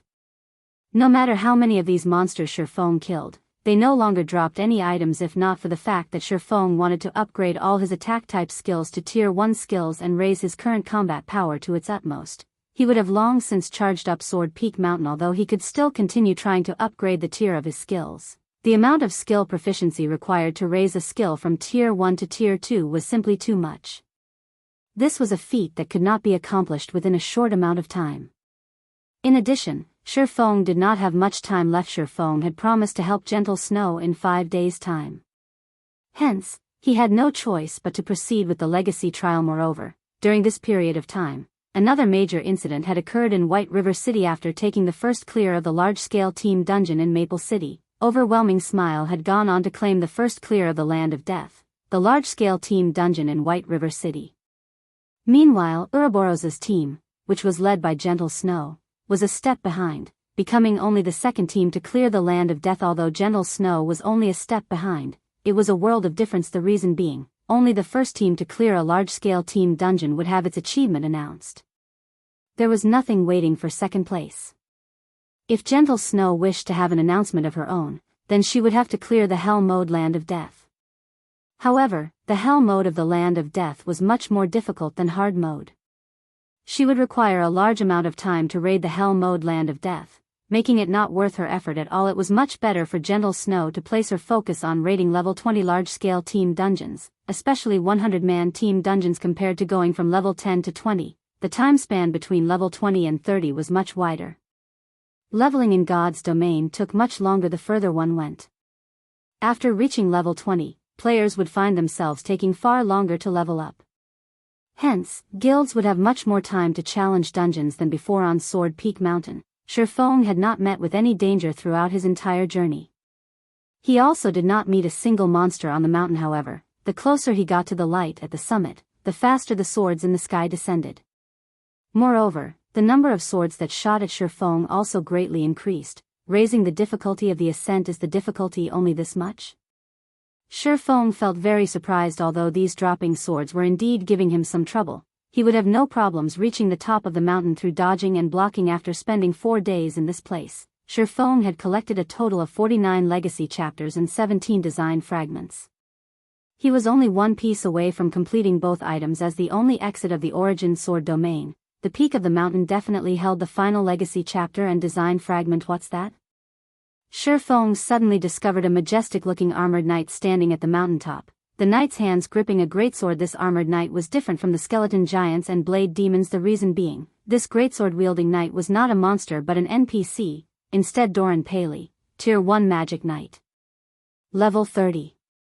HP 300,000/300,000.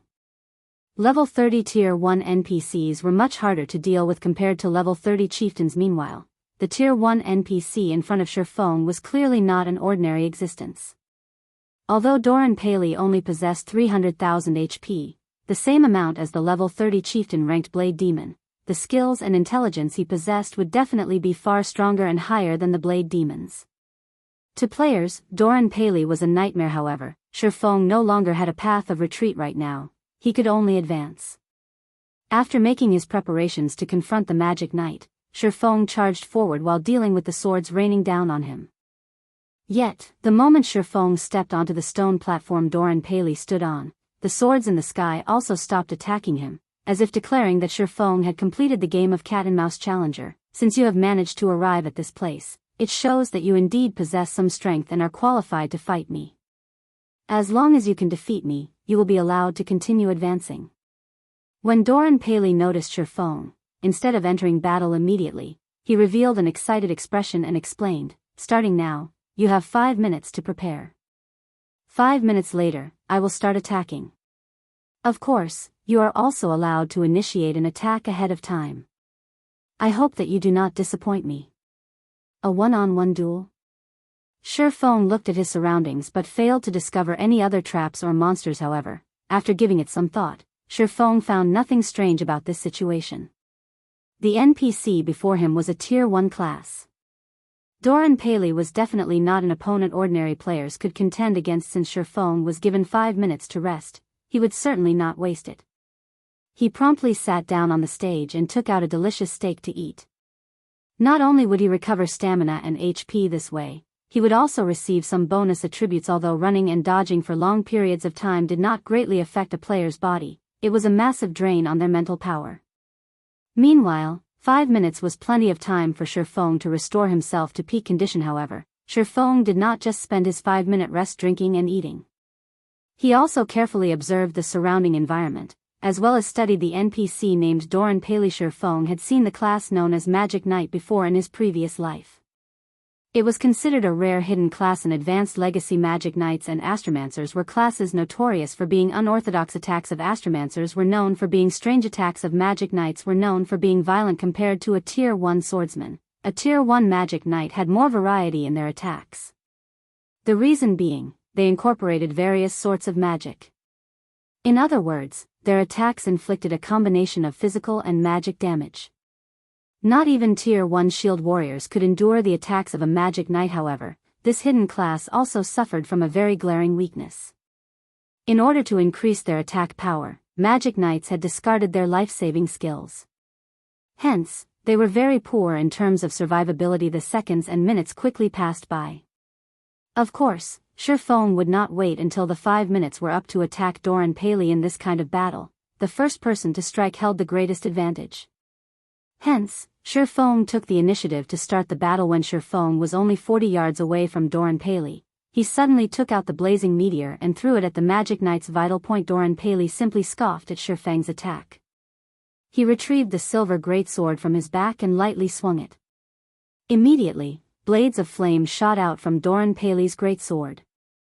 These blades of flame collided with the blazing meteor, striking it down, before proceeding towards Shurfeng. However, when these blades of flame were only about halfway to their target, Shurfeng suddenly appeared behind Doran Paley and initiated a Tier 1 chop at the Magic Knight's back. Doran Paley suddenly smiled. He spun around abruptly, the flames covering his greatsword growing even more prominent. With a swing of his greatsword, he sent a flame tornado clashing against Shurfeng's abyssal blade. When the two swords collided, sparks splattered the surroundings. After clashing swords for dozens of times in a row, Shurfeng concluded that, in terms of strength, he was no match for the Magic Knight. On the other hand, his speed was superior to Doran Paley's. Despite having to retreat before the Magic Knight's every blow, Shurfeng managed to avoid receiving any fatal damage. However, under the circumstances, the battle would eventually end in his defeat. After all, Doran Paley possessed 300,000 HP, whereas Shurfeng had just slightly more than 3,000 HP. In a situation where both parties were equally skilled, the side with more HP would naturally emerge the victor. To begin with, Shurfeng's combat power was inferior to Doran Paley's.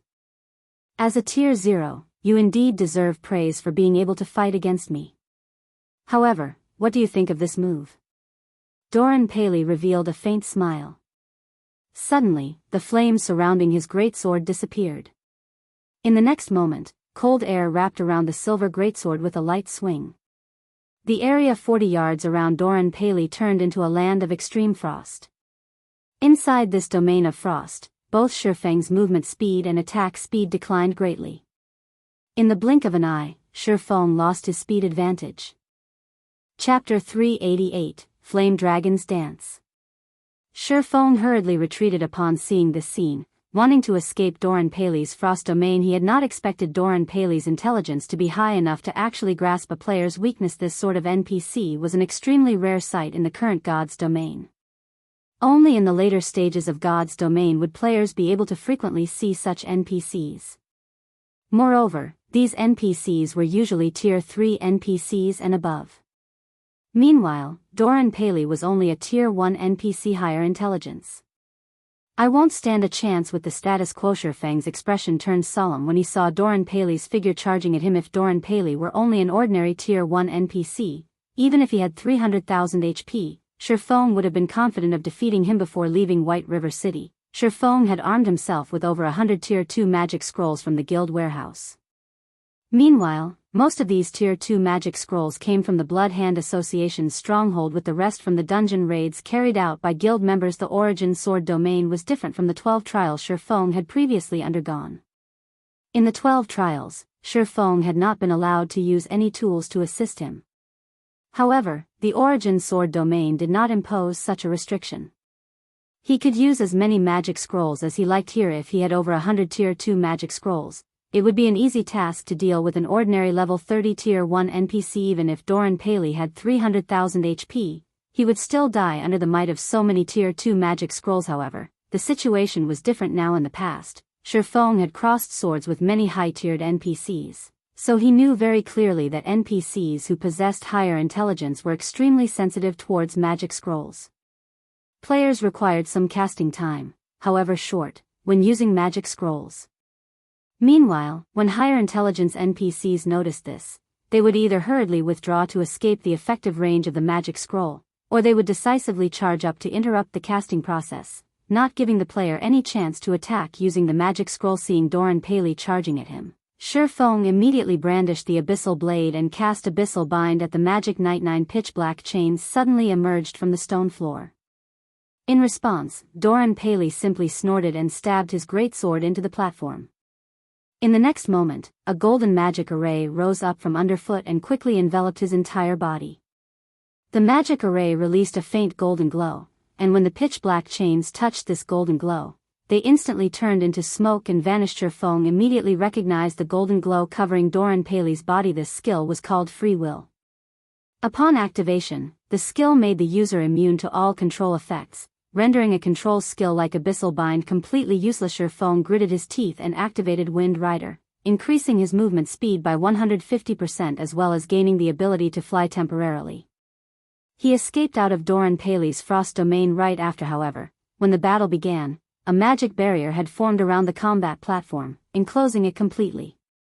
Hence, although Shifeng could fly now, he could not get too far.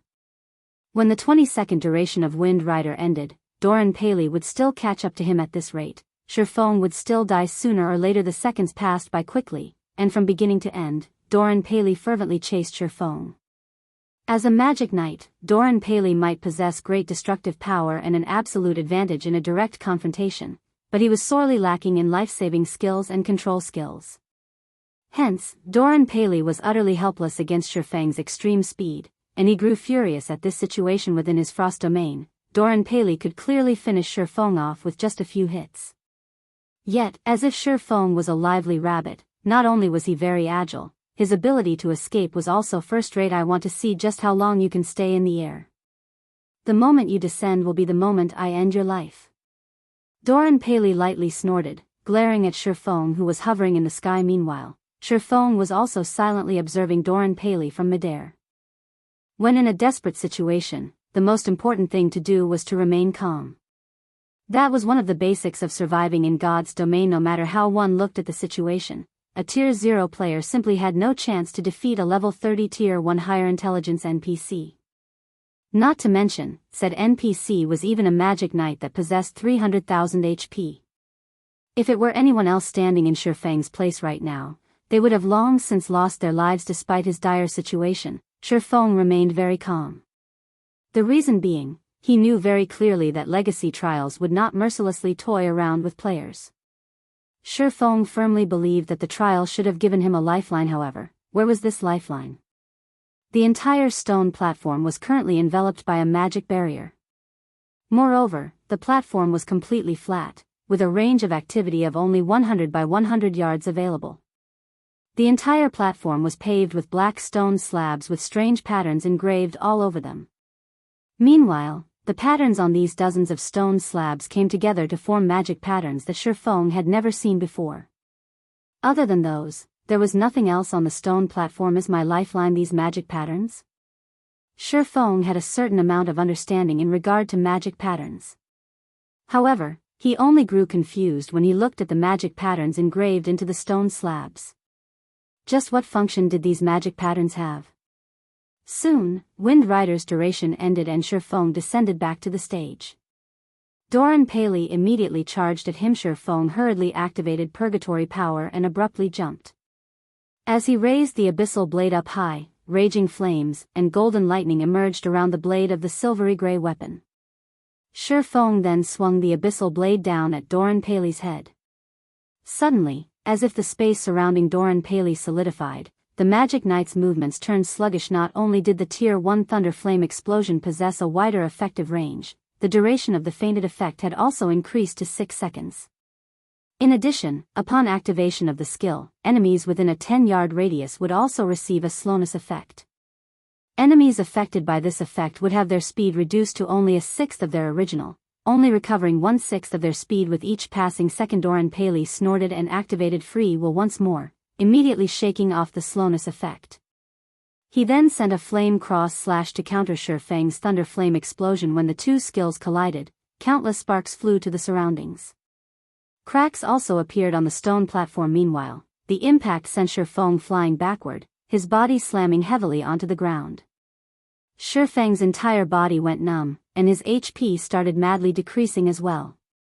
In the blink of an eye, his HP had fallen below 1,000, and it still showed no signs of slowing down. Panicking, Shi Feng hurriedly retrieved an intermediate recovery potion from his bag and emptied its contents. His HP soon stopped decreasing, barely staying above the 800-point threshold before slowly rising. In the end, his HP recovered to over 100. Thunder Flame Explosion was a skill that possessed frightening destructive power. Yet, despite both being Tier 1 skills, just the impact between Doran Paley's Flame Cross-Slash and his Thunder Flame Explosion had caused him to lose over half of his HP. If he went through another clash like that, he would definitely die. Currently, Shi Feng felt numb all over. Even moving his arm was a challenge. He would not be able to defend against Doran Paley's next volley of attacks for a short period of time. However, something strange happened. Instead of immediately initiating another offensive at Shi Feng, Doran Paley actually stood there motionless. What's going on? Shi Feng was surprised at this moment. Doran Paley was glaring at him with eyes filled with killing intent. It did not seem as if the Magic Knight wanted to give him a breather. Yet, Doran Paley just kept looking at him. Wait. His armor. Shi Feng discovered cracks on Doran Paley's black armor. However, these cracks were in the midst of slowly mending themselves right now. Is it because my attack has damaged his armor? Shi Feng's heart was filled with uncertainty, and he thought of trying it once again. Currently, Shi Feng had difficulty moving about. Seeing that Doran Paley gave no indication of taking action, Shi Feng took out a Tier 2 magic scroll, Flame Dragon's Dance, from his bag. Chapter 389, Legacy Book. Shi Feng needed some time to activate a Tier 2 magic scroll. If he were dealing with an ordinary player or boss, this short time he needed wouldn't be an issue. However, against higher intelligence NPCs and expert players, this small amount of time was enough for the opponent to either dodge the magic scroll or take his life. As Shi Feng unrolled the magic scroll, Doran Paley's armor finished repairing itself. At this moment, the Magic Knight gazed at Shi Feng with mockery. Lifting his silver greatsword, Doran's legs abruptly pushed against the ground, launching himself at Shi Feng with frightening speed. However, Shi Feng, who was in the midst of activating the magic scroll that contained the Flame Dragon's Dance, could not afford to move. Otherwise, his efforts would go to waste faster. Hurry up. At this moment, Shi Feng's heart pounded with anxiety as he watched the slow progression of the Flame Dragon's Dance's activation bar. When Doran was only a few yards from Shi Feng, he abruptly jumped into the air. Raising his greatsword above his head, he swung it down toward Shi Feng. As the weapon of mass destruction descended, deep red flames resembling snakes emerged and coiled around the blade, the moisture in the air evaporating upon the emergence of these flames. At the moment of Shi Feng's imminent peril, the activation bar of the Flame Dragon's Dance finally completed. Suddenly, raging flames emerged from the crimson magic scroll, transforming into a serpentine dragon that shot towards the sky. Doran Paley smiled disdainfully at the sight of the flame dragon bearing its fangs at him. Surprisingly, the Magic Knight made no effort to dodge the incoming dragon. Instead, he tightened his grip on his greatsword and added more power into his slash. The snake and dragon collided. The Flame Dragon's Dance was a Tier 2 spell, and in terms of power, it was far superior to Doran Paley's attack. In the next moment, the flame dragon devoured the fire snake. The dragon then threw Doran, a damage surpassing -10,000 points appearing above his head. However, 10,000 damage was merely a scratch to Doran, an NPC with 300,000 HP. After Doran Paley struck the ground, he stood and charged at Shifeng once again without the slightest pause. His current performance had completely changed. Moreover, Doran's armor wasn't even scratched. What is going on? Shifeng frowned at the Magic Knight, confused. The Flame Dragon's dance was clearly far more powerful than his Tier 1 Thunder Flame explosion. The spell had even inflicted over 10,000 damage. Yet, not only was the NPC's armor intact, but Doran also brimmed with fighting spirit. Considering the situation, Shifeng quickly came to a realization: the cracks in Doran Paley's armor had not been due to damage. Watching the Magic Knight charge at him once again, Shifeng suddenly thought of a possibility. Let's hope this works. Shifeng's body was still slightly numb. Even if Doran did not activate his frost domain, Shifeng could never outrun him. Shifeng had also exhausted his arsenal of escape skills. Shifeng then raised the Abyssal Blade and activated Earth Splitter. When the skill had fully charged, Shifeng swung down his viciously sharp blade. However, Shifeng's target was not Doran Paley this time. It was the black stone slab beneath him. Upon witnessing this attack, Doran's eyes widened with shock, and his expression became extremely ugly.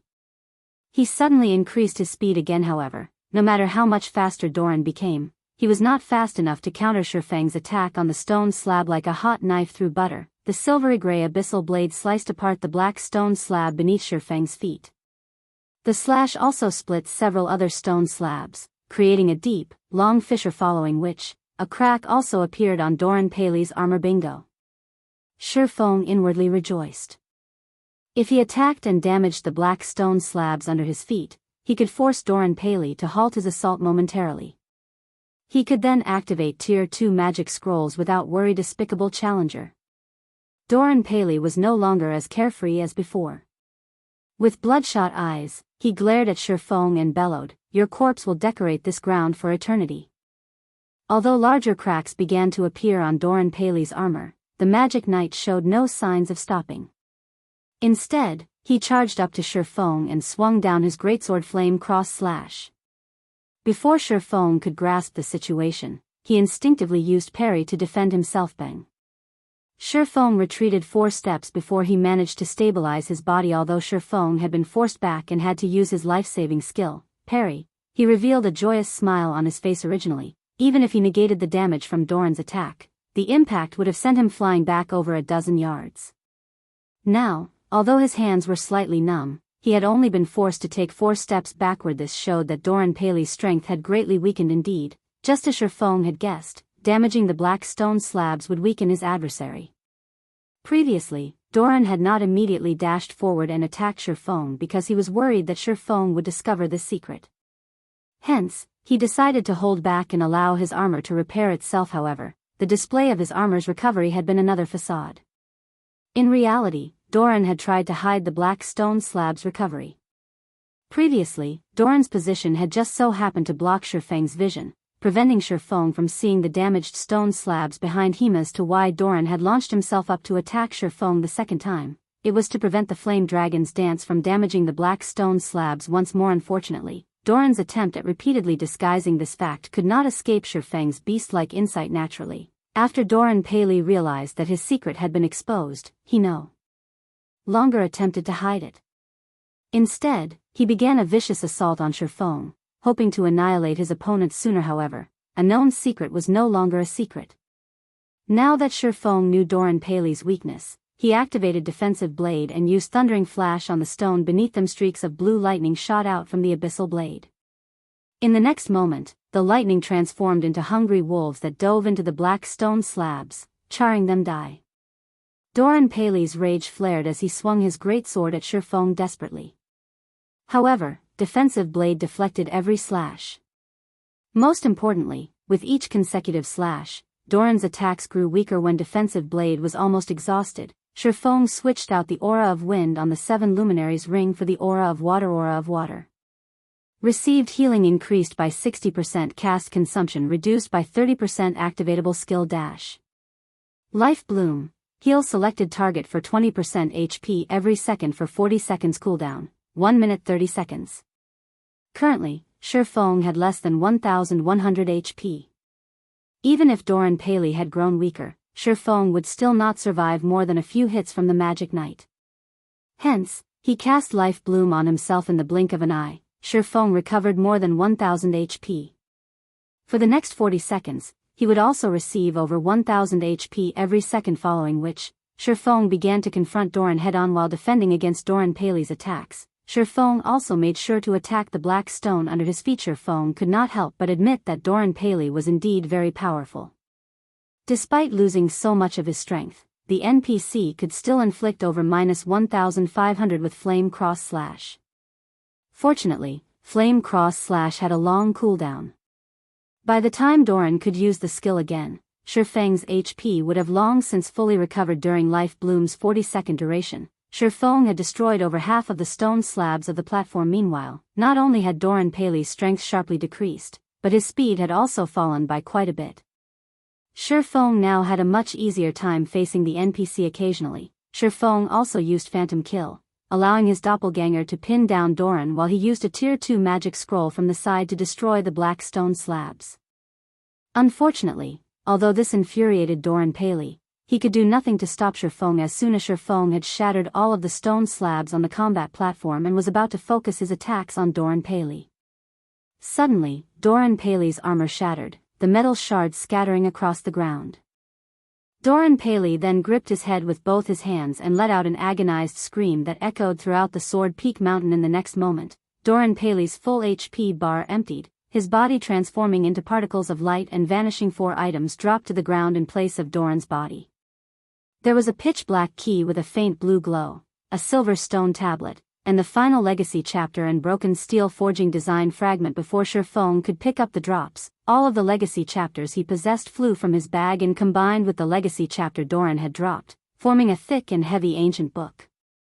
Golden divine runes decorated its cover. If translated to the language of players, these divine runes would read as Legacy Book. Chapter 390, Secret Sword Technique. Shifeng sighed in relief when he saw the dazzling golden book of legacies. With this, the trial should be over, right? Shifeng picked up the drops before walking towards the hovering golden book before him. He then clicked on the book of legacies, checking its information system. Completion rate 70%. Do you wish to open the book of legacies and accept the legacy within? What? Only 70%? Shifeng was surprised.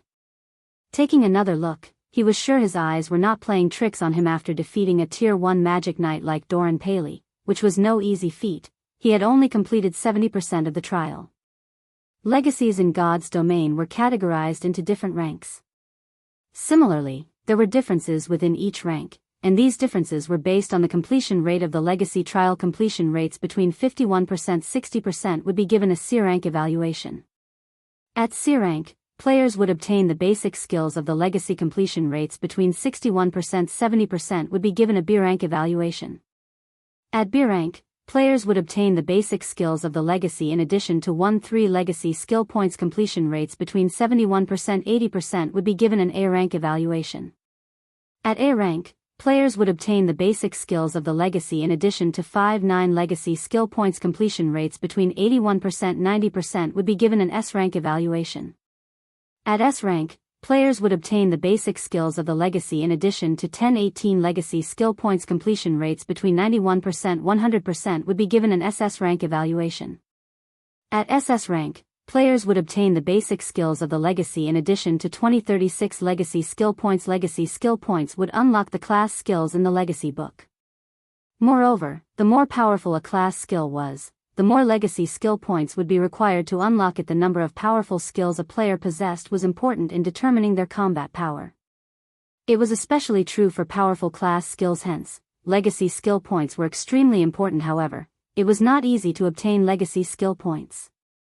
After obtaining the legacy book, aside from receiving 1 legacy skill point every 3 levels, players could only obtain more points by completing special quests and challenges. In general, legacy skill points were an extremely rare commodity right now. Shifeng's completion rate would only give him a B rank evaluation, and he would, at most, receive 3 legacy skill points. This was unacceptable. He had only obtained one of the 10 Great Saint legacies after much difficulty, so why would he be satisfied with just 3 legacy skill points? Moreover, he only needed 1% more to boost his evaluation up to A rank and receive a minimum of 5 legacy skill points. He would need to level up 6 times to bridge this small gap. Is it because I killed Doran Paley by exploiting his weakness? Shifeng silently pondered his situation as he rejected the offer to open the legacy book based on Shifeng's recollection. One needed to complete certain tasks in order to increase the legacy trial's completion rate. However, since arriving at the Origin Sword domain 4 days ago, Shifeng had constantly observed and searched for anything special in the realm. He had done so precisely because he wanted to avoid missing anything, resulting in a low completion rate. Yet, after 4 days of careful observation, Shifeng had not discovered anything special. He had the same results after he explored the entire mountain. Just what did I miss? Shifeng thought that he had performed perfectly in this legacy trial, and he should not have missed anything suspicious. He had even completed the broken steel forging design. As for the skeleton warriors, skeleton giants, and blade demons below the mountain, they would respawn indefinitely.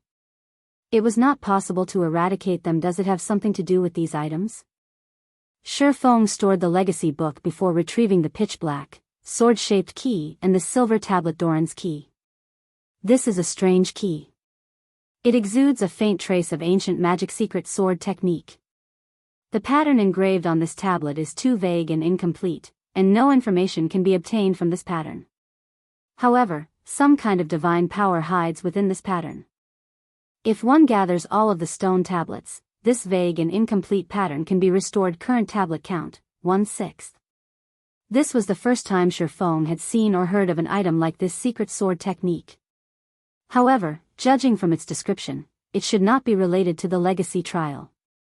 After all, 6 tablets were required to restore it, and no matter how he thought about it, there should not be any more enemies as strong as Doran Paley. Hence, Doran's key was the only possibility as the final boss of Sword Peak Mountain. His key would have something to do with the Sword Peak Mountain itself. Since there's a key, there must be a lock here somewhere.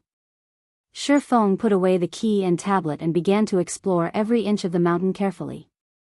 While Shifeng was in the Origin Sword domain, Star Moon Kingdom had undergone many changes. The large-scale dungeons of the various cities in Star Moon Kingdom had been conquered, one after another, generating one system announcement after another. Moreover, due to Zero Wing's incitement, the various guilds throughout Star Moon Kingdom had also rushed to earn reputation, hoping to obtain their own guild residence. When Zero Wing had publicized its guild residence, Overwhelming Smile spent an astronomical sum of money to poach Zero Wing's members.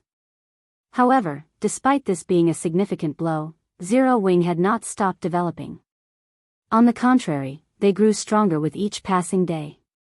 Now, Zero Wing's member count approached 20,000. Moreover, Zero Wing's members sported high levels. Currently, most average players in White River City were only level 18 or 19, while elite players of guilds were around level 21. Meanwhile, Zero Wing's ordinary members were level 20, while its elite members were all level 22 or above. Although there was only a difference of 1 level between the elite members of Zero Wing and the other guilds, the necessary EXP to surmount this gap was intimidating. The majority of the NPC commissioned guild quests found inside the guild residence were high-level quests. Not only did these quests reward a ton of EXP, but the item rewards were also impressive. Most importantly, the monetary rewards of these guild quests were much higher than the guild quests available at the Adventurers Association.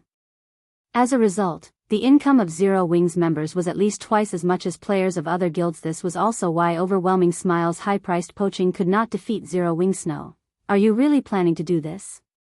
The Flame Witch, Zhao Yueru, asked worriedly. This isn't what I want either. However, I have to take this risk. Otherwise, you, too, know how things will end, Gentle Snow said, frowning as she quietly read the report she had just received. But Zhao Yueru wanted to persuade her friend but soon shut her mouth, holding back her protests. She knew that, no matter what happened, there would be a battle in the end. Only, this final battle had arrived too early, catching them unprepared. Snow, you've read the latest report. With our strength, we are no match for them. Rest assured, I would not take such a risk if I were not certain. Gentle Snow smiled faintly as she recalled Yi Feng's figure. Zhao Yueru was surprised by Gentle Snow's expression. Facing such a desperate situation, she never thought Gentle Snow could still smile with such confidence. Meanwhile, back on Sword Peak Mountain, after spending most of the day searching, Shifeng finally discovered a pool on the mountainside. This place is somewhat suspicious. Slowly, Shifeng walked towards the pool of water. Dipping his hand into the pool, Shifeng immediately realized that ice had formed over his hand, freezing it solid. The water inside this pool was icy.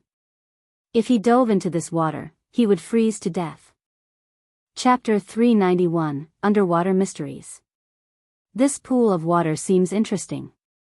Not only is the water so cold, but it is also light as air, weightless. Moreover, even with 60 points in ice resistance, it still freezes my hand, Shifeng muttered, shocked as he examined his frozen hand. Just what is this water? With 60 points in ice resistance, players could withstand most cold environments in God's domain. However, Shifeng's resistance was useless against this water. It was astounding. Following which, Shifeng took Doran's key from his bag, hoping the key would trigger some sort of reaction. However, despite making a full circle around the pool while holding the key, nothing happened. He did not discover any kind of lock either. Is it inside the pool? Shifeng was fairly confident that was the case. According to the statistics collected on God's domain in the past, most chance encounters and treasures were normally found in treacherous lands. Only a few treasures and encounters occupied safe areas, and these normally required players to possess sufficient status or luck. As for the so-called treacherous lands, players also knew them as forbidden lands.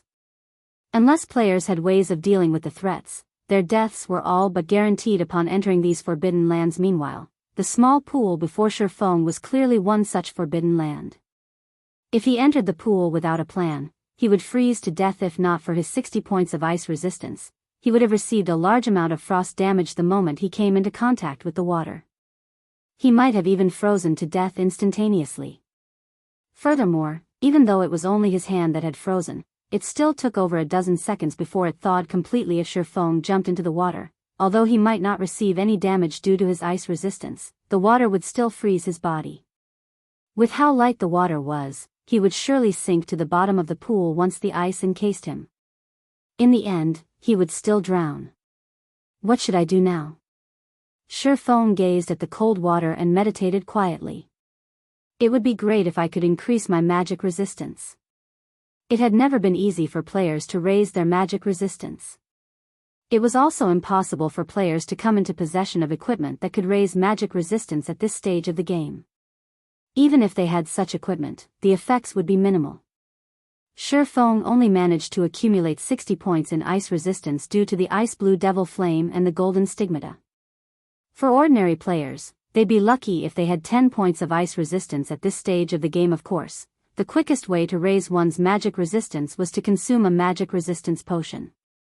Even a basic magic resistance potion could raise one's magic resistance significantly.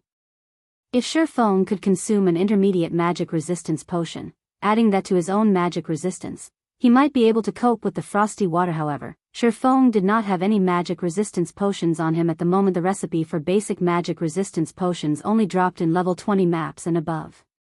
Meanwhile, the recipe for intermediate magic resistance potions only dropped in level 40 maps and above. Obviously, Shifeng could not obtain any of these recipes right now, not to mention the recipe for the specialized ice resistance potion. However, if he could not enter the pool, how was he supposed to obtain the remaining 30% completion rate?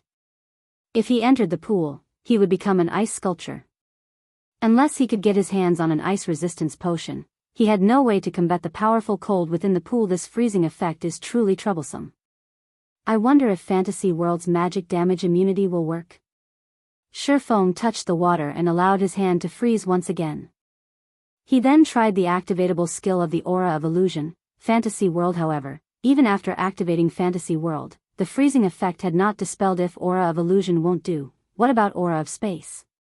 Unwilling to give up, Shifeng waited for another minute before switching to the Aura of Space and submerging his hand into the pool water once again. This time, a miracle actually happened. Although Shifeng could still feel an unbearable, biting cold, his hand did not turn into a solid block of ice as expected. Heaven will always leave a door open. As long as he dealt with the pool's effect, which bound his movements, he would have an easier time dealing with the water. So what if he had to endure a little cold? Shifeng was confident that he could tolerate it, following which, Shifeng activated Phantom Kill and had his doppelganger remain by the poolside as insurance. Within 40 seconds, if his life were threatened, he could immediately swap positions with his doppelganger. Shifeng then dove into the pool, creating a loud splash. As the water was extremely light, Shifeng managed to sink quickly with little effort. Moreover, the deeper he sunk, the darker it became. Soon, darkness devoured Shifeng's surroundings. It was as if he had fallen into a bottomless pit. Currently, Shifeng felt as if he had suddenly been thrown into the Arctic North, naked. The slightest movement stung painfully inside this chilling water. If any normal person were in his place, they would have definitely screamed in pain. However, from beginning to end, Shifeng only gritted his teeth and remained silent. As Shifeng sunk deeper into the pool, the stinging sensation became more intense. At this moment, even someone with a strong will, such as Shifeng, could no longer cope with the pain. His complexion had paled, and his eyes were bloodshot. The pain was so unbearable that he could not even scream if he wanted to. Why haven't I reached the bottom yet? Shifeng's anxiety grew as he looked at the time. 10 seconds had passed since he jumped into the water. Although he had not received any actual damage thus far, the pain took a huge toll on his mental strength. He had greatly underestimated this water. He did not think that the water below would become so cold. Shifeng was already approaching his limit. After spending 10 seconds in this pool, he was also surrounded by darkness, so he could not see anything below or around him. Struggling, Shifeng activated Ice Blue Devil Flame. Even while underwater, the Ice Blue Devil Flame burned brilliantly as it wrapped around Shifeng's body, causing the temperature of the surrounding water to rise rapidly. The light from the flames also illuminated Shifeng's surroundings. Shifeng breathed a sigh of relief at the effects of the Ice Blue Devil Flame. The rise in temperature allowed him to recover from the cold and pain, and the chill was just barely tolerable. As Shifeng observed his surroundings, he suddenly discovered that the pool of water was much larger than he had imagined. Previously, he could not see anything due to the darkness. Now that he had the Ice Blue Devil Flame, he could see everything clearly. How was this a pool? There was actually a courtyard beneath him. Hence, Shifeng started swimming downward, hastening his descent. The courtyard at the bottom of the pool looked ancient. Its architectural style was completely different from the buildings he had seen in the current god's domain. It looked like the Elysium spoken of in legends. It was fascinating. Although this place was very beautiful, Shifeng could sense great danger. Moreover, whether it was in this life or his previous life, this was the strongest sense of danger he had ever felt. System, you have discovered the eternal courtyard. That should be the place. Shifeng swam towards the spiral building with a shut gate that he had seen from the courtyard. Even the stargazing tower paled in comparison to this beautiful and mystical place. If not for the danger Shifeng felt, he would have stopped and admired the scenery. The tightly shut gate was made of gold, and many drawings had been engraved on it. These drawings seemed related to the destruction of the ancient gods. Shifeng had even discovered the image of an ancient god that he knew of. The Twilight Goddess. Some sort of power protected the Golden Gate, and it was impossible to destroy it with external forces.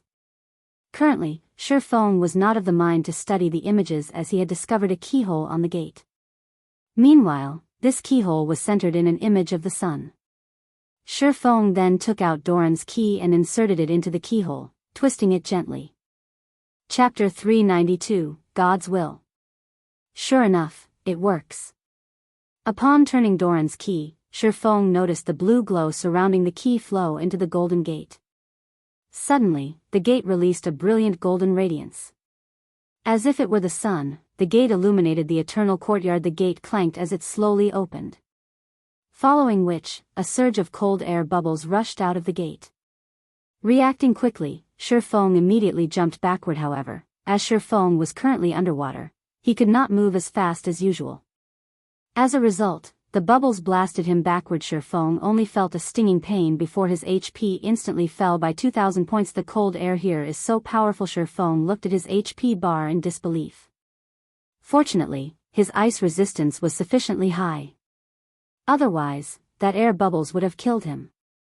Shifeng then took out an intermediate recovery potion from his bag and drank it, recovering some of his lost HP. Despite having 60 points in ice resistance, he had still lost 2,000 HP instantly. How cold was it beyond this gate? Fortunately, after the gate finally opened, the cold air scattered, and the spiraling tower was no longer as cold as before. After Shifeng entered the temple, he was immediately greeted by a large hall containing golden statues of various ancient gods. Among the many statues, there was one particularly eye-catching statue that depicted a valiant man raising up his sword. That man stood in the very center of the hall, and high-grade swords littered the area around him. A simple glance told Shifeng that there were over 1,000 swords stabbed into the ground. Meanwhile, every sword seemed like it was submitting to the monster. Shifeng could even faintly feel the abyssal blade in his hand grow restless, as if it, too, wanted to go forth and submit to that monster. Shifeng was astounded that man in the center of the hall was simply a statue. Yet, the abyssal blade that Shifeng feared even showed signs of submission to him. Just how powerful had he been when he was alive? Meanwhile, a dark blue crystal ball sat below the statue.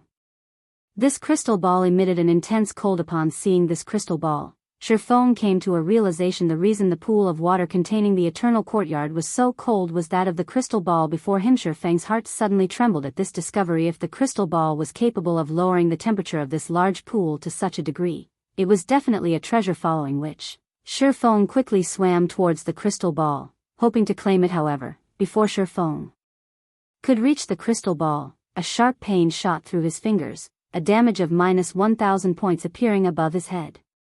Shifeng had no choice but to back off. Shifeng silently lamented as he gazed at the dark blue crystal ball. Despite such a powerful treasure sitting right before him, he could not take it as his own. Just as Shifeng was about to move on and look for other treasures, a system notification rang out. System: the will of an ancient god drifts around this eternal hall. Are you willing to surrender to this will? Before Shifeng could react, majestic voices suddenly assaulted his mind. Submit to me. I can give you unparalleled strength and make you the most powerful man in this world. Even gods will tremble before your might. Submit to me. I can give you eternal life and make you into the eternal master of this world. Listening to the tempting voices in his mind, Shifeng was suddenly dazed and decided to submit to this will. However, just as Shifeng was about to reply, memories from the past suddenly surfaced in Shifeng's mind. In the past, because he chose not to submit to world dominators, Shadow had forced him out of God's domain. Even so, he still refused to submit and had planned to start all over again in this life. When he faced Martial Union, Dark Star, and Underworld, as long as he bowed down, he could live a better life. Yet, he still refused. He would no longer allow others to dictate his life. Becoming someone's puppet, how could he possibly give in now? Just as Shifeng was about to refuse, the majestic voice spoke once again. Don't you wish to become the master of this world? If you submit, I will give you anything and everything you want. Since it is the case, I only want the ability to say no.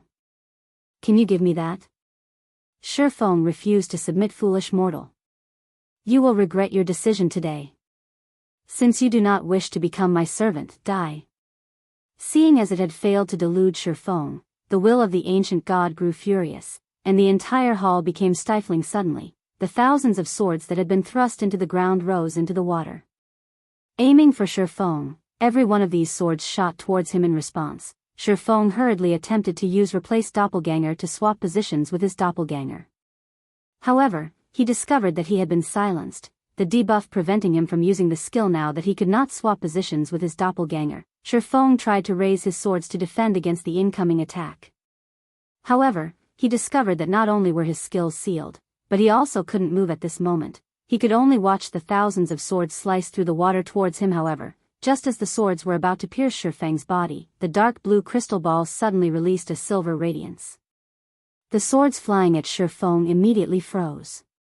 At this moment, it looked as if time had come to a halt. A second later, the thousands of swords shattered like glass, the metal shards drifting to the floor, after which, a loud bang echoed throughout the space of the hall. Black cracks began to appear around the hall, and soon, the space inside the hall shattered as well. Along with the shattering of space, the stifling pressure Shifeng felt before also vanished, his body regaining its freedom. Damn! You actually dare spoil my business. Although this heaven-blessed individual has rejected me, I can still look for others. You cannot stop me forever. Meanwhile, this despicable heaven-blessed individual will die here. The will of the ancient god's rage grew, and even the hall trembled.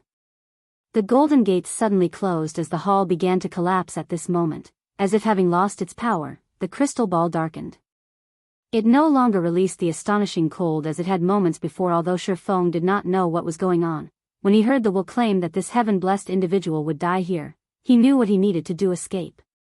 Shifeng immediately grabbed the dark blue crystal ball and placed it into his bag before activating Replace Doppelganger in the blink of an eye. Shifeng appeared outside the pool. The doppelganger had only been 1 second away from disappearing when Shifeng activated Replace Doppelganger.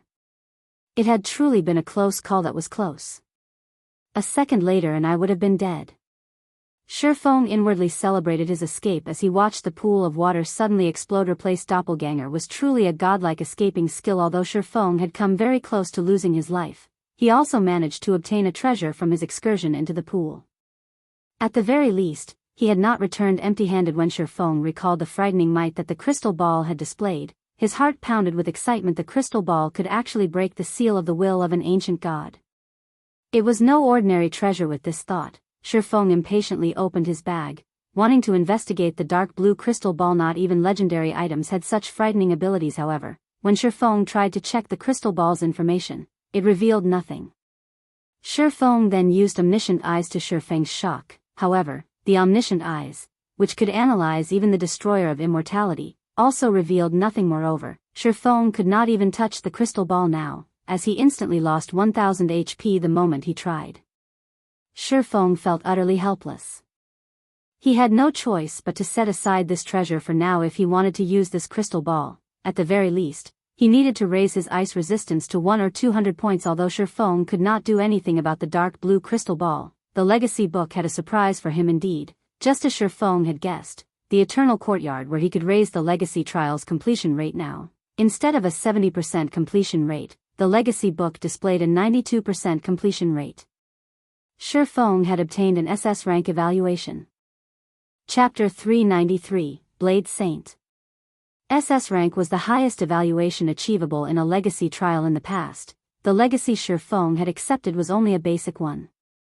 Even so, Shifeng had spent a lot of time and effort to achieve an A rank evaluation and obtain 7 legacy skill points. Now he that had an SS rank evaluation, he could obtain between 20 and 36 legacy skill points. The thought of so many legacy skill points alone was enough to excite Shifeng. Although Shifeng had not achieved 100% completion rate, he was very satisfied with this result. Now that he thought about it, the condition to achieve a 100% completion rate might have been submission to the gods' will. Since he chose not to submit, this was probably the highest completion rate he could achieve. System completion rate 92%. Do you wish to open the Book of Legacies and accept the legacy contained within? Without hesitation, Shifeng clicked Accept. The legacy book suddenly released a golden flash. The book then flipped open, and a purple ray of light shot out of the book and pierced Shifeng's forehead. The moment the purple light touched him, Shifeng felt his mind clear as if no secret in the world could hide from him. As the legacy book faded out of existence, Shifeng's body began to emit a faint and flickering purple glow. After the flickering continued for a few more seconds, the purple glow subsided, and Shifeng returned to normal. After successfully receiving the legacy, Shifeng felt his entire body brim with power. His mind was clear and unburdened as well. Right now, Shifeng was confident that he could face a Tier 1 Magic Knight without necessarily suffering defeat. Of course, that was if the Magic Knight did not possess so much HP. System, congratulations on obtaining one of the 10 Great Saint Legacies. Rewarding 20 free Mastery Points. System, congratulations on becoming a Tier 1 Blade Saint. Rewarding Blade Saint title. Blade Saint. All attributes plus 20. All resistances plus 15. Attack power increased by 15%. Attack speed increased by 20%. All attributes increased by 30%. Although Shifeng was still level 22, his strength had undergone an earth-shattering transformation. His base attack power alone exceeded 1,200 points, and his HP had reached 4,650 points. His HP even surpassed Tier 1 MTs now. Moreover, after being promoted to a Tier 1 class, players could receive 8 free attribute points with each level up, whereas Tier 0 classes would only receive 4 free attribute points. Shifeng also had the Abyssal Blade, which provided him with 2 additional free attribute points every time he leveled. The Golden Stigmata also increased all of his basic attributes by 5 points and gave him 10 free attribute points with every increase in 5 levels. In other words, where other Tier 1 players would receive a total of 40 attribute points with each level up, Shifeng would receive a total of 85 points. Ordinary players could not compete with Shifeng. In addition, after completing his class change, Shifeng also gained 2 basic skills and 1 passive skill. Sword Dominator, passive skill. Can freely swap out sword-type weapons in both combat and non-combat states. Blade Dance, action type. Requires, sword.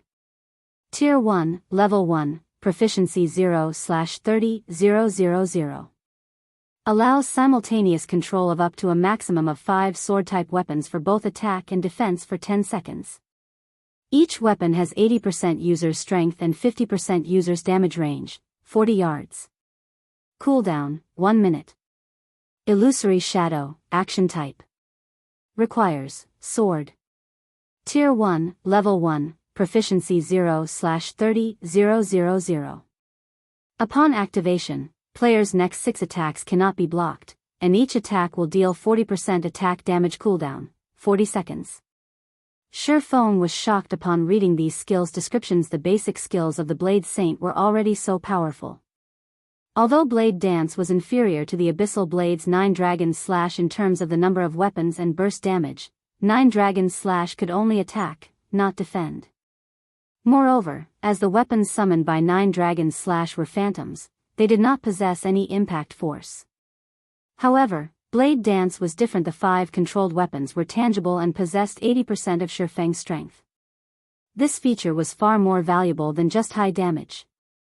Through the consecutive attacks of the 5 swords, Shifeng could break his opponent's balance and create a gap in his opponent's defense. If Shifeng could not defend against an attack by himself, he could also use the 5 swords to boost his defense. Meanwhile, Illusory Shadow was even more amazing. It was perfect for PvP and PvP2 battles in God's domain. When both sides were equally strong, the opponent would usually block over 90% of the attacks. However, if one side possessed an unblockable skill, it would upset the balance.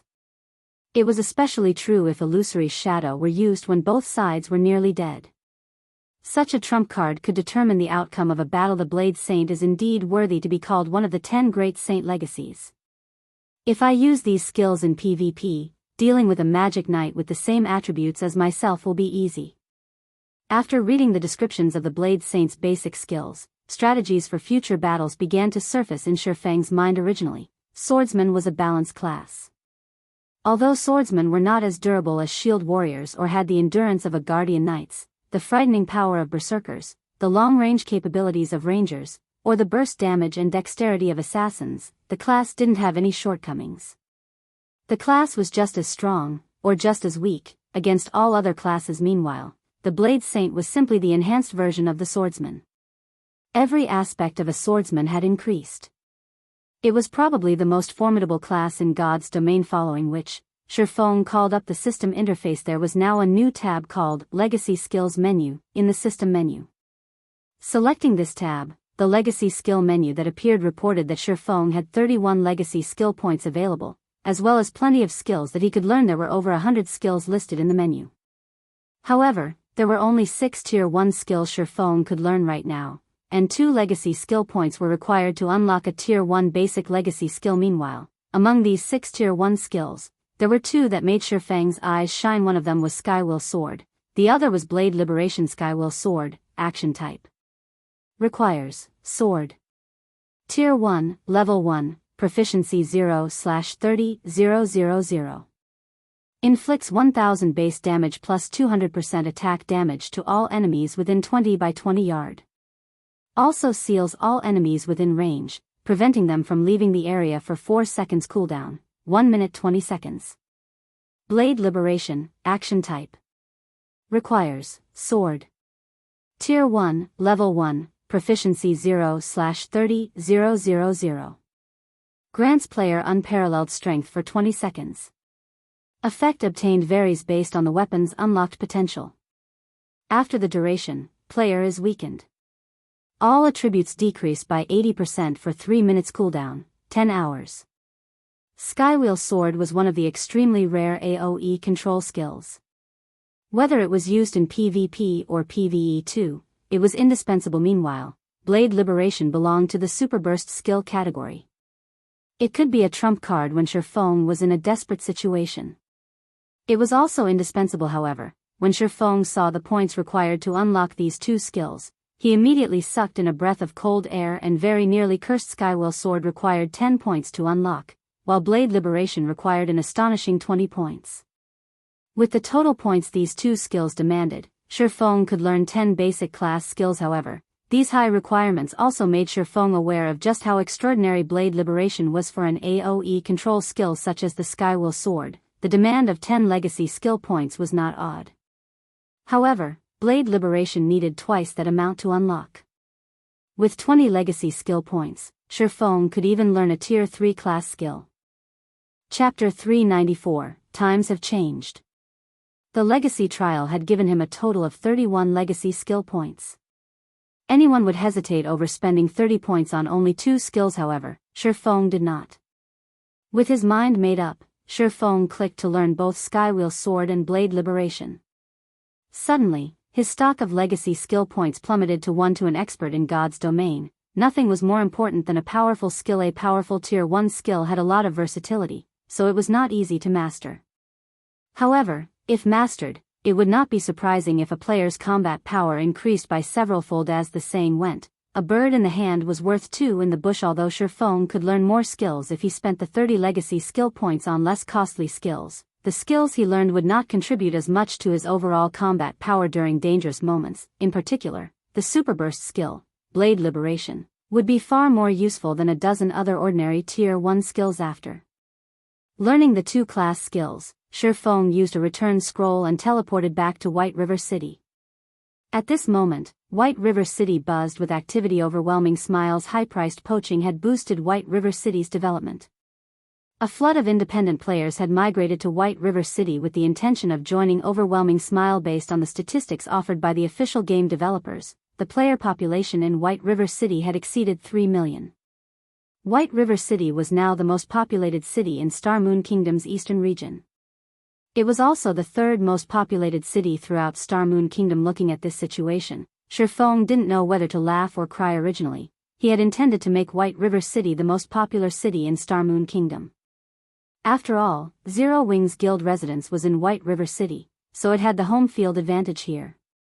However, he never thought an enemy like Overwhelming Smile would actually help him achieve that plan. Fate truly knew how to toy with people. If Feng Xianyang, the mastermind behind this situation, knew Shifeng's thoughts right now, he would most likely pop a vein or 2 out of anger. However, Shifeng also could not help but admit that Feng Xianyang's plan of desperately throwing money away was very effective.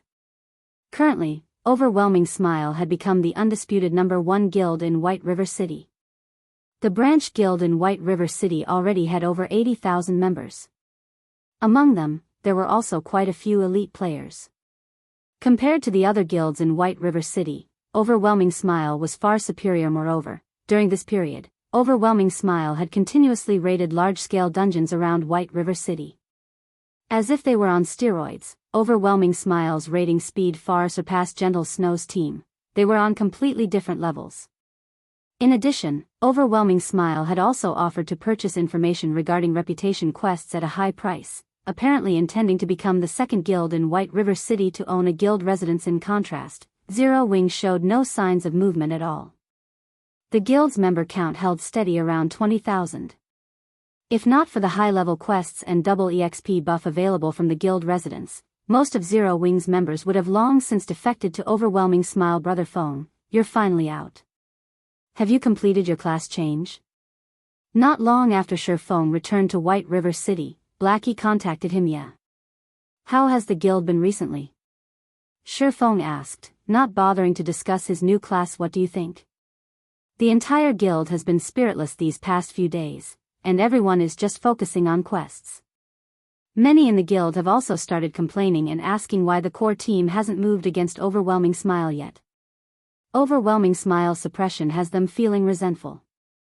Moreover, those Overwhelming Smile bastards have also started ridiculing Zero Wing publicly, claiming that we're all bark and no bite, Blackie said, feeling slightly indignant. Brother Feng, since you've returned, Why don't we start raiding a level 20 large-scale dungeon and show those punks from Overwhelming Smile Zero Wing strength? Currently, the level 20 dungeons in White River City were only 10 and 20-man team dungeons. However, in the 50-man large-scale team dungeon, Sarek Dungeon, Overwhelming Smile had not managed to even meet the first boss of normal mode before suffering a team wipe. Meanwhile, if Zero Wing could obtain the first clear of Sarek Castle, it would rain on Overwhelming Smile's parade. Not only would it extinguish their arrogance, but it would also increase Zero Wing's reputation. As for whether or not they could actually raid Sarek Castle, Blackie didn't doubt their success. Others might not realize how strong Zero Wing's core team was, but Blackie was well aware. Moreover, with Shifeng around, it would be a simple task to clear the level 20 large-scale team dungeon. Sarek Castle. How many people in the guild have completed their class change? Shifeng agreed with Blackie's plan, but Sarek Castle was not easy to dominate. There are 39 members who have completed their class change. Among them, Sister Aqua was the first to obtain her Tier 1 class, while Sister Fire Dance was second, Blackie said, a hint of fear surfacing in his eyes as he said, class change. He had never expected that the class change quest would be so difficult. If not for the fact that he possessed the epic ranked staff, Mavis's Guard, he might not have completed the quest. Fortunately, he passed his class change and obtained an A rank evaluation. While he waited for Shifeng's return, he had familiarized himself with the combat style of a Tier 1 class. Precisely because the class change quest was not simple, many core members of Zero Wing had failed it. As these members had to wait a few days before they could challenge the quest again. Moreover, as everyone had been busy with their respective class change quests, the levels of Zero Wing's core members had fallen behind. Now, Zero Wing no longer occupied all of the top 100 spots on the White River City ranking list. Others had even claimed a few of the top 10 ranks. This had been a huge blow to Zero Wing's morale and reputation. 39? Not bad. Once we have more than 50, I guess we can make a trip to Sarek Castle, Shifeng said with a faint smile. In truth, he was somewhat surprised by Blackie's report. In the past, even when most players were around level 24 to 25, most guilds in White River City had not had more than 20 Tier 1 players. Currently, the average player in White River City was only around 18 to 19. Yet, Zero Wing already possessed 39 Tier 1 players. Although part of this reason was that Shifeng had leaked some information about the strategy to challenge a few basic class changes, the number of players that had succeeded was still astonishing. The difference in combat power between Tier 1 players and Tier 0 players was like the difference between heaven and earth. It was not something that could be measured by levels. Regarding the White River City ranking list, ever since Zero Wing's guild residence had been established, Shifeng no longer troubled himself with it. After all, the future was the era of high-tiered players, not high-leveled players. Brother Feng, do you really mean it? Blackie suddenly grew excited.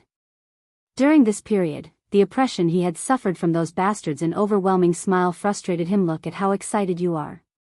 Of course, I mean it. However, I still have something I need to attend to right now. For now, have everyone familiarized themselves with the combat style of their Tier 1 classes, Shifeng said, chuckling. Although everyone had already evolved to a Tier 1 class, the freedom a Tier 1 class possessed had also become much higher. If players could not properly adapt and display their strength, their combat power would not improve much. Okay. Leave it to me. I'll let everyone know. Blackie said excitedly before disconnecting the call. He then proceeded to contact those who had already changed classes. Meanwhile, Shifeng took a look at the time, noticing that he still had quite some time before his appointment with Gentle Snow. He then retrieved Celiura's communication crystal from his bag. The Grandmaster Forger had given him this item herself, and it allowed him to contact Celiura at any time. Previously, Shifeng had helped Celiura become a Grandmaster Forger, resulting in Celiura's favorability towards him to increase greatly.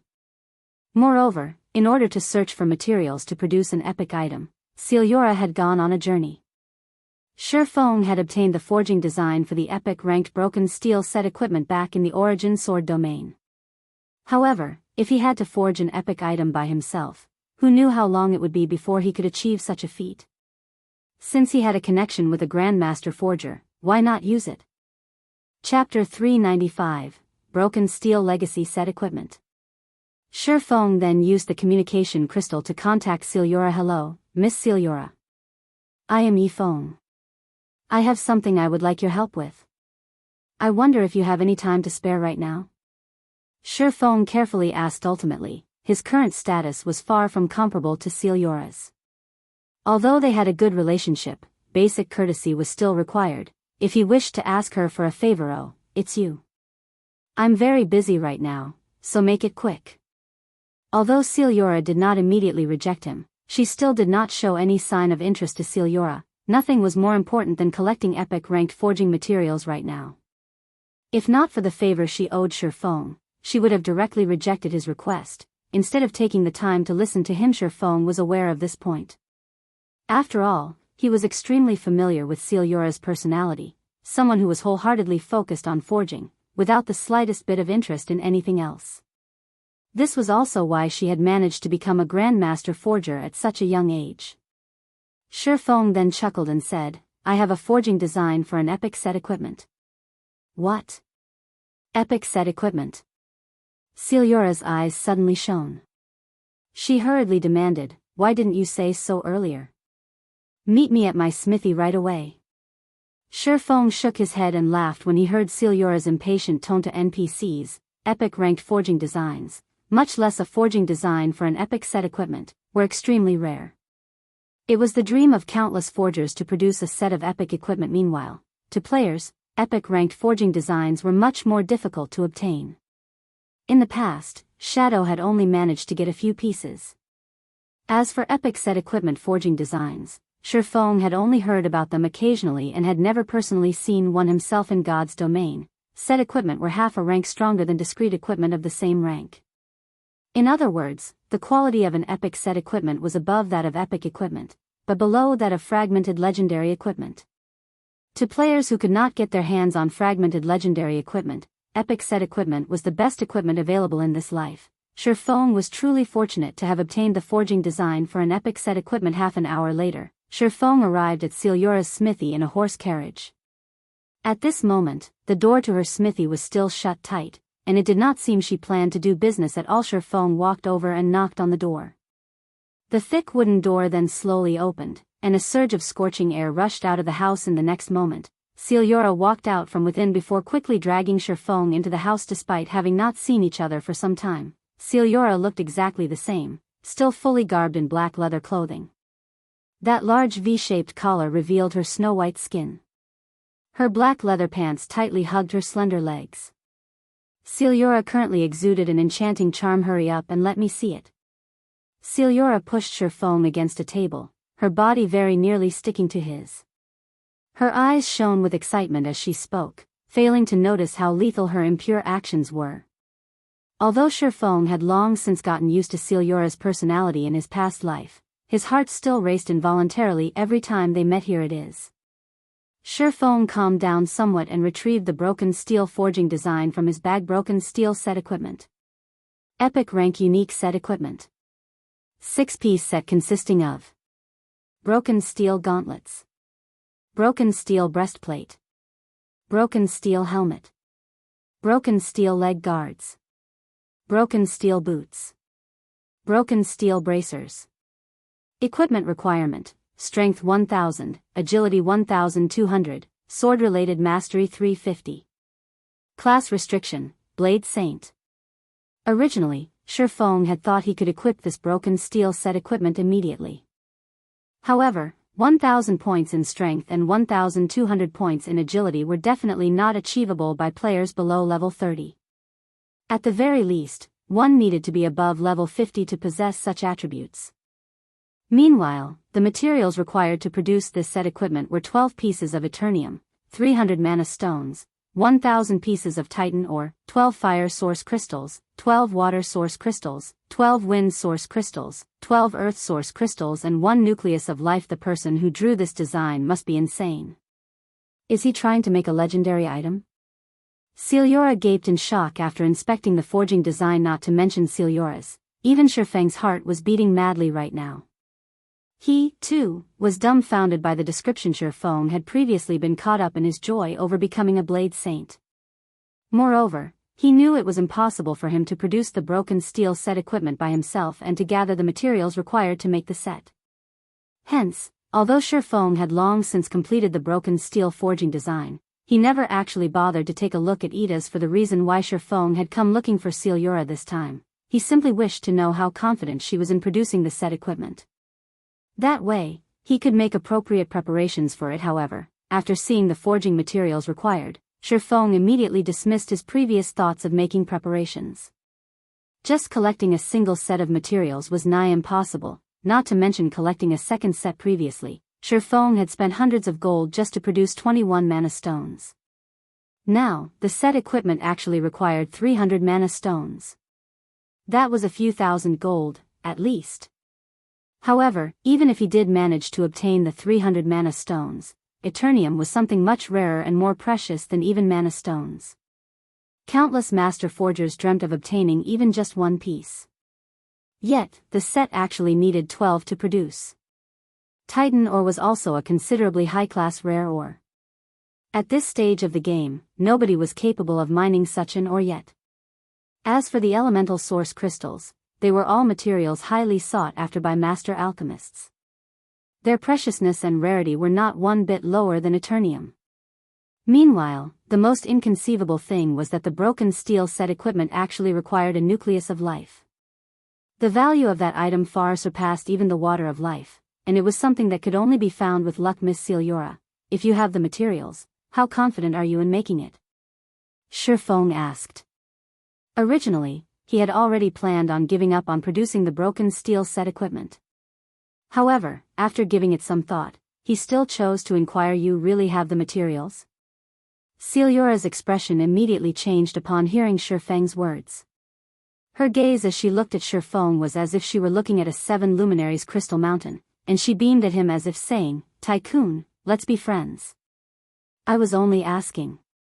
Shifeng smiled bitterly, shaking his head. Even if he sold everything in his possession right now, including himself, he still wouldn't be able to gather all the required materials, around 20%. "If you give me more time to practice, I can raise it to 30%. Celiora rolled her eyes at Shifeng, feeling slightly disappointed. However, her interest in producing the broken steel set equipment still burned brightly. 30%? Shifeng had also made his own estimations before. It would be extremely fortunate if Celiora could have a 20% success rate. Most likely, only a few NPC Grandmaster Forgers could actually achieve a 30% success rate. As for players, even if Shifeng waited until someone became a Grandmaster Forger, these players would have around a 10% success rate, at most. "I'll have to trouble Miss Celiora, then. I will try my best to collect the materials required. Since you have entrusted this task to me, I will continuously research this forging design, while you gather the materials. As for the cost of making it, I won't charge you anything if it is unsuccessful," Celiora said happily. In God's domain, one needed to pay an exorbitant labor fee when commissioning a forger, be they players or NPCs, of master rank and above to produce an item, regardless of the final result. Now, however, Celiora offered not to charge him should she fail. It could be seen just how happy Celiora was right now. System. Celiora's favorability towards you has increased by 100 currently. Shifeng was in no hurry to produce the broken steel set equipment. After all, even if it was produced, he did not possess the attributes needed to equip it. In order to do so, he needed to be above level 50 at the very least.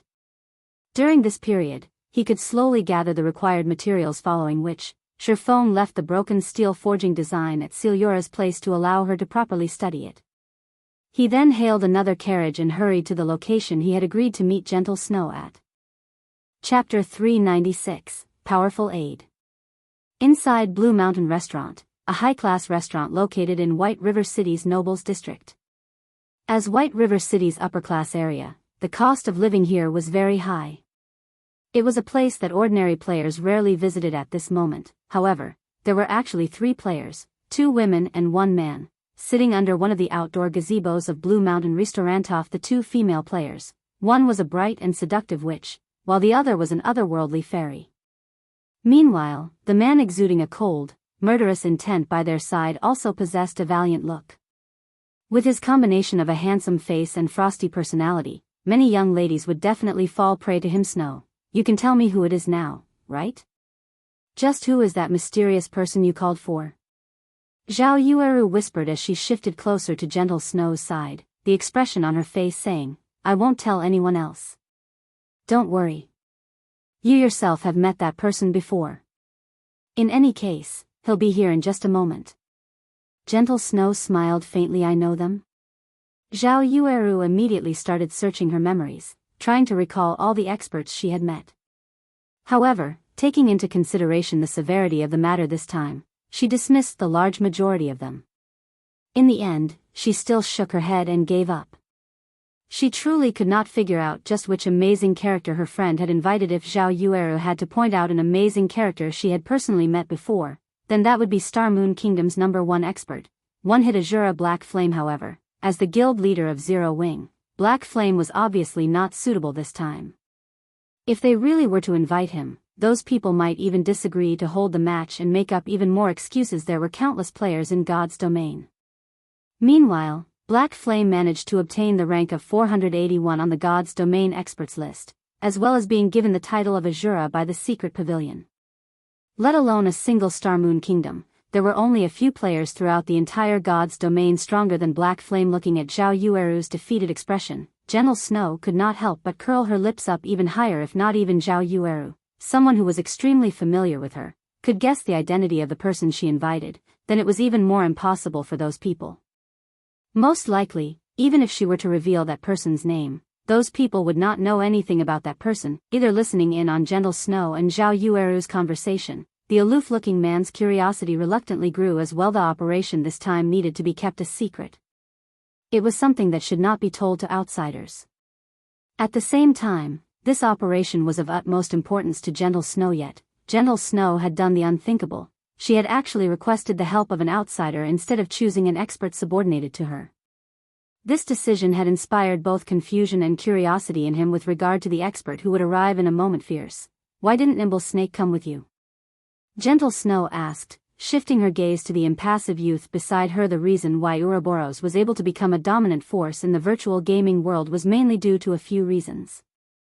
Other than its founding members, guild leader, branch leaders, and elders, it also had the 32 advocators and the 12 apostles. The last two groups of players were carefully chosen from the large number of experts within the god-slaying army, and they could be said to be the strongest combat power of Ouroboros. This was especially true for the 12 apostles. Each and every one of them possessed strength that not even Gentle Snow herself could casually dismiss. Meanwhile, the cold youth before her was one of the 12 apostles. Fierce Snake, the nimble snake she mentioned, was also one of the 12 apostles. However, Nimble's strength was still a cut above Fierce. Among the 12 apostles, Nimble was also ranked close to the top, and he was one of the key figures for the operation this time around. Nimble said he had something to take care of, so he might come a little later. However, he is always punctual, so you can rest assured, Big Sis Snow. Not to mention, the operation this time is of such importance. Fierce Snake assured. Gentle Snow nodded in reply. Gentle Snow had nurtured quite a few confidants in Ouroboros. Apart from the apostles, she had also nurtured a few among the advocators. However, the operation to be carried out later required someone with top-notch combat power. Although the advocators were also very strong, they were still not comparable to the apostles. She could not afford to be careless in the operation this time. If she failed, the results would be irreversible, hence why she had called for Fierce Snake and Nimble Snake. In addition, out of worry that her plan might fail due to unforeseen circumstances, she had even invited Yifeng. After Gentle Snow's group of 3 chatted for a while, a man wearing a black cloak came walking over. Zhao Yueru, who had originally been idle and bored, immediately widened her eyes in shock upon seeing who was approaching. Unable to help herself, she said, "Snow, don't tell me he's the person you invited?" "Of course. Who else do you think I would invite?" Gentle Snow chuckled lightly as she stood up to welcome that ordinary-looking man. Meanwhile, the identity of this ordinary-looking man was none other than Shifeng. Zhao Yueru possessed a certain understanding of Yifeng's strength. Although she felt a little hatred for the man, she could not help but admit that Yifeng was indeed very strong. If it were any other person, they would definitely be fooled by that ordinary appearance and aura of his. In fact, she, too, had suffered under a similar misconception.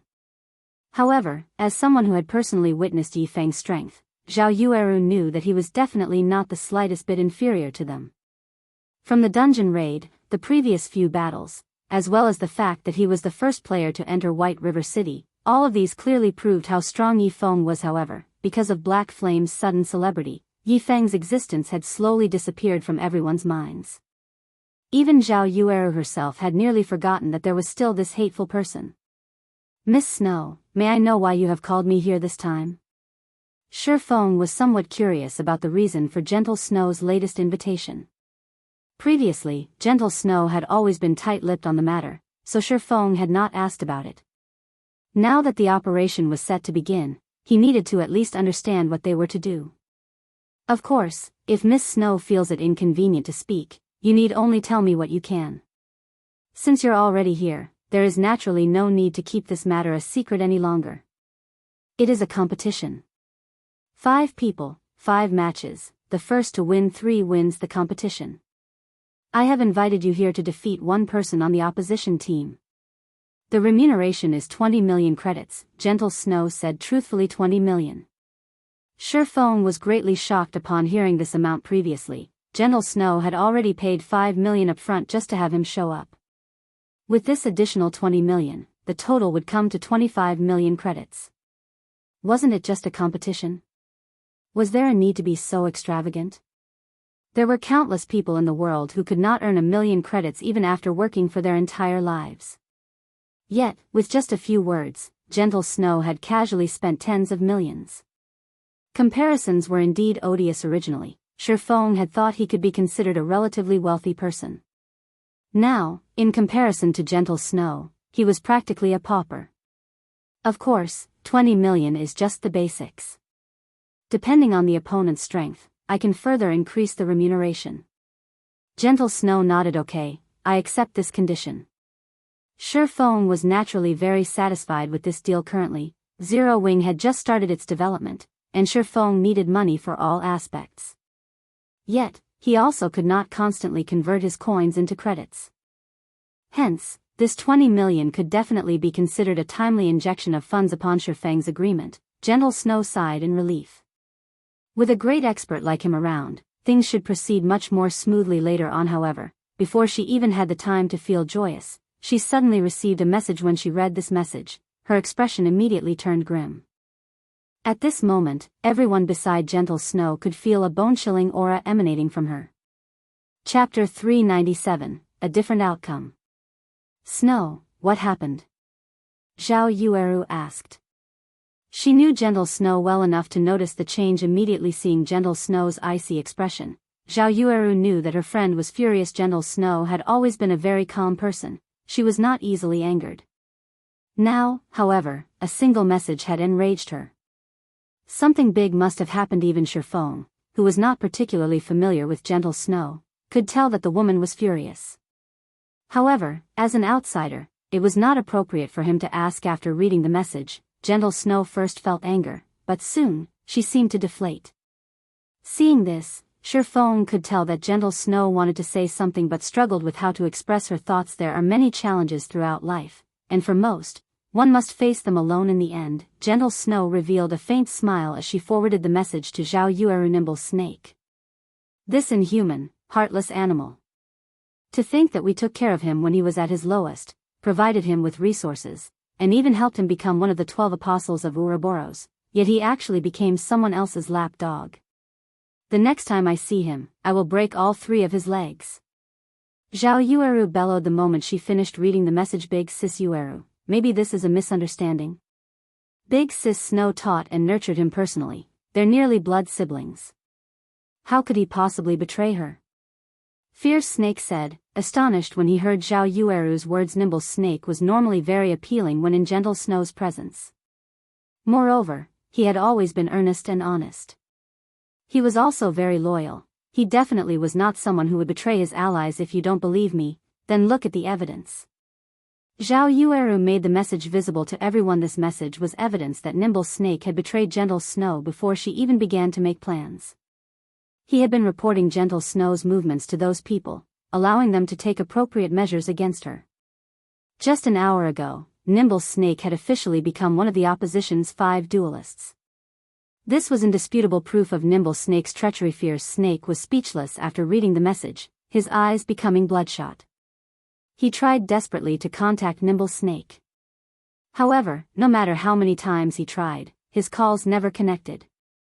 Right now, Fierce Snake wanted to hunt down Nimble Snake and question him. However, this revelation hurt Gentle Snow the most. She had treated Nimble Snake like her own younger brother. Yet, in her hour of need, that brother slid his blade between her shoulders, stabbing her in the back. For the 5 matches, based on Gentle Snow's understanding of the opposition's strength, Nimble Snake, Yifeng, and herself had the highest chances of victory among her team. As for Zhao Yueru and Fierce Snake, they didn't even have half a chance. Now that Nimble Snake had defected to their enemy, her side had become the underdog. Snow, don't worry. Even if Nimble Snake has become a turncoat, we still have the advocators, Zhao Yueru hurriedly consoled her friend. Their strength has risen significantly recently, and they're not completely without a chance of victory. I'll contact them and have them meet us. However, Gentle Snow simply waved off Zhao Yueru's suggestion. Since Nimble Snake had betrayed her, other than Yifeng, her opponent most likely knew all about her other options. Even if she called for the advocators under her wing, they probably would not heed her summons at all. As the situation had already devolved to this point, she could only look for a random person to fill the empty spot on her team and leave everything else to luck. Fortunately, she had yet to reach a dead end. If Zhao Yueru or Fierce Snake won their matches, they still might come out on top at this moment. Gentle Snow was relieved that she had not revealed the matter regarding Yifeng.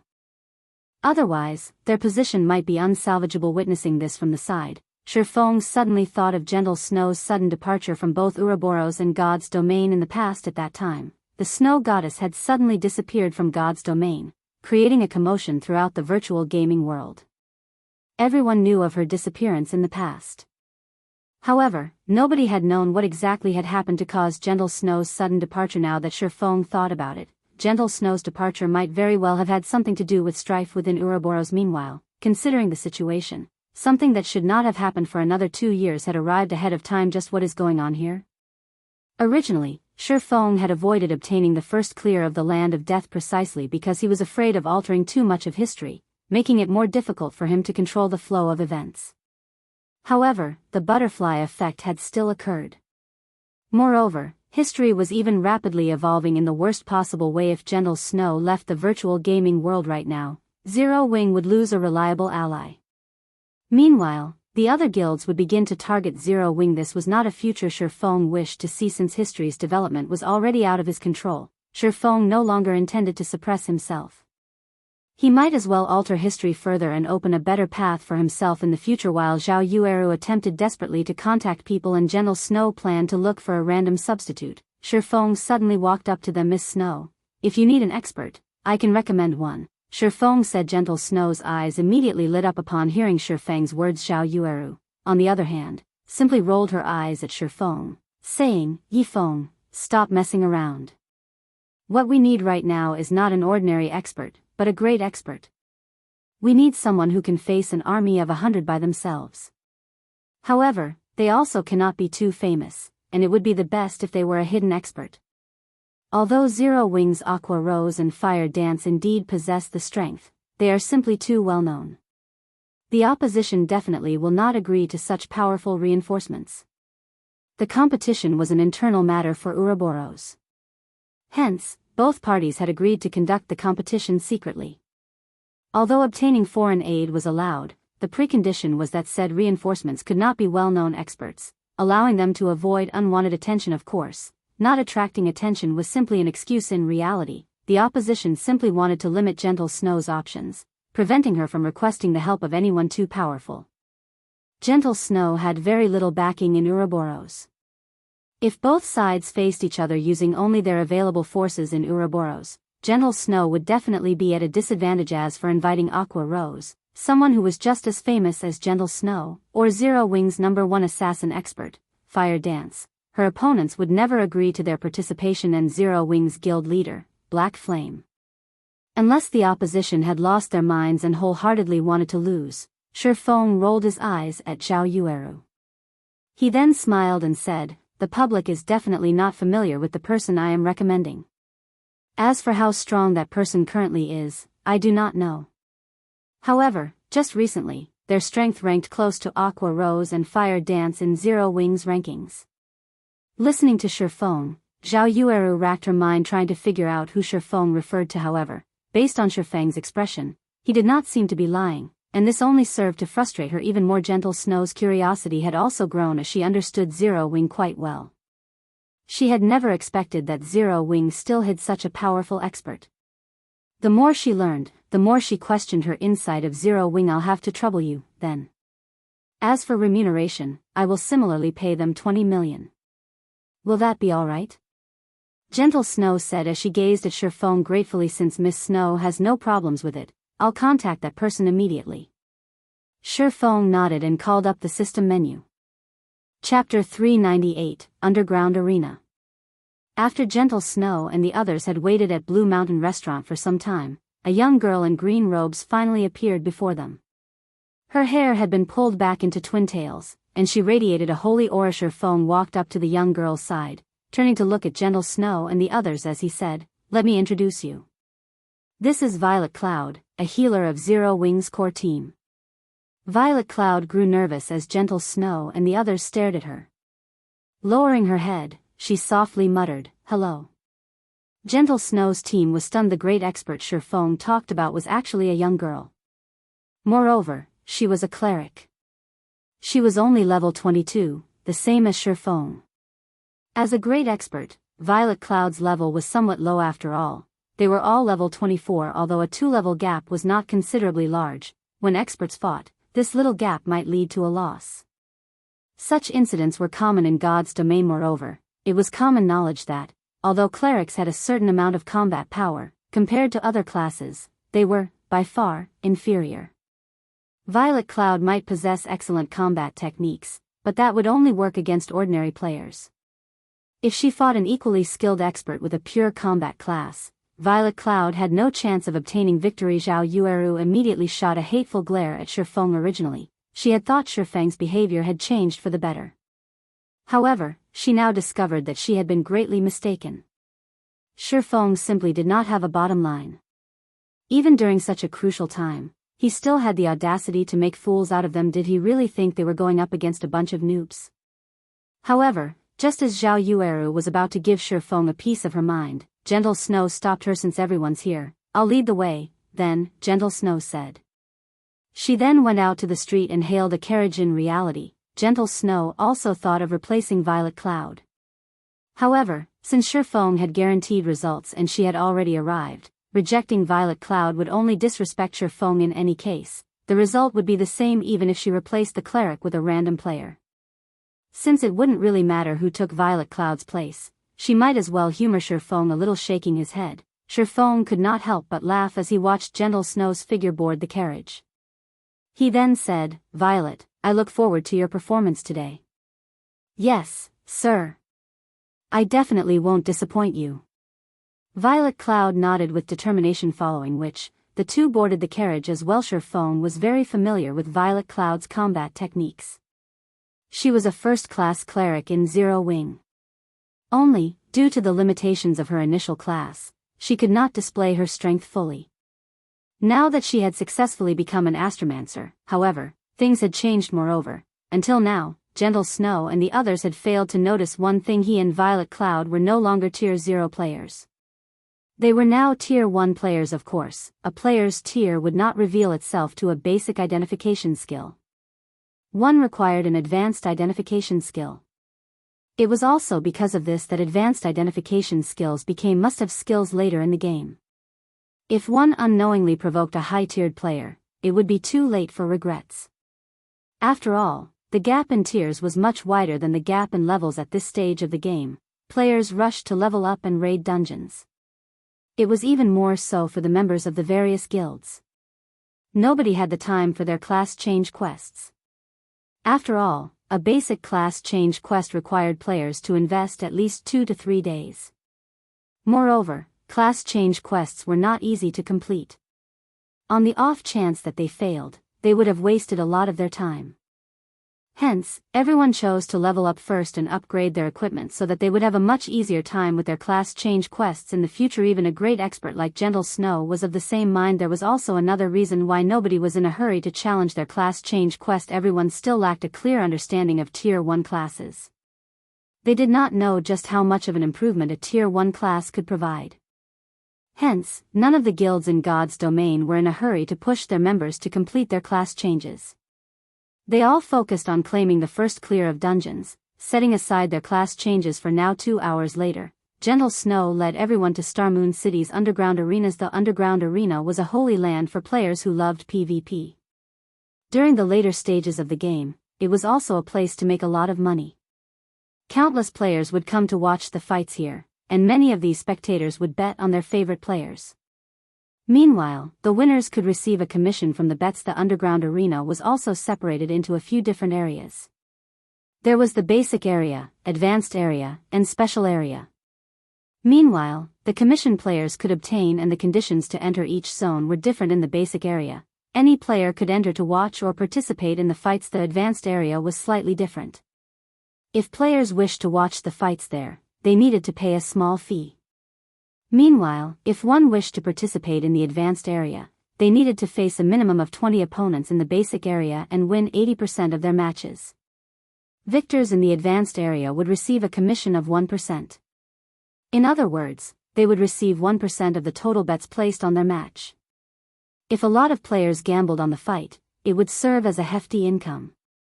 Lastly, the victor would also receive 10% of the entrance fees. The special area had an even higher entry requirement. First, the entrance fees were much higher for the special area. As for players who wished to join the fights, they needed to have a minimum of 20 matches in the basic area under their belts and have won 90% of their battles. However, there was another option for players to become participants in the special area, the system's test. The system had to determine a player was an expert before they could fight in the special area. Meanwhile, victors would receive a 3% commission in addition to 30% of the entrance fees. In the basic area, advanced area, and special area, there was one more difference between them: the size of the arenas.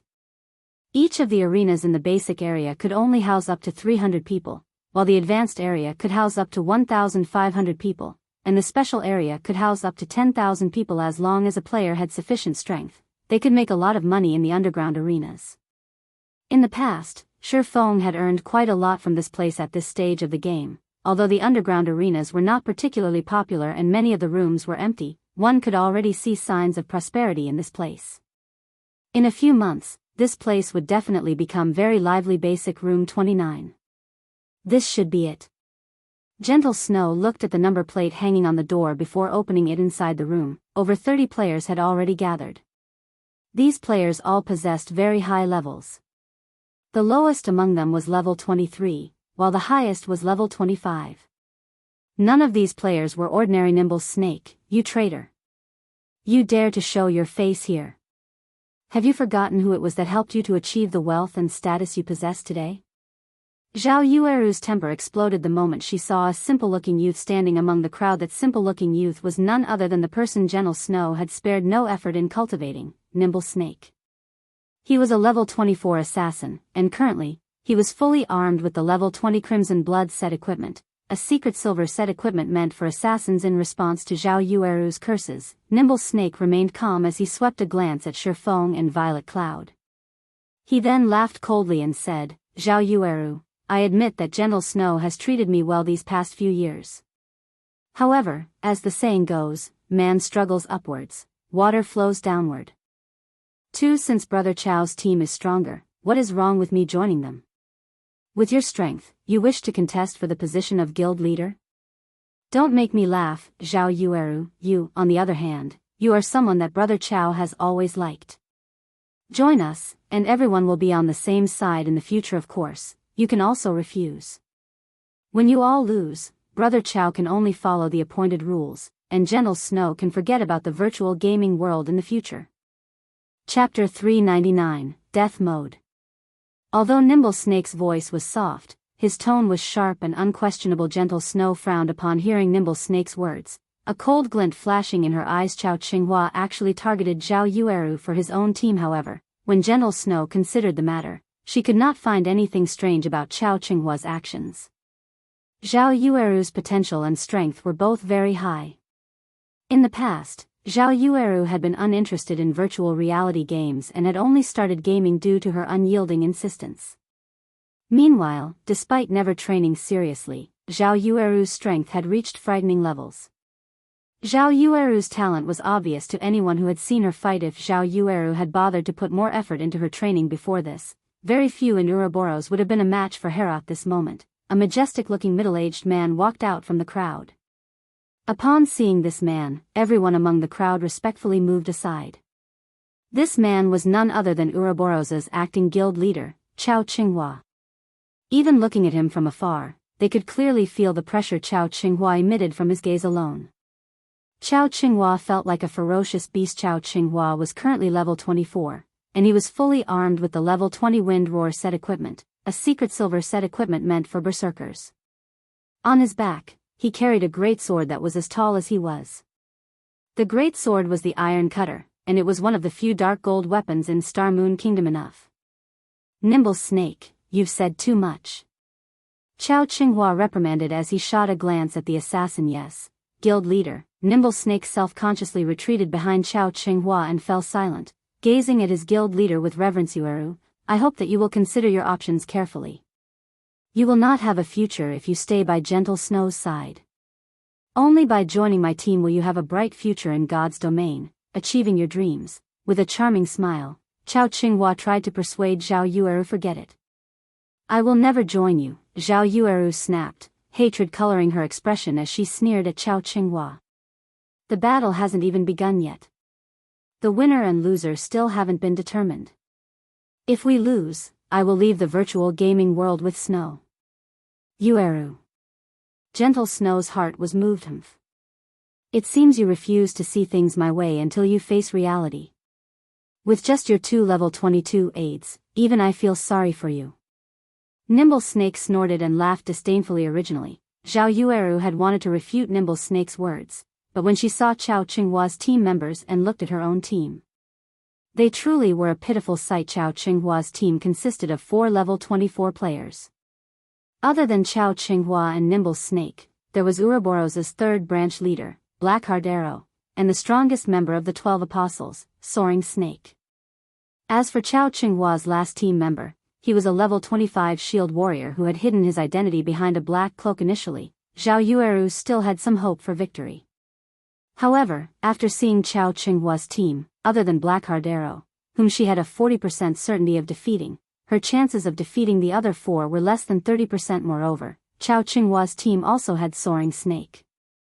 Even Gentle Snow only possessed slightly more than a 50% chance of victory against him. Since everyone has arrived, this competition will be overseen by us elders. There are a total of 5 matches in this competition. The first to claim 3 victories will win.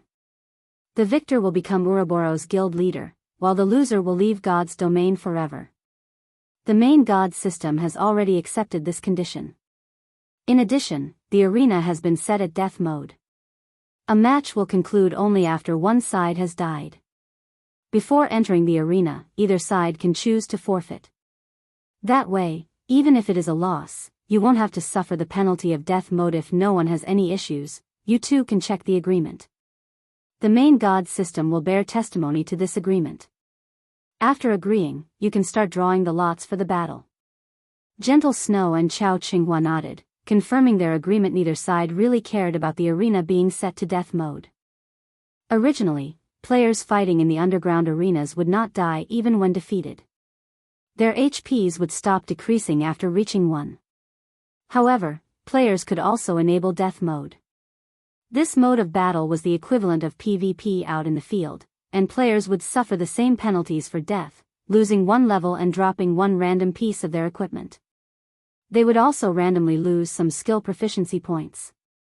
The only difference about death mode was that a player's crime value would not increase for killing their opponent. Meanwhile, Shifeng, who stood by the side, finally understood what was going on after listening to Ouroboros' elder's explanation. It turned out that Gentle Snow's mysterious departure in the past had been because of this competition. It was also obvious that Gentle Snow had lost the competition in the past. As for why she had lost, Shifeng could see that, as well, with a treacherous bastard like Nimble Snake stabbing her in the back at the most crucial of moments. How could Gentle Snow possibly walk away victorious? Seeing the predicament Gentle Snow was in, Shifeng suddenly thought of himself. Gentle Snow had only fallen to her current predicament because of her bad judgment of people, Shifeng had suffered a similar fate in the past after campaigning for a decade in God's domain. Instead of suffering defeat at the hands of his enemy, world dominators, his own people got rid of him. It was truly laughable. Just as Shifeng recalled his past, the level 25 shield warrior on Chao Qinghua's team finally removed his cloak and revealed his true appearance. Why is he here? Disbelief filled Shifeng upon seeing this shield warrior's identity. This shield warrior was War Wolf. Shifeng had met him once in the past, and the man had left a very deep impression on Shifeng. He was definitely a top-tier expert, and even Shifeng had wanted to recruit him. However, War Wolf, at that time, had hated guilds deeply, so Shifeng had no choice but to give up on his endeavor. Hence, he was greatly surprised that War Wolf had actually shown up as foreign aid for Chao Qinghua. War Wolf's appearance also shocked Gentle Snow. She had previously tried to recruit War Wolf back in White River City. However, the middle-aged man had rejected her, and after that, they both went their separate ways. As for how strong War Wolf was, even Gentle Snow herself was unsure. However, seeing that even the usually arrogant soaring snake and tyrannical Chao Qinghua showed him respect, it clear that something was amiss. After observing War Wolf for some time, Gentle Snow's gaze suddenly turned solemn. She could feel War Wolf's body radiating a sense of extreme danger. This was something that she had never felt before, even from Soaring Snake. Although Gentle Snow wished to oppose War Wolf's participation, until today, War Wolf had been utterly unknown in God's domain. Hence, arguing the matter wouldn't do any good compared to Gentle Snow's grave expression. Chao Qinghua currently appeared carefree. What is with Gentle Snow? I thought she would have invited some powerful experts, yet, she actually invited 2 level 22 players. One of them is even a cleric. What a disappointment, the elementalist, Soaring Snake, commented. Before Gentle Snow's team had arrived, he had planned to let loose, displaying his full might. Now that he was looking at them, however, it would seem that he would not get the chance today. Perhaps my departure had dealt too big of a blow to Gentle Snow, so she simply found a few people to fill the gaps. Otherwise, why would she even invite a cleric? Nimble Snake laughed, mocking the other team. Right now, the only threats are Gentle Snow, Zhao Yueru, and Fierce Snake. Unfortunately, it is impossible for Zhao Yueru and Fierce Snake to win their matches. Just as Chao Qinghua's group laughed, confident of their victory, the system promptly announced the players who would fight in the first match. Immediately, everyone's attention shifted towards the large screen above the arena. First match, Zhao Yueru vs. Chao Qinghua. Chapter 400, A Strange Blow. After the system revealed the first set of opponents, Zhao Yueru and Chao Qinghua promptly entered the arena. Zhao Yueru was an elementalist, while Chao Qinghua was a berserker. In terms of levels and equipment, both were evenly matched. Though Chao Qinghua was slightly superior to Zhao Yueru regarding techniques, Zhao Yueru had the class advantage in this matchup. Hence, the victor was not apparent at first glance. Yet, Nimble Snake and the others revealed playful smiles as if victory was already in their grasp. Seeing these reactions, Gentle Snow grew slightly confused. Gentle Snow had a fair grasp on Chao Qinghua's strength and ability. Although his techniques were slightly superior to Zhao Yueru's, there was a limit to how much of an advantage that could bring him. At most, it would help him bridge the gap between classes. Hence, it would not be easy for Chao Qinghua to obtain a victory yet. Why were Nimble Snake and the others behaving so confidently? Yueru, be careful. Chao Qinghua seems odd today. Don't let him approach you, no matter what. Gentle Snow secretly sent a whisper to Zhao Yueru. I understand. Don't worry. For the competition, I prepared and completed a high-level quest, obtaining a powerful skill. I will definitely make Chao Qinghua suffer, Zhao Yueru replied with a carefree smile. Although Zhao Yueru appeared relaxed at the moment, inwardly, she was on full alert. Although her match was only the first in this 5-round competition, it was also a crucial fight. If she won, then their chances at winning this entire competition would increase beyond 50%. Big Brother Yifeng, is that Chao Qinghua an amazing expert?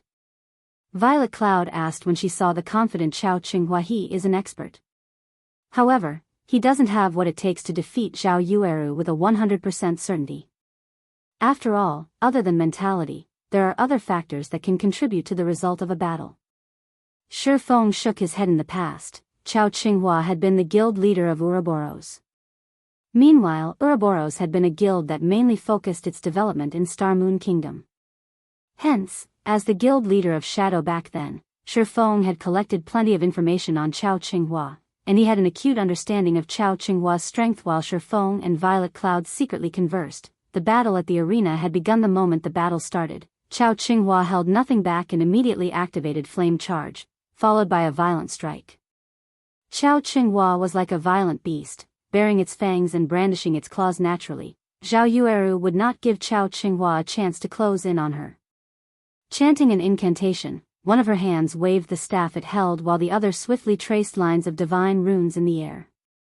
When Chao Qinghua was only 20 yards away from Zhao Yueru, an ice sphere appeared, blocking his path. If the ice sphere struck him, the damage would only be a secondary problem.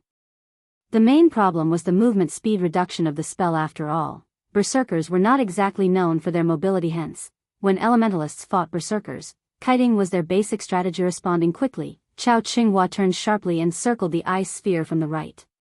However, immediately after he dodged the ice sphere, multiple frost arrows flew towards him. Chao Qinghua smiled disdainfully at this sight. Swinging the dark gold ranked iron cutter, he smashed and shattered the frost arrows coming at him before renewing his charge once more. However, as if she had expected this outcome, Zhao Yueru waved her staff once more and cast Ice Dragon Blast, sending a large serpentine dragon at Chao Qinghua.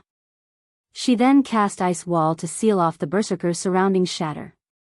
Chao Qinghua gripped his sword with both hands and swung the weapon at the ice dragon, activating Horizontal Slash. However, the instant the ice dragon shattered, a layer of frost appeared on Chao Qinghua's body, reducing his movement speed sharply.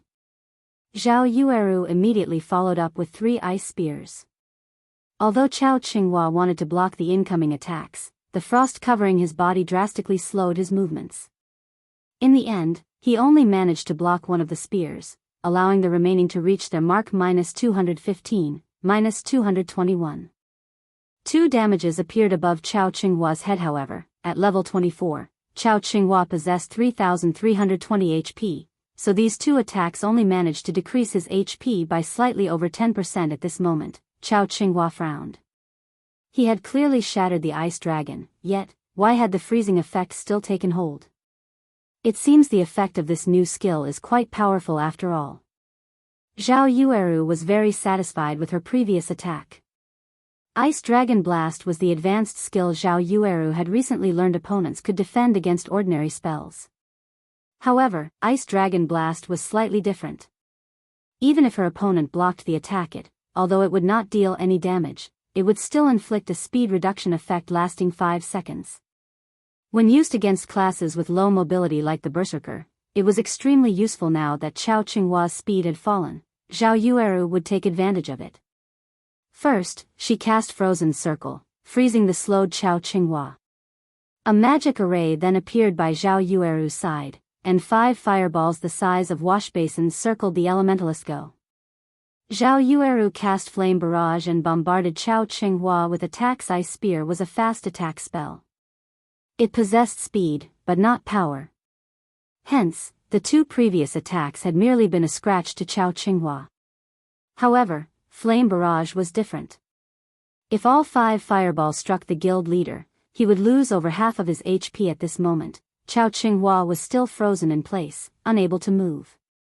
He could not dodge the bombardment of the 5 incoming great fireballs. Good. We've won. Fierce Snake shouted excitedly just before the 5 great fireballs struck Chao Qinghua. However, the berserker's skin suddenly flushed red, and his body seemed to grow. The layer of frost binding his legs instantly shattered. Nobody would have thought that Chao Qinghua had learned a control removal skill. In the next moment, Chao Qinghua released a thundering roar. He then brandished his greatsword with both hands as he charged at the nearest great fireball. With a slash of his sword, Chao Qinghua split the spell in half. Meanwhile, the remaining 4 great fireballs merely rubbed past Chao Qinghua's body, each dealing slightly over -100 damage. After breaking through Zhao Yueru's flame barrage, the distance between Chao Qinghua and Zhao Yueru was only 8 yards. Launching himself into the air, Chao Qinghua activated Death Leap and arrived by Zhao Yueru's side. He followed up with a thunderclap before twisting his body and using cleave. In a panic, Zhao Yueru hurriedly used blink. However, she was too late. Not only had thunderclap reduced her speed, but she also took the full brunt of Chao Qinghua's cleave instantly. Zhao Yueru's HP of over 2,600 points fell to around 1,700 points. Fortunately, Zhao Yueru had kept magic shield active, absorbing a certain amount of damage. Otherwise, Chao Qinghua's cleave would have destroyed at least half of her HP. However, just after Zhao Yueru used blink to pull a distance of 15 yards between Chao Qinghua and herself, the berserker used charge for the second time. Approaching the elementalist at high speeds, Zhao Yueru waved her staff, sending out multiple ice spears. Facing these attacks, Chao Qinghua had no choice but to defend himself with his greatsword, slowing him down. Meanwhile, Zhao Yueru took this chance to widen the gap between them further, not forgetting to use control skills like Ice Wall and Ice Sphere while she made her escape. However, due to the debuff from Thunderclap, Zhao Yueru's movement speed had greatly reduced. Meanwhile, ever since Chao Qinghua's body had increased in size, he had been able to shrug off control effects. After fending off Zhao Yueru's attacks, he charged at the elementalist and activated Trisecting Slash. 3 crescent-shaped blades of light flew at Zhao Yueru. Zhao Yueru used Frost Shield to block the attacks, taking the chance to jump away and dodge Chao Qinghua's Trisecting Slash. However, as if he had predicted what Zhao Yueru would do, Chao Qinghua charged towards her new position, swinging his greatsword violently horizontal slash. Zhao Yueru knew that she could not avoid this attack. Blink was still on cooldown. She needed a little more time before she could use it again. With no other choice, she could only block the attack with her staff. Although mages had low strength, they could still use their weapons to block attacks, reducing the damage received. Not to mention, she still had magic shield. As long as she endured a few hits, she could use blink to escape. Normally, control skills like the one Chao Qinghua had used did not possess a very long duration. Moreover, Zhao Yueru had already seen through the trajectory of Chao Qinghua's attack. She could easily angle her staff to utilize the force of the impact to pull away from Chao Qinghua. However, after Chao Qinghua's iron cutter landed on her staff, Zhao Yueru did not feel any force transmitted to her hands. Instead, the great sword appeared at Zhao Yueru's side. Chao Qinghua's attack shattered the magic shield and struck Zhao Yueru viciously. Chapter 401, Omnivision. What happened?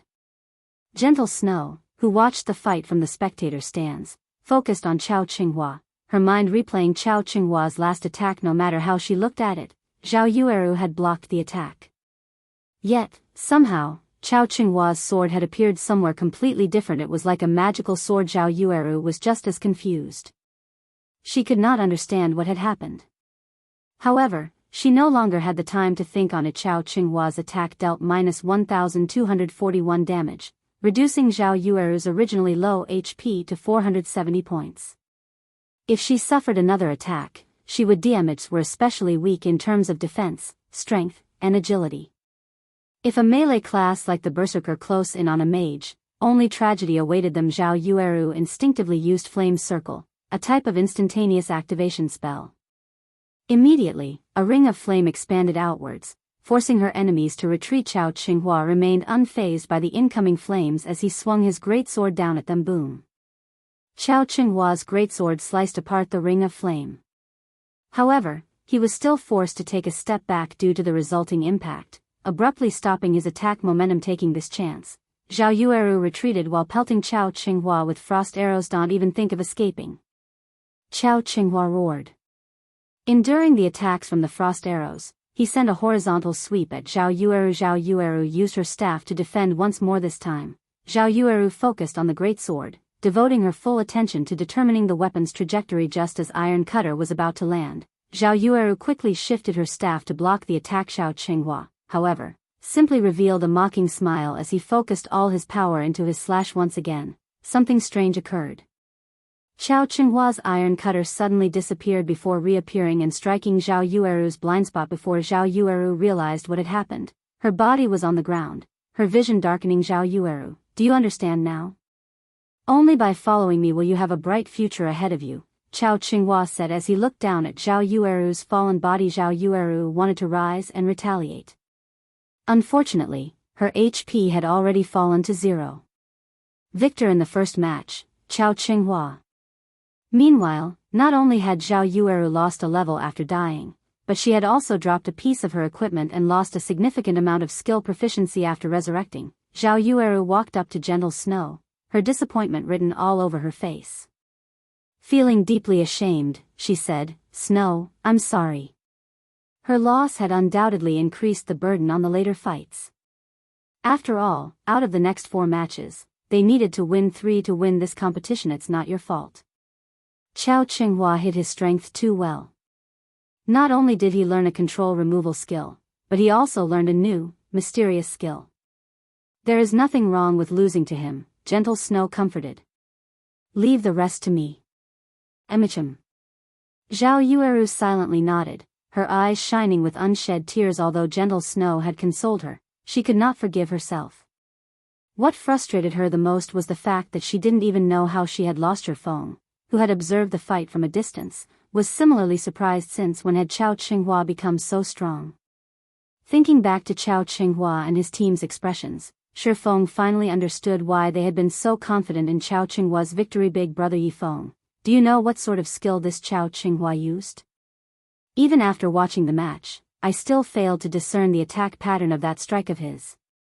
Chao Qinghua's attack clearly wasn't that fast, yet, his blade had suddenly vanished and reappeared somewhere else.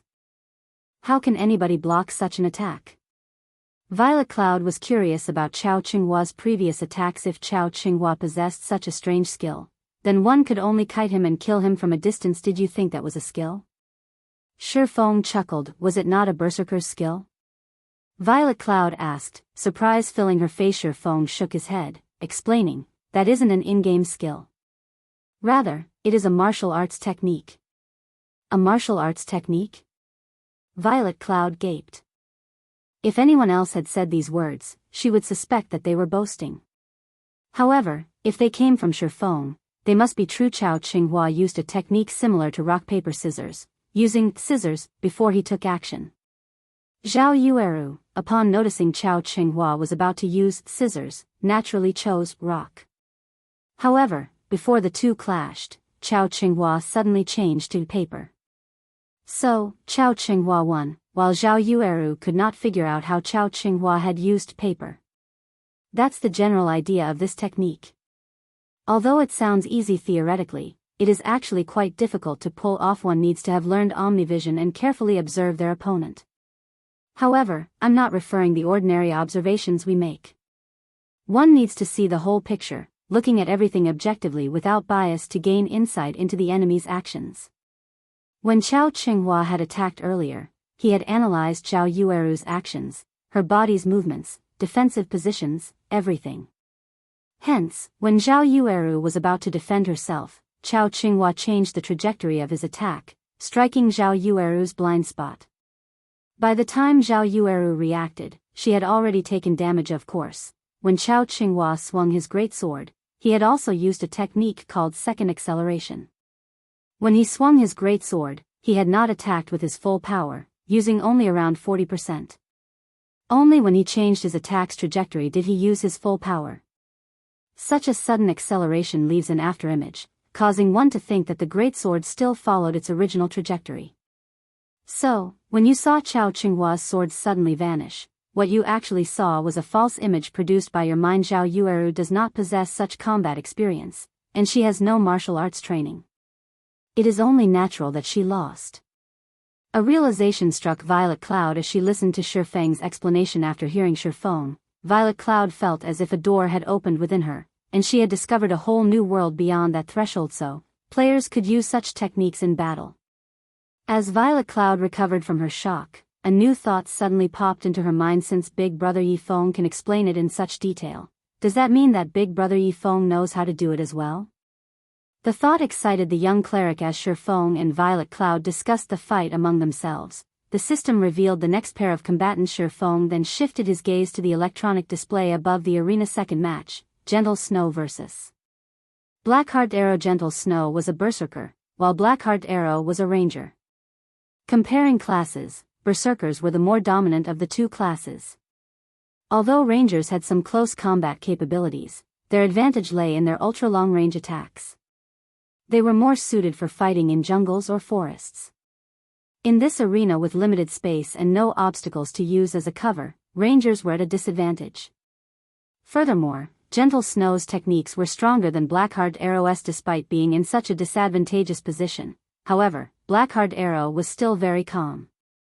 There was even a hint of scorn in his eyes, his gaze void of the respect he had shown Gentle Snow in the past when both fighters entered the arena. The countdown for the battle began. 5, 4, 3, 2, 1.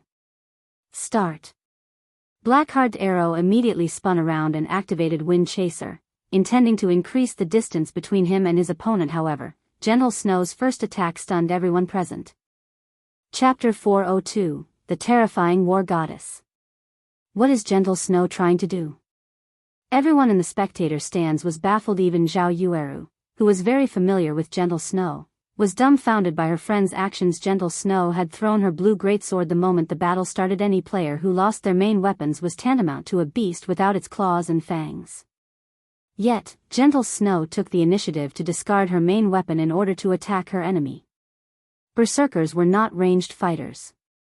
Although the greatsword she threw possessed some power, its attack pattern was very straightforward. The greatsword was not very fast, so players could easily dodge it. Meanwhile, if Gentle Snow lost her main weapon, she could not attack or defend. If she relied solely on a berserker's mobility and dodging capabilities, an expert ranger like Blackheart Arrow could defeat her effortlessly. Zhao Yueru's loss had already forced Gentle Snow to the edge of the cliff, and she could not afford carelessness in the second match. If Gentle Snow lost her match as well, their hopes of victory would be dashed. It seems that Zhao Yueru's loss was quite a blow to Gentle Snow. Why is she acting so impulsively? Many of the elders who silently supported Gentle Snow lamented at this sight. Before this battle had even begun, the victor of both this match and this competition had been determined. If even Gentle Snow lost, the other members of her team didn't have a prayer. The only person who had a chance at victory was Fierce Snake. However, Chao Qinghua still had Nimble Snake and Soaring Snake fighting for him. As for War Wolf, even Chao Qinghua treated the Shield Warrior respectfully. The man must be astonishingly powerful in the arena. Blackheart Arrow discovered the blue greatsword soaring towards him. He grinned. Gentle Snow, you're seeking death. Don't blame me for being merciless. Blackheart Arrow immediately adjusted his footwork. Sidestepping, he twisted slightly. His movements were incredibly subtle, and his dodging techniques were reminiscent of a martial arts master. In the next moment, Gentle Snow's blue sky flew past Blackheart Arrow, missing his side by a few centimeters. At this moment, Blackheart Arrow revealed a savage expression. Whenever he had fought Gentle Snow in the past, the latter would always beat him into a pulp. Even today, he was not absolutely confident that he could triumph over the Snow Goddess. However, she had foolishly thrown her great sword, assuming that he couldn't dodge it. Now that she no longer had her main weapon, she could not deflect his rain of arrows. Blackheart Arrow retrieved the deep blue longbow from his back and retrieved the precious wind-breaking arrows from his bag. He then knocked the arrows, aimed at Gentle Snow, and drew his bow into a full moon wind-breaking arrows. There was also an additional knockback effect when the arrow hit its target. Furthermore, the bow Blackheart Arrow used, Blue Wings, had an effect that increased an arrow's speed by an additional 15%. Compiling both of these effects, even an agility-focused assassin would struggle to dodge his attacks. At most, they could use their weapons to deflect the arrows. Previously, Blackheart Arrow had tested the wind-breaking arrows with Nimble Snake. Within 20 yards, even with Nimble Snake's skills and extremely fast reaction speed, he could only use his daggers to defend himself against the arrows.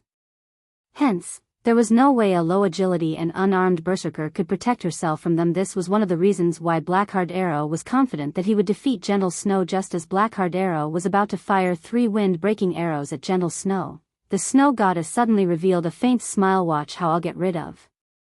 Ah! Blackheart Arrow suddenly felt a sharp pain in his back, and he plunged, face first into the ground.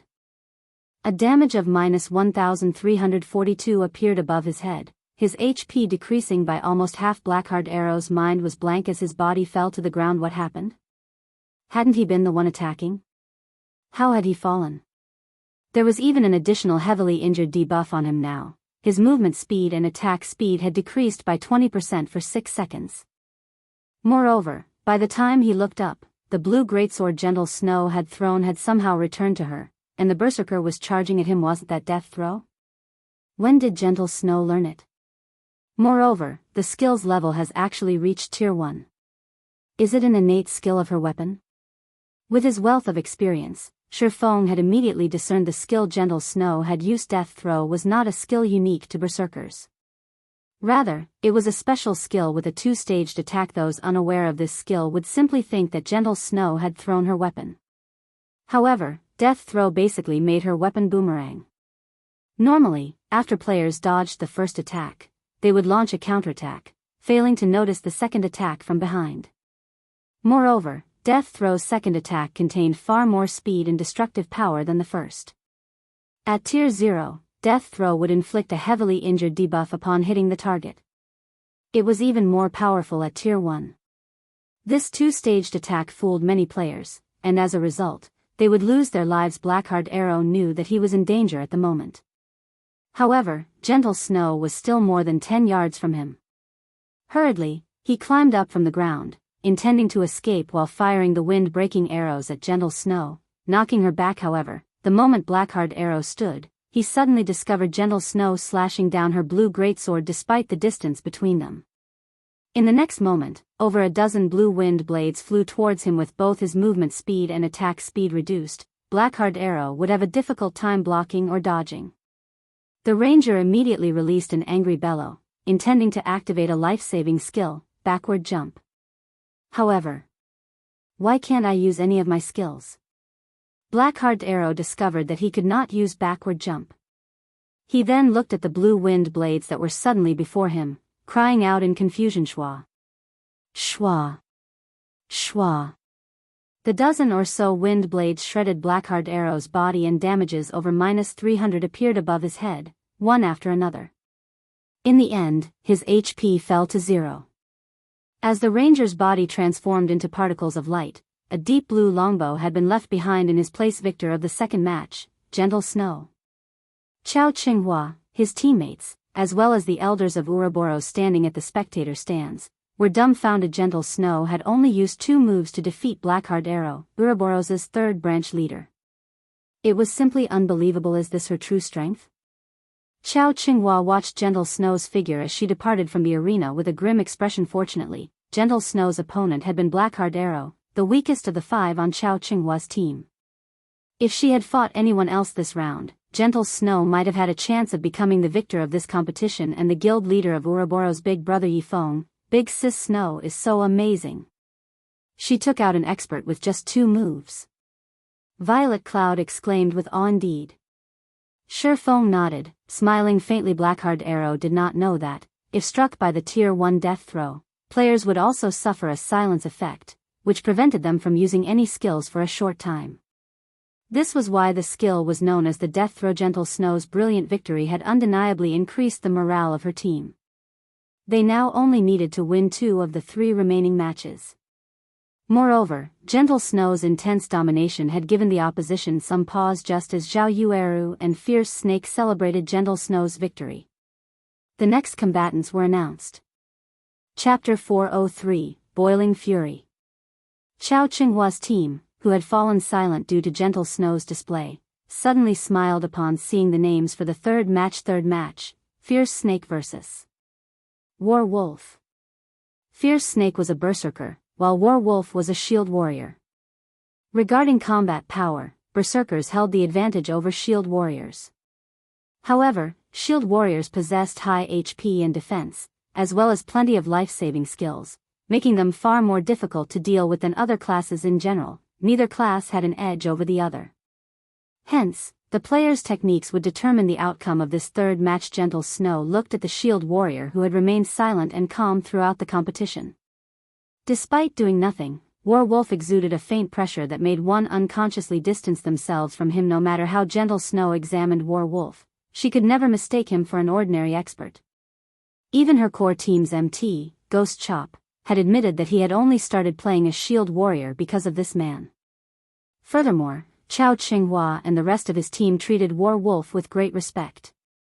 This showed that War Wolf's standards were top tier, and he should not be any weaker than Nimble Snake of the 12 Apostles. Soaring Snake ranked 1st, Nimble Snake ranked 3rd, and Fierce Snake ranked 9th. If Fierce Snake fought Nimble Snake, his chances of victory only hovered between 30% and 40%. If War Wolf was stronger than Nimble Snake and was about equal to Soaring Snake, then Fierce Snake's chances of victory were only around 20% to 30%. However, War Wolf did not play a damage-dealing class. His attacks would not be very powerful. On the other hand, a Berserker also wore plate armor. Unlike leather and cloth armor classes, Berserkers would not die so easily. Knowing this, War Wolf was prepared to fight a battle of attrition and slowly exhaust Fierce Snake to death. After all, that was the Shield Warrior's specialty. Fierce Snake, your opponent is not simple. Make sure you don't cross swords with him for too long and give him any openings, Gentle Snow whispered a reminder to Fierce Snake. She then took a gold-rimmed skill book from her bag, carefully handing it to Fierce Snake, saying, "Learn this skill. If you use it at a crucial moment, you might defeat him." Fierce Snake's heart pounded the moment he read the introduction of this skill book. This skill book was an extremely rare burst skill for Berserkers, Boiling Fury. For a short time, the skill increased the player's damage by 40%, strength by 15%, and attack speed by 30%. Moreover, the less HP the player had, the faster their attack speed would become. To a Berserker, this skill book's value far surpassed that of 1 or 2 dark gold weapons. Big Sis Snow, Boiling Fury is too valuable. I can't learn it, Fierce Snake said, shaking his head. War Wolf will not be easy to deal with, and you know this. You don't want me to lose, right? Worried that a powerful enemy would appear, Gentle Snow had prepared for this competition. As the underground arena prohibited players from using any tools, the only way to raise a player's combat power was to learn new and powerful skills. Boiling Fury was one such skill Gentle Snow had prepared. She also had another advanced skill for Nimble Snake. Unfortunately, that skill book would not come into play during these matches. Sitting a short distance away, Shifeng was slightly surprised upon seeing the skill book Gentle Snow pass to Fierce Snake. Gentle Snow had actually obtained such a super rare skill book. Boiling Fury would only drop from High Lords ranked field bosses, and its drop rate was 2%. One needed immense luck in order to obtain it. I understand. I will not lose. Fierce Snake nodded and chose to learn Boiling Fury. He then watched the thin War Wolf walk into the arena, his eyes blazing with fighting spirit. Originally, he only had a 30% chance of defeating the Shield Warrior. Now that he had obtained Boiling Fury, he had a 70% certainty of coming out victorious. Following which, Fierce Snake also entered the arena. Snow, you're simply too amazing. I can't believe you had something so powerful hidden. Fierce Snake will win for sure. Zhao Yueru hugged Gentle Snow excitedly, her previous depressed mood scattering to the winds. In response, Gentle Snow lightly tapped Zhao Yueru's forehead and revealed a faint smile. Meanwhile, inside the arena, the battle between Fierce Snake and War Wolf had begun. I'm interested to see just how powerful you are. The moment the battle started, Fierce Snake lifted his silvery gray battle axe and charged at War Wolf. When his axe descended, even the air roared. However, without even retrieving the shield and saber from his back, War Wolf simply took a step back and allowed the battle axe to brush past his body, slamming into the ground. War Wolf immediately stomped down on the battle axe, the weapon becoming completely embedded into the ground.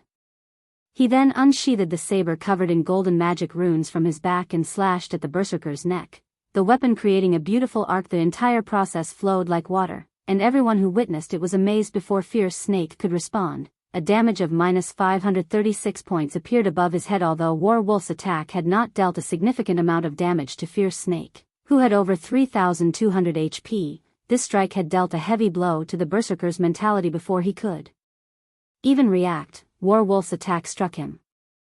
In Fierce Snake's memories, this had never happened in any of the PvP battles he had participated in. Before seeing War Wolf's saber slashing at him again, Fierce Snake hurriedly used Whirlwind Slash. At this moment, War Wolf lifted his shield, blocking Fierce Snake's skill and taking a single step back. Fierce Snake took advantage of his small victory to follow up with a series of attacks, using skill after skill to force War Wolf into a continuous retreat. Yet, to everyone's surprise, Fierce Snake's HP continued to decrease despite being on the offensive. Every time Fierce Snake attacked, Werewolf would effortlessly block it with his shield and counterattack with his saber. Fierce Snake had no idea what was happening. Although he had tried to dodge and block Werewolf's counterattacks, the Shield Warrior's saber would always somehow land a hit. Even when Werewolf took the initiative to launch an attack, he couldn't dodge or defend himself. Werewolf's saber would always disappear in mid-swing before suddenly appearing elsewhere. By the time Werewolf's saber reappeared, it was too late for him to react. He could only watch as his HP fell, powerless to do anything about it. Damn. Seeing that he had less than 1000 HP remaining, Fierce Snake gritted his teeth and activated Boiling Fury. At this point, if he hesitated to activate Boiling Fury, he would die in a few moments. However, even after activating Boiling Fury, Fierce Snake was no different than a baby swinging a large axe to Werewolf. This time, the Shield Warrior did not even bother to use his shield and relied on his reflexes to dodge every one of Fierce Snake's attacks. It looked as if Fierce Snake's axe actively avoided Werewolf as the weapon brushed past him, never hitting his body. Fierce Snake nearly crumbled. This scene dumbfounded both Gentle Snow and Zhao Yueru. They were familiar with Fierce Snake's strength. Yet, Werewolf could toy with him so effortlessly. Even Gentle Snow admitted that she was not capable of such a feat. Just who is he? Gentle Snow could not believe her eyes. Chao Qinghua had actually found someone so impressive. Most likely, only Zero Wings Guild leader, one-hit Asura Black Flame, could contend with such a powerful expert inside the arena. Werewolf walked up to Fierce Snake, utterly relaxed. After swinging his saber twice, Fierce Snake's body fell to the ground, reluctance and frustration filling his face. Their strengths were on different levels entirely. Gentle Snow has definitely lost. The difference between our external player and hers is like heaven and earth. However, this is fate. Not everyone has the chance to connect with such an expert. If Chao Qinghua becomes the guild leader, he might be able to invite more experts into our guild. This would benefit the guild's future development.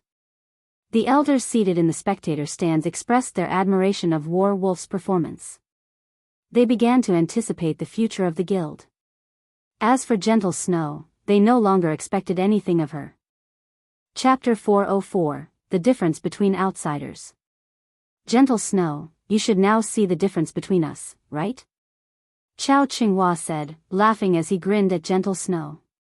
From the very beginning, you never had any chance of winning this competition. There is only one ending for you all today, defeat.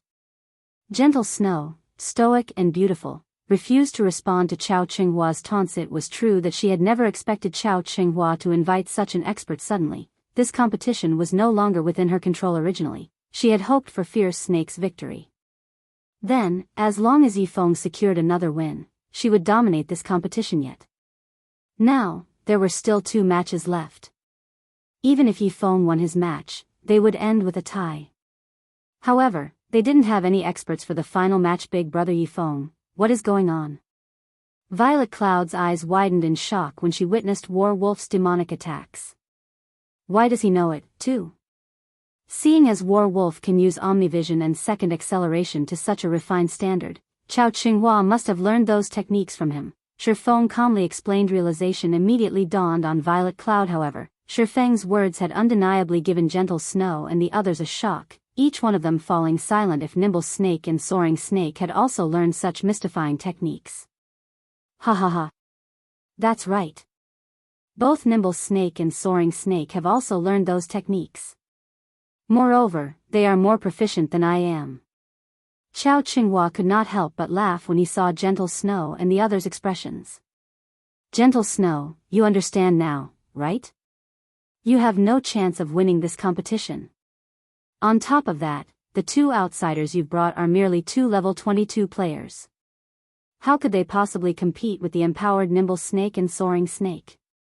Gentle Snow, just admit your loss right now. If you do, you won't have to suffer a humiliating defeat.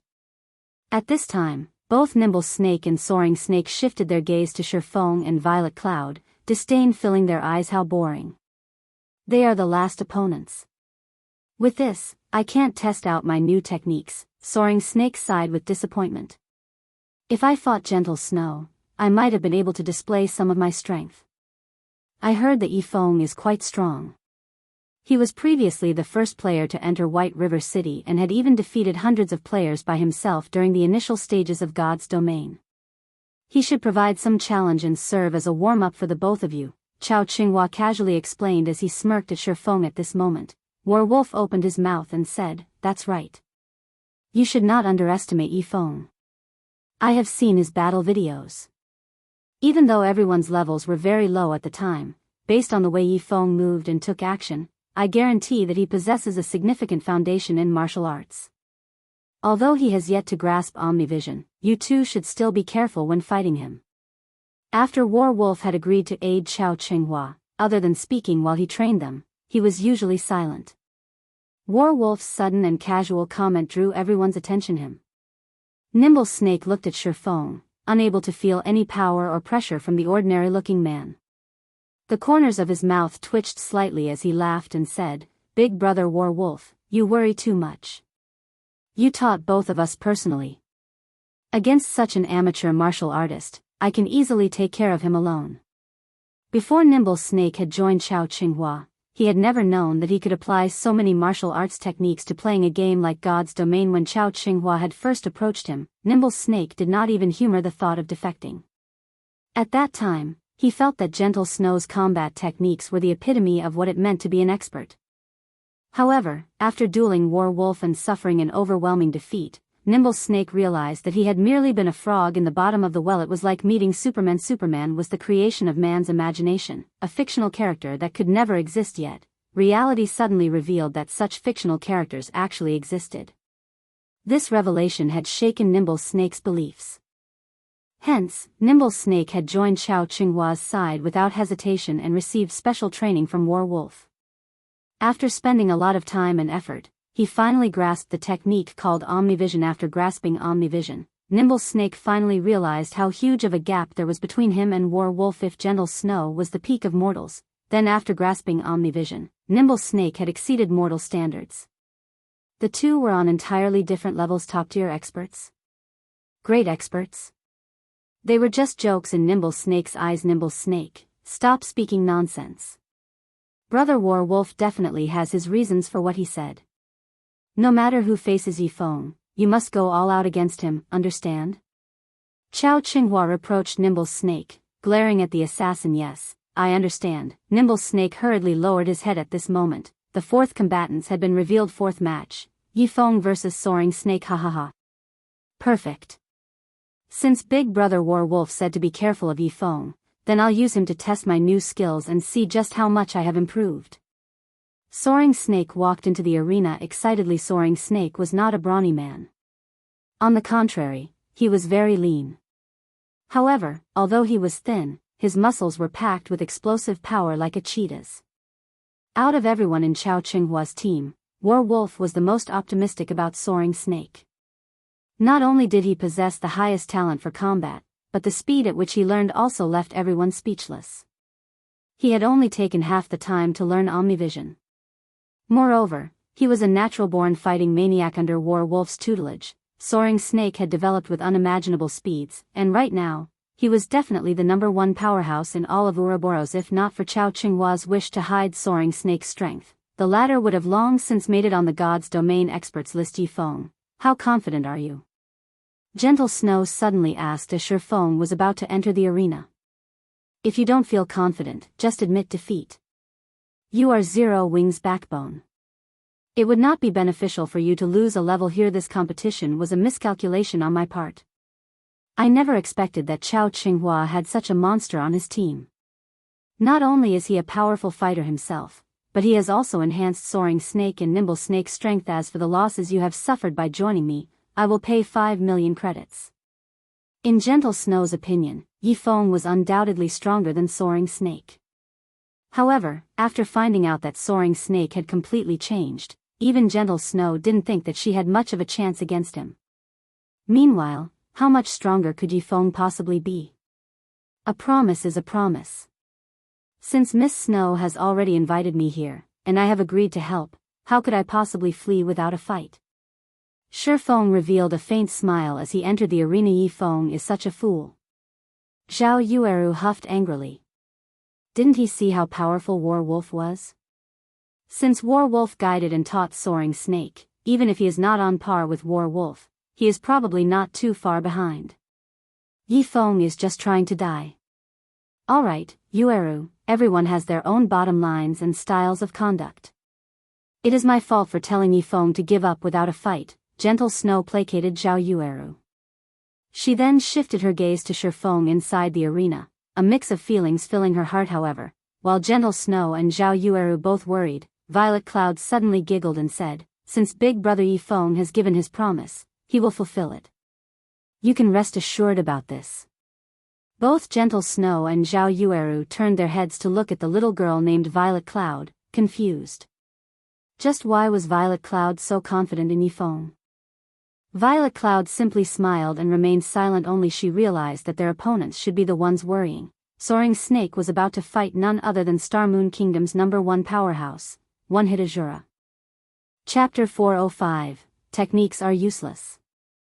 Seeing Violet Cloud's confident yet silent smile, Zhao Yueru grew anxious.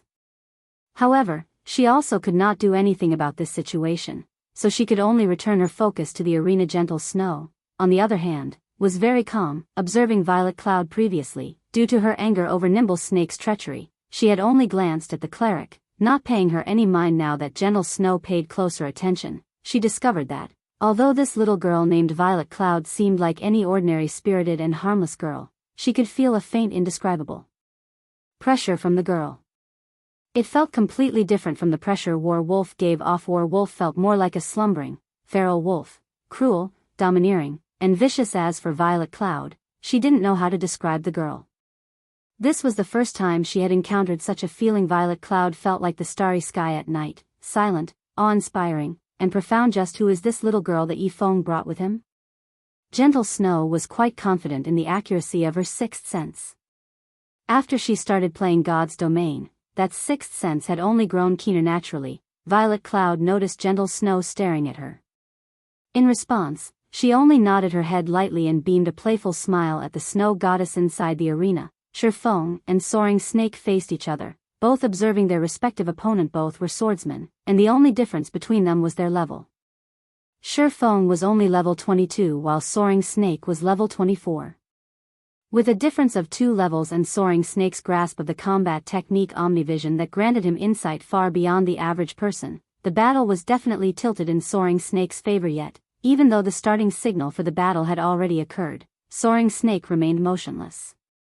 He stood there calmly, without any apparent intentions to rush at Shifeng. Soaring Snake, what are you doing? Why aren't you moving? Soaring Snake's hesitation puzzled his teammates. Usually, Soaring Snake was a battle maniac that would go into a frenzy the moment the battle began.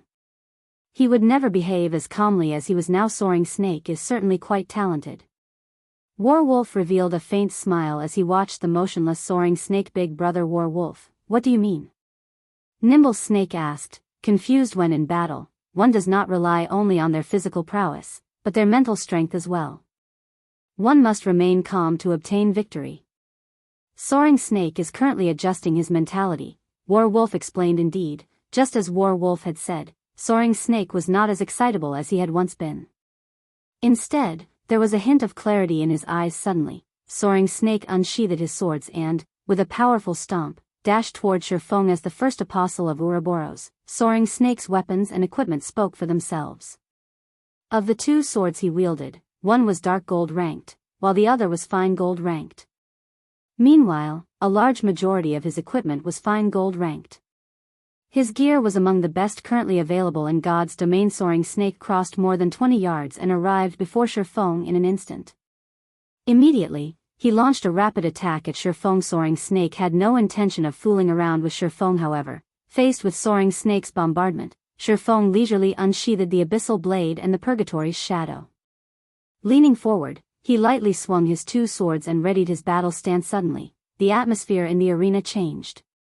Everyone shivered, goosebumps covering their whole bodies. What is going on? Gentle Snow could sense something from Shifeng inside the arena. Who is this Yifeng? Chao Qinghua watched Shifeng with shock. Just by adjusting his stance, Shifeng had managed to deter every one of his opponents, causing their hearts to beat madly. Suddenly, silence overtook the arena. Facing Shifeng, Soaring Snake stumbled like a frightened bird, abruptly halting his steps. Not even Soaring Snake understood why he had suddenly stopped. After regaining his composure, he resumed his charge at Shifeng. Your courage is commendable. Shifeng smiled faintly and nodded. Although Shifeng's voice was soft, Soaring Snake, with his acute five senses, could hear Shifeng's words clearly. Rage instantly burned in his heart. Activating Wind Blade, his speed increased once more as he slashed at Shifeng. However, the moment Soaring Snake was within range, Shifeng struck his adversary with even greater speed. Shifeng's sword was as fast as lightning, reaching Soaring Snake in no time at all. Just as the abyssal blade was about to slice open Soaring Snake's neck, something strange occurred. The sword, which should have originally cut Soaring Snake, struck only air. Meanwhile, Soaring Snake's upper body completely vanished from Shifeng's sight. Taking a closer look, Soaring Snake had actually reclined his body to evade Shifeng's fatal strike. A pity. Soaring Snake revealed a malevolent smile. Before Soaring Snake had even finished speaking, his two swords flew towards Shifeng's sides. His angle of attack was extremely complex and prevented Shifeng from dodging. With no better choice, Shifeng activated Defensive Blade to block the two attacks.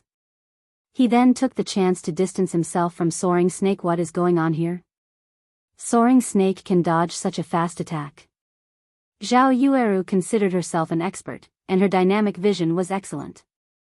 In her view, Shifeng's previous strike had been perfect. His strike was so fast that the attack should have been impossible to avoid. Yet, that perfect strike had missed Soaring Snake. Instead, Shifeng was the one who had been struck twice. It was simply too strange. Inside the arena, Shifeng examined himself for wounds. He frowned at the amused smile plastered on Soaring Snake's face. Leisurely, he said, I never expected that you would have hidden your strength so well. Your reaction speed is impressive.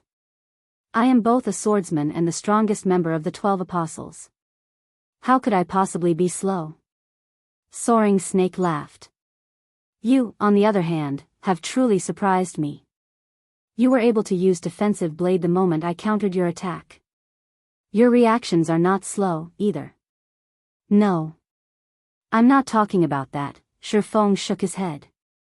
To be precise, you dodged my sword because your neural reaction is fast, no? Oh. You've discovered that? Soaring Snake asked, feeling slightly surprised. In the next moment, he smiled and said unconcernedly, so what? Do you think you can win despite it? Snow, what are they talking about? Zhao Yueru asked curiously. Many in the spectator stands had overheard the conversation in the arena. Zhao Yueru was thoroughly confused. You saw Yi Feng's attack for yourself. It was a perfect strike.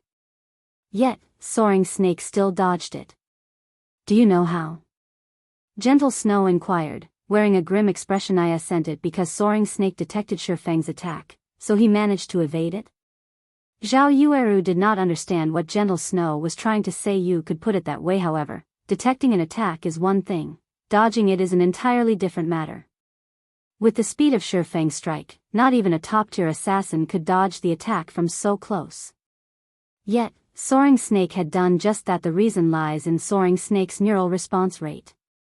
When ordinary people act, their brains go through three processes: cognition, understanding, and correspondence. Time is required to go through all three. Statistically, the average person's reaction time is 0.3 seconds. Top sprinters who have undergone arduous training can shorten it to around 0.15 seconds. However, no matter how hard a person trains, they can never lower the transmission speed of their neural signals below 0.1 seconds. Of course, this is only common knowledge. Based on Soaring Snake's reaction time, his was 0.7 seconds, possibly around 0.6 seconds. His reaction was a lot faster than the average person. In other words, where an ordinary person can carry out 3 to 4 actions in 1 second, Soaring Snake can act over a dozen times. Because of this, not only could Soaring Snake dodge Shifeng's sword, but he also managed to stab at Shifeng twice simultaneously. This is no longer a situation of technique or hard work, but talent. One could say that Soaring Snake is a true combat genius. Chapter 406, Rapid Showdown.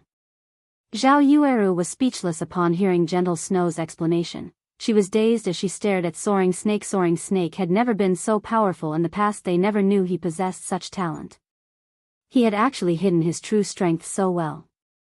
With this, who else could be his match in close combat? While ordinary people could launch 3 to 4 attacks, Soaring Snake could launch 14 or 15 attacks. He was invincible. Chances were that the only way to defeat Soaring Snake was to pull away and attack from a distance. Melee classes had no chance of winning. Yi Feng is indeed commendable for discerning Soaring Snake's ability. However, there is no way Soaring Snake will lose this match. A huge smile appeared on Chao Qinghua's dignified face. As long as Soaring Snake won this match, this competition would come to an end. Meanwhile, he would officially take hold of the position of guild leader. Everything was going exactly as he had expected.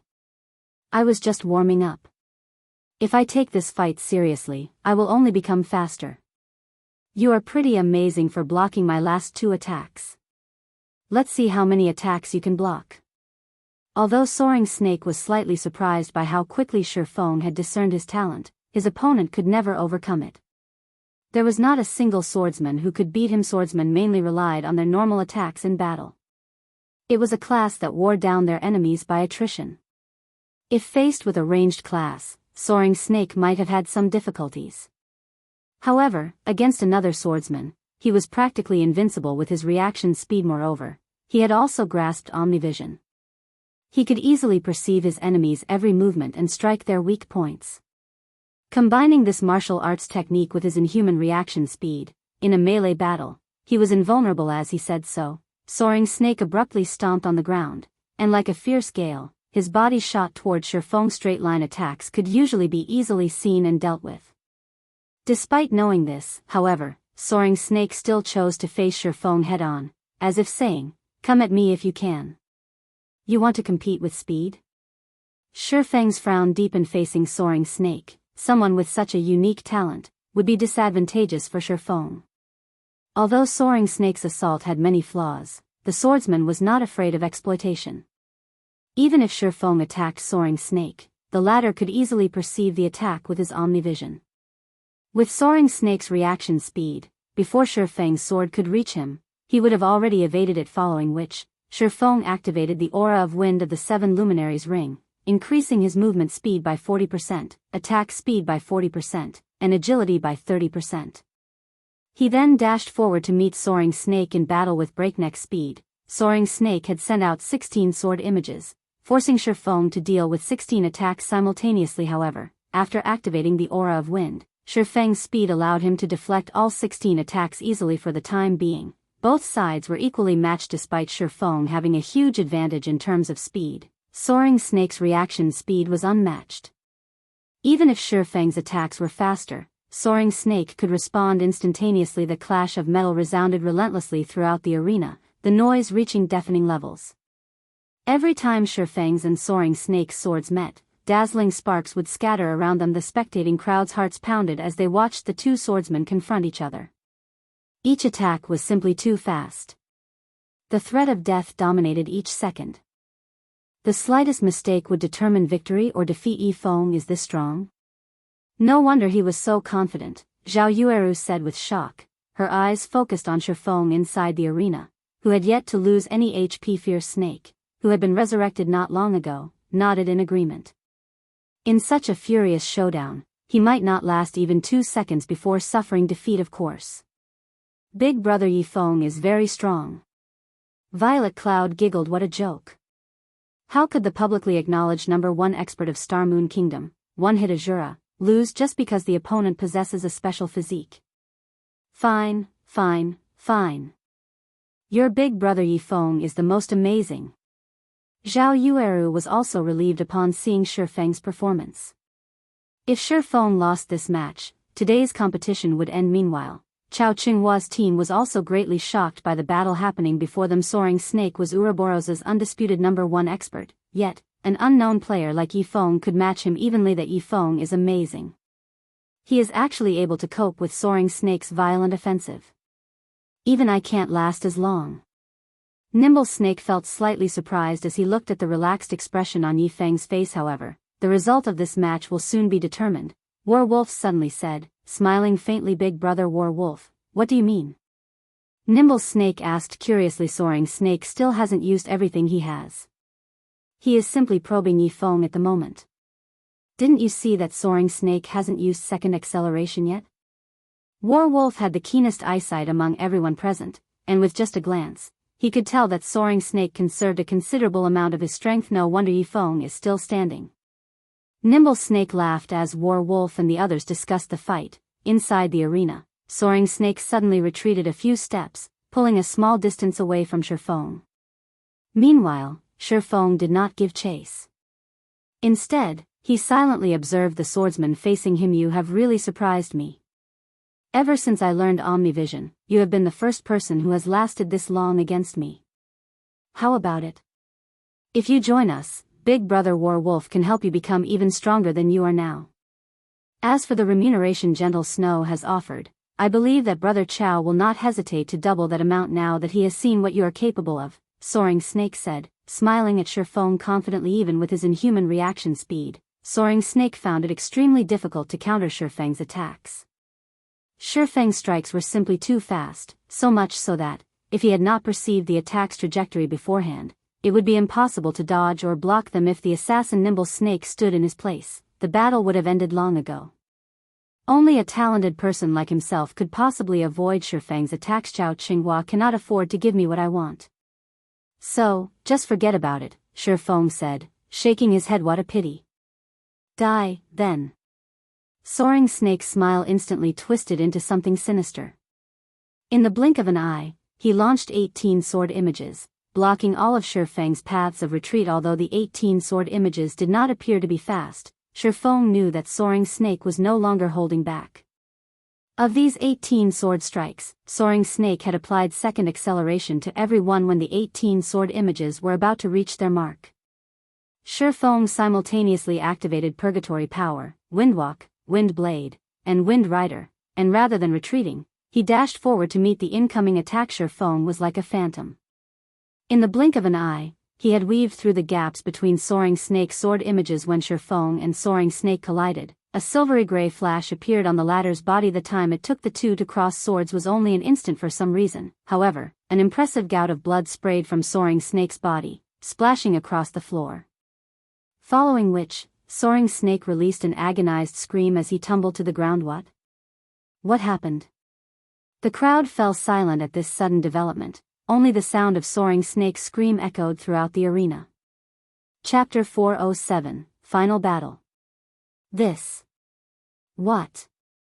What just happened? Why did Soaring Snake fall even after using second acceleration? When was Soaring Snake attacked? Zhao Qinghua bellowed. Zhao Qinghua simply could not believe what he had just seen.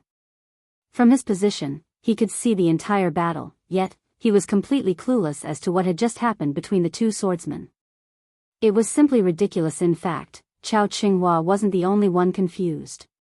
None of the spectators understood what had just happened. The crowd saw Shifeng dive headfirst into the Soaring Snake sword images before he suddenly vanished.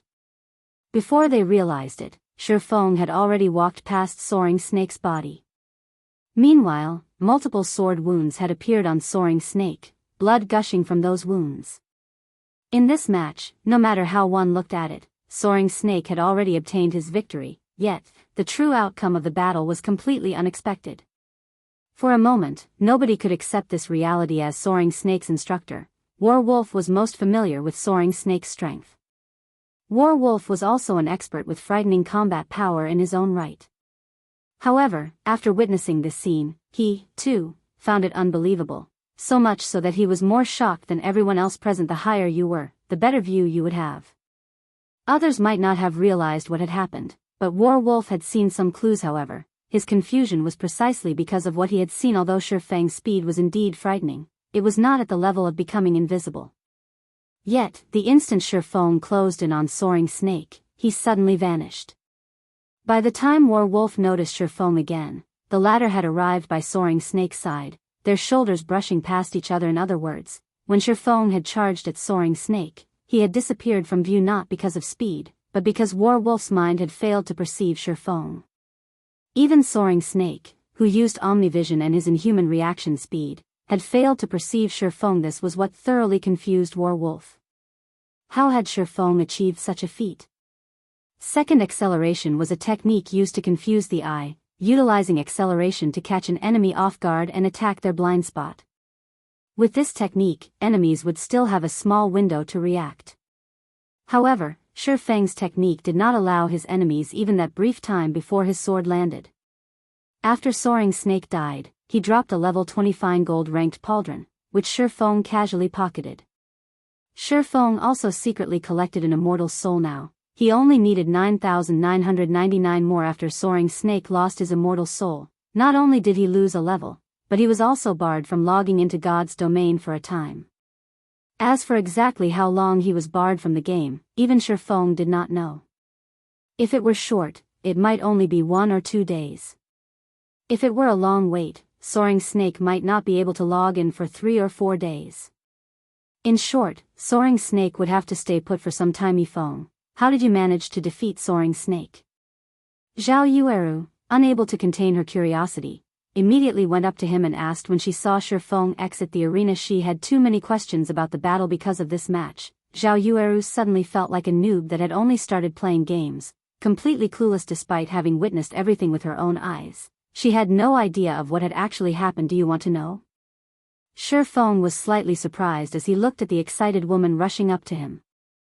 He never expected Zhao Yueru to be the first person to ask him. Zhao Yueru nodded, her eyes revealing a hint of anticipation. Zhao Yueru was very curious about how Shifeng had managed to not only dodge the 18 sword images, but also neutralize Soaring Snake's inhuman reaction speed, killing him instantly. After thinking for a moment, Shifeng said seriously, I just went up to him and slashed him 3 times, that's all. Everyone present was immediately rendered speechless. Zhao Yueru had been about to tackle Shifeng and take a few bites out of him if it not for Gentle Snow holding her back. Alright, Yueru, everyone has their own secrets. You can't force him to tell you. Now that we have won the 4th match, each side has 2 wins and 2 losses. This result is all thanks to Yifeng. The following match will determine the result of this competition. At this moment, Gentle Snow felt very fortunate that she had thought of inviting Yifeng when she had prepared for this competition. Although she had felt that Yifeng had a good chance of securing a victory for her, she had never expected him to surprise her like this. Despite facing the greatly enhanced First Apostle, Soaring Snake, Yifeng had defeated him with overwhelming might. She could never have expected this result. Gentle Snow found it very hard to believe that such an expert had remained unknown all this time. Was it because they were too weak to encounter such experts? Or was it because these experts loved to play the role of a weakling? Even Gentle Snow was unsure. However, the few fights today had certainly widened her horizons. She really could not figure out what kind of Guild Zero Wing was. First, there was Black Flame. Now, the combat power Yifeng displayed was not the slightest bit inferior, and might even be superior, to Black Flame's. Of course, Black Flame had never displayed his true strength to the public, so Gentle Snow could not be certain of who was stronger. Regardless, though, the 2 of them were true monsters. Big brother Yifeng, what's wrong? Violet Cloud could feel that something was amiss. The moment Shifeng left the arena, he immediately sat down in the first row of seats. Now, his forehead was covered with sweat. Shifeng was obviously dispirited, and he seemed exhausted. It's nothing. The high-intensity battle simply exhausted my mental power. I'll be fine after a short rest. You should get ready for the next match, Shifeng replied softly, not trying to hide his current weakness. Although he was exhausted right now, he brimmed with joy. Everyone had thought that he had defeated Soaring Snake effortlessly. In reality, however, it had not been easy to dodge the 18 sword images while dealing a fatal blow. If he had not been promoted to a Tier 1 Blade Saint with his attributes enhanced greatly and his physical strength increased substantially, he might not have been able to use Void Steps in the exchange. Although Shifeng had other methods to deal with Soaring Snake, he had chosen to take the risk because he wanted to break through his personal barrier and improve himself further. Fortunately, his gamble succeeded under the immense pressure Soaring Snake had placed on him. Shifeng had finally reached a breakthrough and used footwork that he had never been able to use in the past. Void Steps. Void Steps was advanced footwork that allowed one to remove their presence from the opponent's mind. In the past, very few top-tier experts had successfully grasped such advanced footwork. As for Shi Feng, who had merely been a first-rate expert back then, he had only ever succeeded in his dreams. In order to learn this advanced footwork, Shi Feng had done countless research and trials. Yet, he had never succeeded. This footwork possessed an extremely high requirement of a person's movement and breathing. It was not a technique that ordinary people could easily learn. However, Shi Feng's physique had massively improved after he had undergone his class change. His control over his body had also improved. In addition, he was currently playing the game through a virtual gaming cabin. Hence, Shi Feng had always thought of giving the footwork a try. Only, he had never found the chance. Fortunately, Soaring Snake had created the perfect opportunity for him. With the threat of death looming, the pressure allowed Shi Feng to finally break through that unreachable barrier. Meanwhile, as Shi Feng was still feeling joyous over his own breakthrough, the fifth match of the competition had begun. Fifth match, Violet Cloud vs. Nimble Snake. Chapter 408, Level vs Tier. Shi Feng's overwhelming victory during the fourth match had undoubtedly formed dark clouds in Chao Qinghua's heart. As if something was stuck in his throat, Chao Qinghua felt extremely uncomfortable. Why hasn't Soaring Snake resurrected? Chao Qinghua was in a sour mood. If Shi Feng was so powerful, then the cleric girl that came with him must be extraordinary as well. She might also know the same technique as his. Even now, Chao Qinghua had no clue as to what Shi Feng had done. Without that knowledge, he had no response to it. Most likely, only Soaring Snake might know what sort of technique it was. Since Soaring Snake was still absent, Chao's anxiety began to take hold. Currently, the competition was tied, and Nimble Snake and Violet Cloud would face off in the final match. Nimble Snake was an assassin. Although he had an absolute advantage against a cleric and had learned Omnivision and second acceleration, they would be useless against Shi Feng's technique. Brother Chao, for some reason, Soaring Snake has logged off and is still offline. I can't contact him at all, Nimble Snake reported. At this moment, Nimble Snake was also panicking, afraid that his opponent would know the same technique that won the previous match. If he lost, Chao Qinghua would be finished. His life wouldn't exactly be easy either. Chao Qinghua paled as he looked at Soaring Snake's status window. He wished he could log off and strangle Soaring Snake. Playing hooky at such a crucial moment. Was he trying to toy with him? Guild leader Chao, you don't have to be so worried. Although Yifeng is very powerful, that female cleric is different from those like Yifeng and me. War Wolf suddenly spoke. Brother War Wolf, are you sure? Chao hesitated. If Violet Cloud were not a martial artist like Yifeng and War Wolf, then even if she had powerful techniques, Chao Qinghua would have nothing to worry about. A cleric was still a cleric after allies.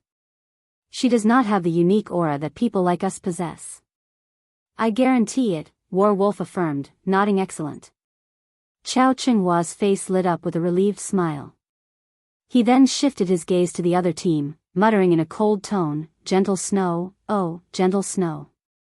Although you invited an expert of such caliber, in the end, you are still a step behind Nimble Snake. Do not disappoint me. Brother Chao, rest assured. She is only a level 22 cleric.